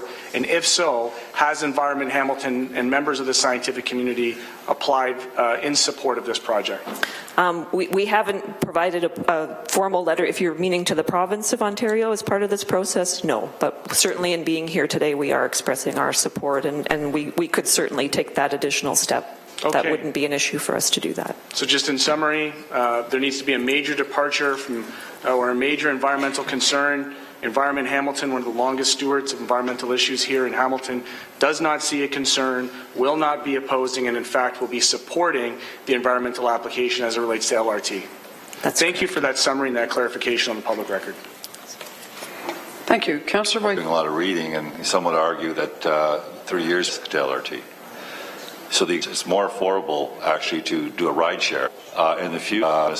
Electric buses, autonomous where you punch your app, get picked up the door, dropped off for less cost than it would cost you for public transit.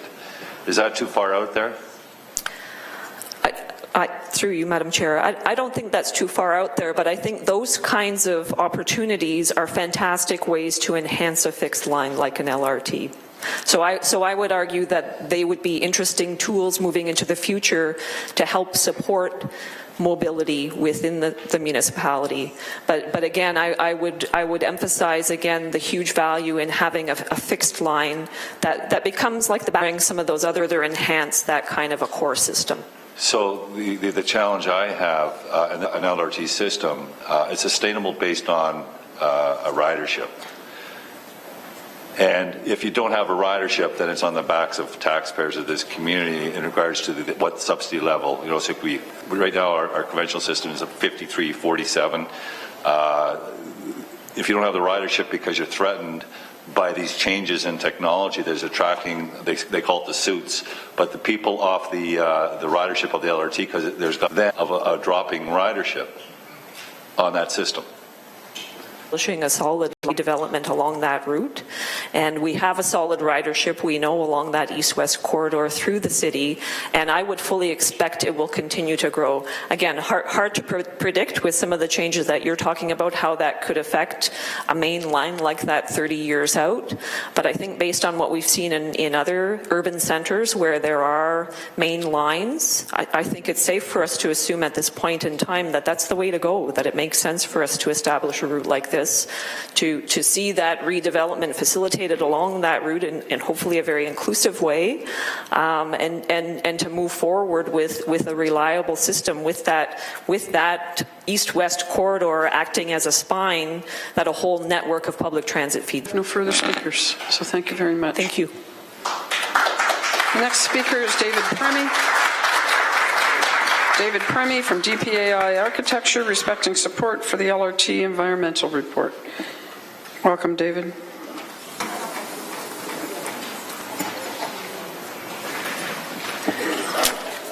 Thank you, Madam Chair. My name is David Premy. I have 2 children who are millennials, but that's about as close as I get, as someone so eloquently pointed out. I have built my architectural practice in Hamilton over 12 years. Particularly interested in development opportunities along the LRT significantly over the past year, since Council gave the final support to the project, accepting the infrastructure money from the province.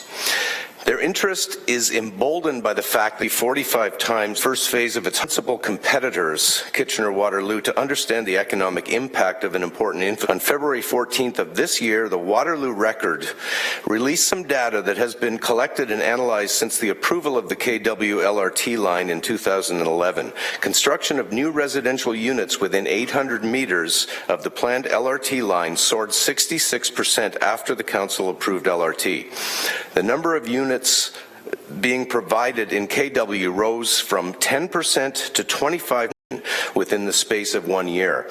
And this has been sustained, whereas in 2016, KW now produces a 30% share of all new residential units in the region, and a train hasn't even run on the tracks yet. And it's not just residential development. On January 30th, CTV News Kitchener reported on the unprecedented sale of 7 down. Rapid growth of the local tech sector, similar to what Hamilton offers. Regional Chair Ken Sealing agrees, saying similar effects are being seen all along the LRT corridor. Hamilton is a larger community than KW and is in a more strategic location. I can only conclude that the economic upturn in Hamilton would be larger than experienced in Waterloo.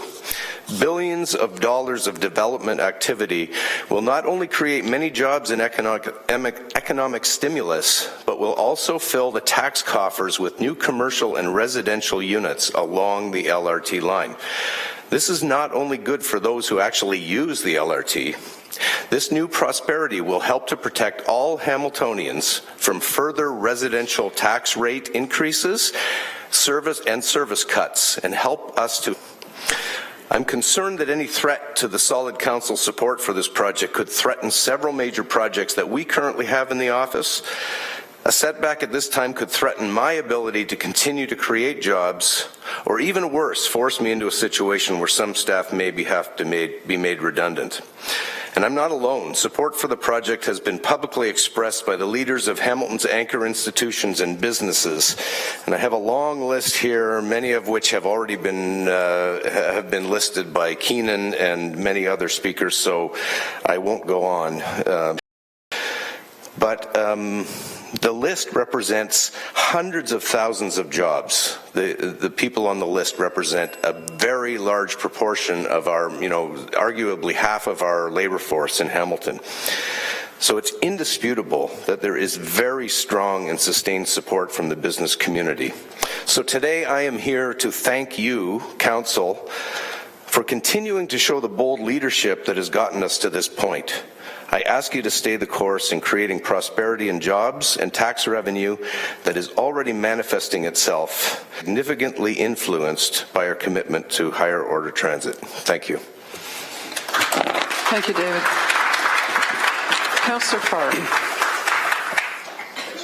Thank you, Madam Chair, and thank you, Dave, not only for the presentation today, but for all of your award-winning work and your other work here in our core and coming home from Toronto to be part of the wonderful transformation that we're seeing in this city and that has been supported by Council today. Through you, Chair, the environmental assessment addendum that's before us has many attachments, and of those many attachments, there's a lot of reference to TOD, or transit-oriented development, and that's a prevailing theme with what Dave has just shared.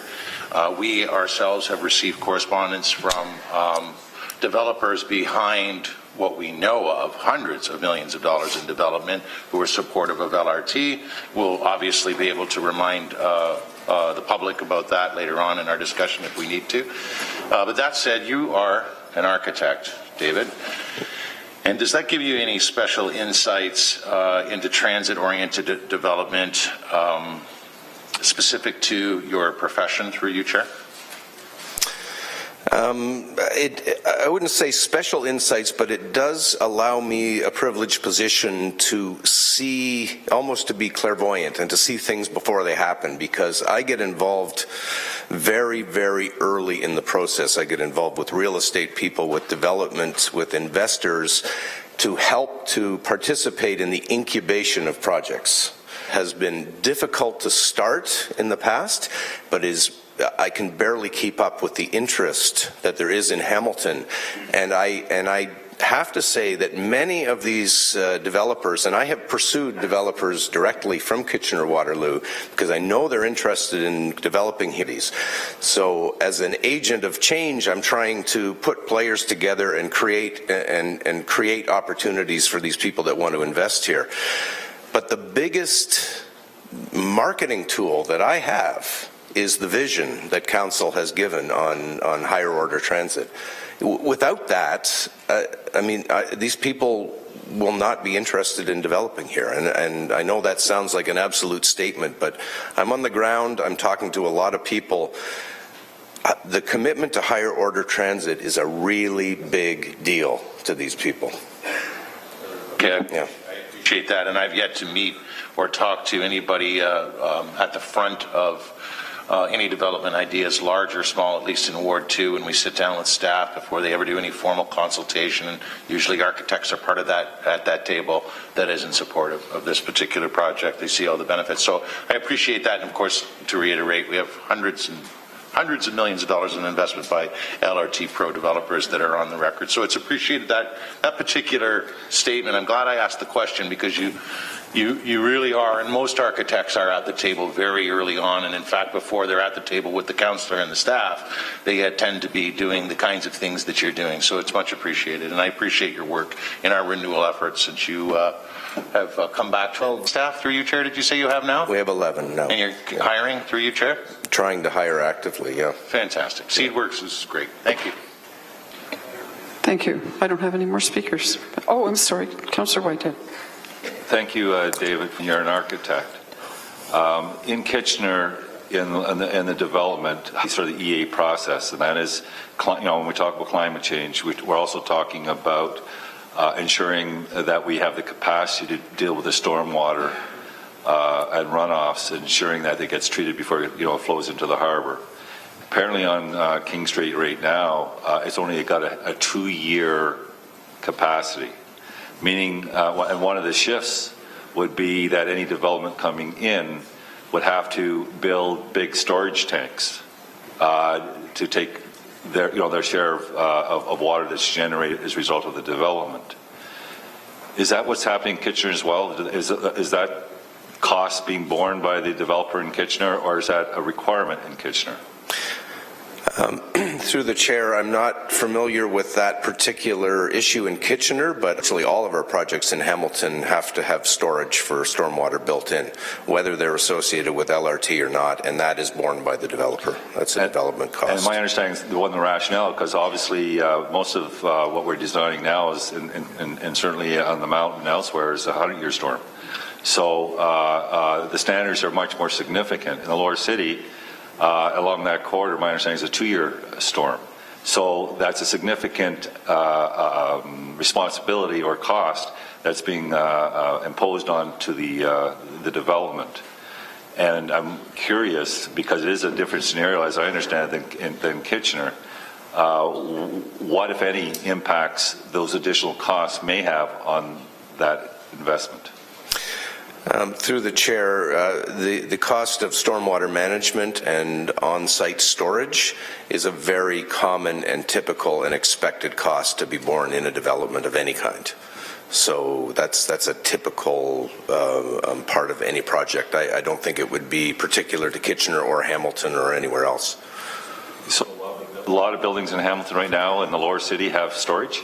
Not the older ones, but the new ones certainly do, because our stormwater system is is almost at capacity. So we have to retain water on site and release it slowly back into the stormwater system so that we don't overwhelm the system. I mean, that's just a fact of life in Hamilton for any building now. So my next question is, and this is born out of the studies from the Federal Treasury Reserve in regards to economic uplift, commercial uplift, and even along the line where you might have some stations to do very well, and you can have stretches that don't do very well, in fact have a negative impact.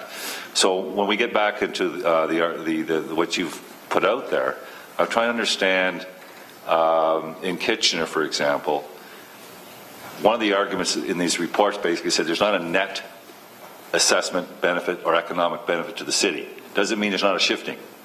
So in Kitchener, is there a net assessment growth in the city as a result of the investments you have identified, or is absorbed as just a reshift in regards to facilitating the excitement around the LRT? I'm not sure I completely understand the question, but I think when there is development, there's more tax. So taxes are collected that go into the coffers that help to fund the entire city. Let me try and make it a little simpler. Okay. The average assessment growth in the city of Hamilton is 2%. 1% is generated about a 1% assessment growth. In that you automatically have 3%. There's a shift. You're still going to probably see that 2% growth. It's just where that development is taking place. Thank you, David. Thank you. Hamilton, respecting LRT. Come down now.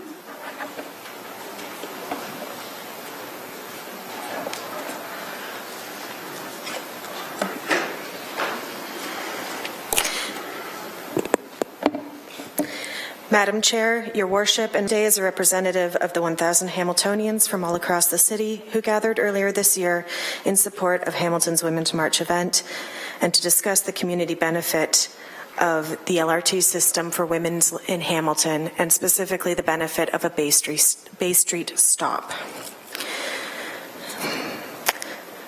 LRT and women's rights may seem like curious bedfellows at first, but a closer examination shows they are very natural partners.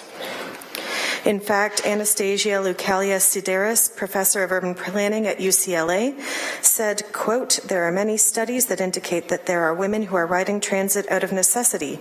Women are captive transit users. If there is one car in the family, it is often driven by the man in the household. Men are much more likely to use motorbikes or mopeds than women. Taking a taxi is often too expensive to be an option. For many of these women, public transit is the only transportation option."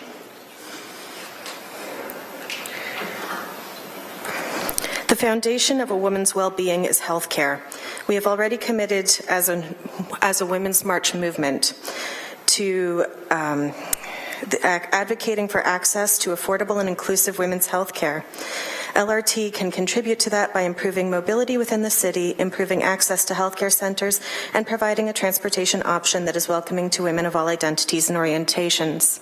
Specifically, a Bay Street stop will provide access to the Dave Brayley Health Science Center, other medical specialists that have their offices located within the core, the Public Health Office in the tower in Jackson Square, the OHIP offices, and other medical facilities. Transit provides women with access to higher paying jobs, improving our economic security and benefiting the economic health of the communities we live in. Women's March has already committed to dismantling economic barriers to women's full and equal access to the economic systems. LRT, with the economic uplift it is projected to generate and the improved ease of movement within the city it will provide, can help dismantle some of the higher paying jobs downtown, access to government facilities necessary for economic security, such as identification offices, City Hall services, and federal government services on Bay Street will all be provided by a Bay Street stop. LRT offers the city the opportunity to acknowledge and represent the unique transit needs of women. An influential 1999 study in Austria determined that on average, women take transit trips more often and for a wider variety of purposes than men.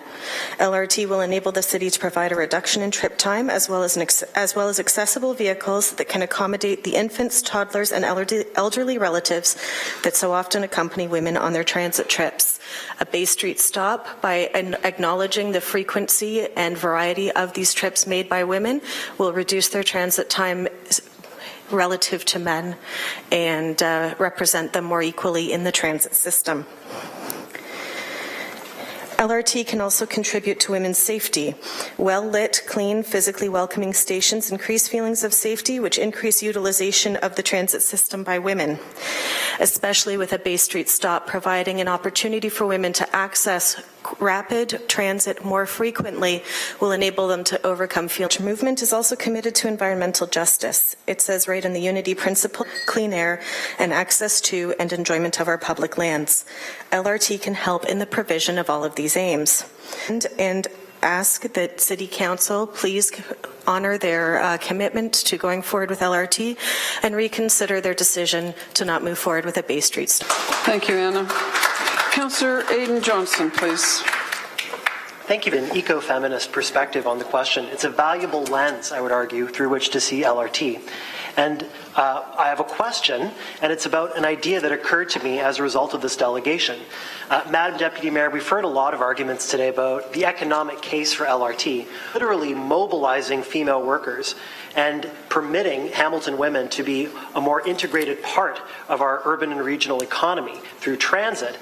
Is it not the case that the feminist case for LRT is indeed, in part, an economic case for LRT, in that mobilizing and empowering female workers, as we know, is inherently good for the economy overall? I wonder if she would agree with that analysis or whatever feedback she might have. Thank you, Councillor Johnson, through the chair. That's a very good point that you raise. And in fact, the OECD Development Assistance Committee Gender Equality GenderNet report in 2012 stated women must have more equitable access to assets and services, infrastructure. Programs should be designed to benefit the poor, both men and women, and employment opportunities must have greater employment opportunities and yield to the economic health of the city overall. Thank you, Madam Deputy Mayor. Thank you. the delegation. Cheers. Thank you. Councillor Green. Speaker, that having a gender-based lens on policy and decision-making, I'm hopeful that we can see this council get to that space, and I know it's been a conversation at Status of Women and other committees, and something I'm certainly interested in. And I'm not sure if you've had a chance to peek at the community benefits presentation. It'll be happening here. But given your understanding of this project and given what you've seen both from your personal and professional life, what would you see as potential community benefits using a gender-based lens for an analysis? Thank you, Councillor Green. Through the chair, I have not actually had a chance to review that very in depth. I'm looking forward to having a chance to read more and look at those findings. In a very anecdotal sort of way, speaking with other women in the community, a rapid transit system that provides clean, well-lit, and access enables greater mobility for women with young children. It provides greater mobility for women with mobility issues, with elderly relatives or friends that are traveling with them. And also, with very specific regards to the Bay Street stop, I think we all know women who do not feel safe in the downtown area and who feel very nervous coming down here, especially after dark. By providing them with a safe location to wait for transit that comes quickly and reliably and can get them out of a situation that makes them uncomfortable in a very short period of time, we are looking at increased utilization of that system by women and increased comfort traveling within the city and within the system. It's a fantastic answer. What I would like to do, Madam Deputy Mayor, is actually provide for you just 3 points for your consideration.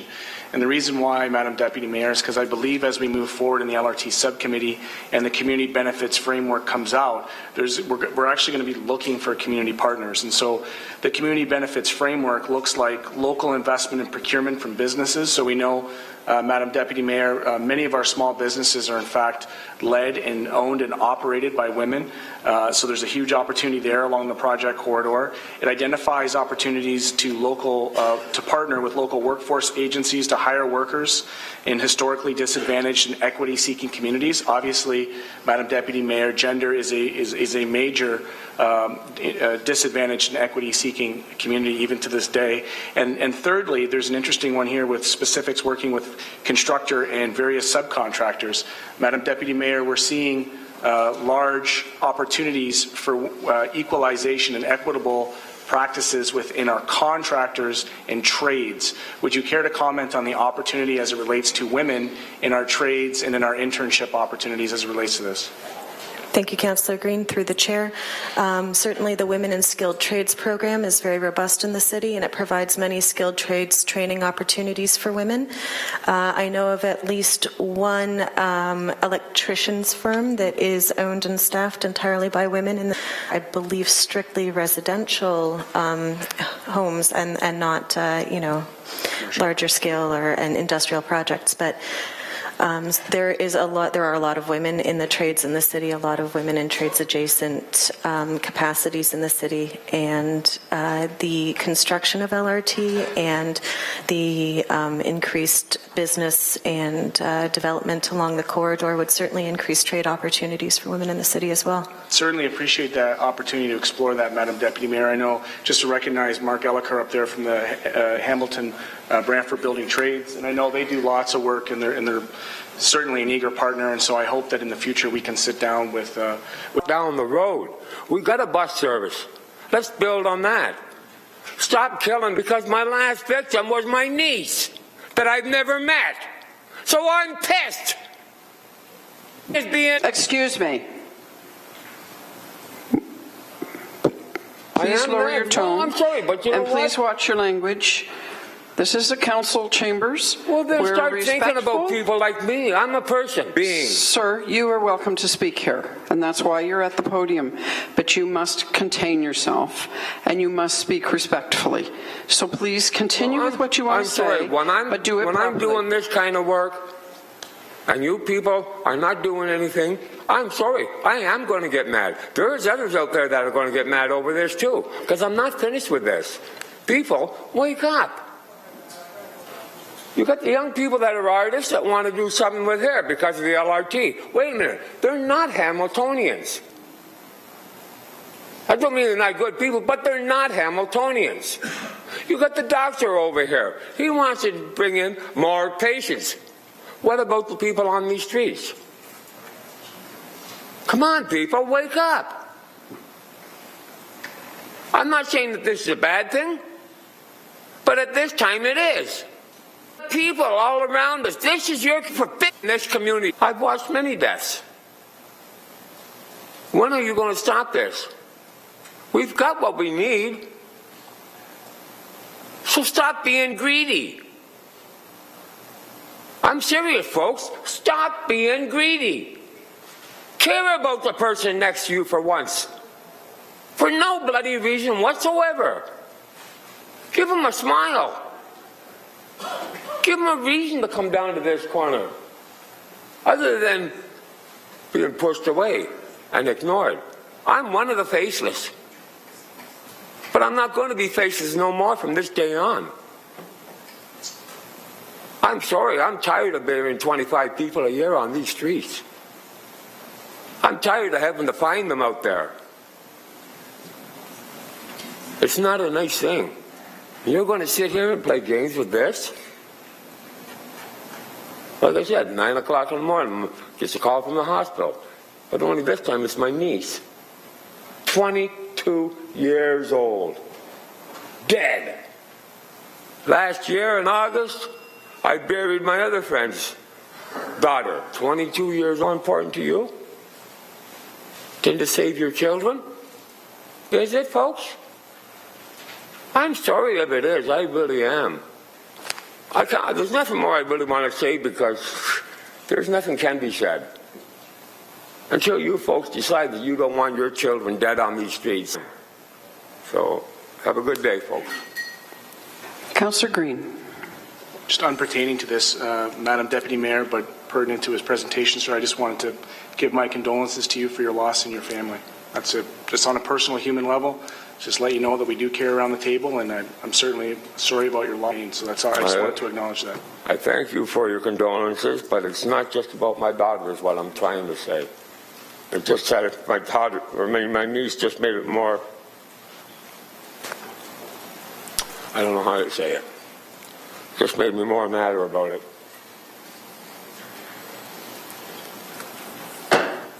Thank you.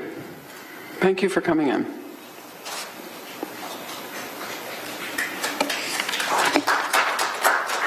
The next speaker is Suzanne Mamal, HHBA, Respecting LRT. Suzanne?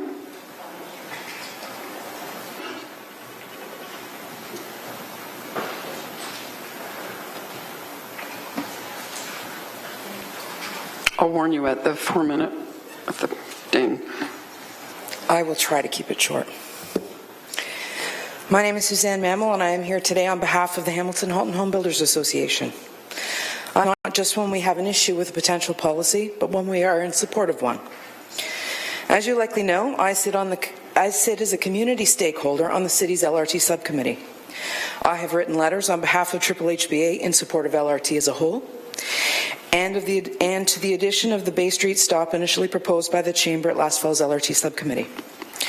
Our association, however, feels it prudent that I stand before you today and formally indicate our support for the project as a whole and our support for the addition of the Bay Street stop.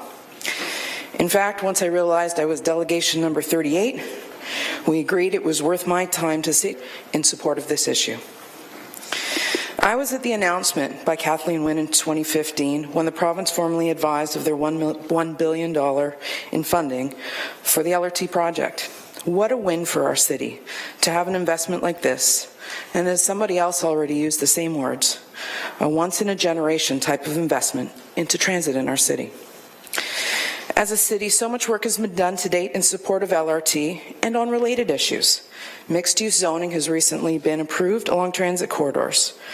We are currently reworking the downtown secondary plan. We have common issues that we work together on, such as intensification, growth projections, and density targets set for us by the province. We will continue to see it east and west of us, to the north and south. Our members have invested significant time and money and continue to do so in projects both downtown and elsewhere along the LRT corridor. This is in part due to expected implementation of the project And with its construction, it will spur further development in a variety of forms, variety of price points, commercial and employment opportunities. It won't be instantaneous, nothing ever. Growth in the city of Hamilton. Volumes of new homes being built throughout the city. Yes. That to me says that our city has grown. So there's city only, it's now the mountain, and now it's expanding beyond that. It's expanding in every way, Waterdown, Ancaster, you name it. That's net growth. Is that not true? So, you know, I'm gonna tell you something that really addresses this. I tried to run a design tour as an event on behalf of the Home Builders Association.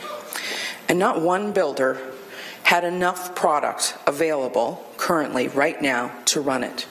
They're all sold out immediately. They'd love to build more. Now, today is not the forum to go into why we're not building more, but we could build more. There is a demand for more. And so to say that there isn't growth out there, and there is, as said, we're supposed to grow by, I mentioned it, 244,000 people. So to extend more growth on infrastructure, that I mean, other growth doesn't happen, but encouraging more density on existing infrastructure is probably a wise financial choice. The business implications of increased transits are estimated to be over $2.7 billion a year. And until this is addressed, it really is a disincentive to bring their new businesses into Hamilton. Social and economic costs include health care, premature deaths from cardiovascular disease. But seriously, that if you're doing a lot of driving along the 403, keep your ventilation system on recirculating so you're not bringing in the outside. Is $3.3 billion a year. And these are estimates that were made in 2008. So the total costs, conservatively speaking, are over $6 billion a year, not including environmental costs, which we have not put a value on yet. So environmentally, 33% of our local greenhouse gas emissions come from transportation. According to the Environmental Commissioner of Ontario, Diane Sachs, who made a presentation in Hamilton just a week ago, improving transit is the biggest single investment in climate change. She also estimated we only have another 5 years or so to make a significant reduction, and it's only going to get worse as our population increases. So by approving LRT, we're realizing that we need to pay now to avoid even much higher costs later. Growth depends on enhancing regional interconnectivity. The economic growth for Hamilton right now is really tied into the innovation triangle, Toronto, Bay Area, Kitchener, Waterloo, and connecting with a strong regional transportation network, which LRT will be an essential part of, is really going to help make that happen. You know, don't drive, don't want cars, young professionals, the type of people that we need in this city to achieve the sustainable prosperity we're looking for. So to wrap up, transformative long-term thinking is needed. We're really facing a perfect storm now. Climate change, it's absolutely essential. Diane Sachs, again, estimated we have about 5 or 6 years to make some fundamental changes in order to start to see at least our children's lifetime. So the changes that we need to make are so far-reaching that small changes incrementally, making the decision to go ahead with LRT, and encourage you to take this through to the next step, please. Thank you, Sandy. Questions for the presenter? I don't see any. Thank you very much, Sandy. Okay, thank you. Frank Lether, respecting LRT. Frank?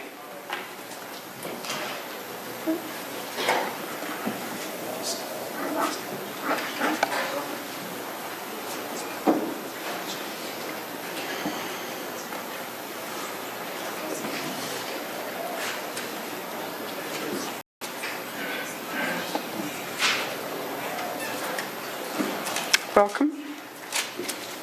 I'll remind you at the 4-minute mark so you know that when the bell goes, you still have 1 minute. Okay. Thank you. Good afternoon, ladies and gentlemen. My name is Frank Lether. I'm a resident of Hamilton and a former employee of the Ministry of Transport. And I'm an expert on transportation costs. And I can tell you right now, LRT is a very bad idea for Hamilton. Natural gas is cheap. Electricity rates are going through the roof.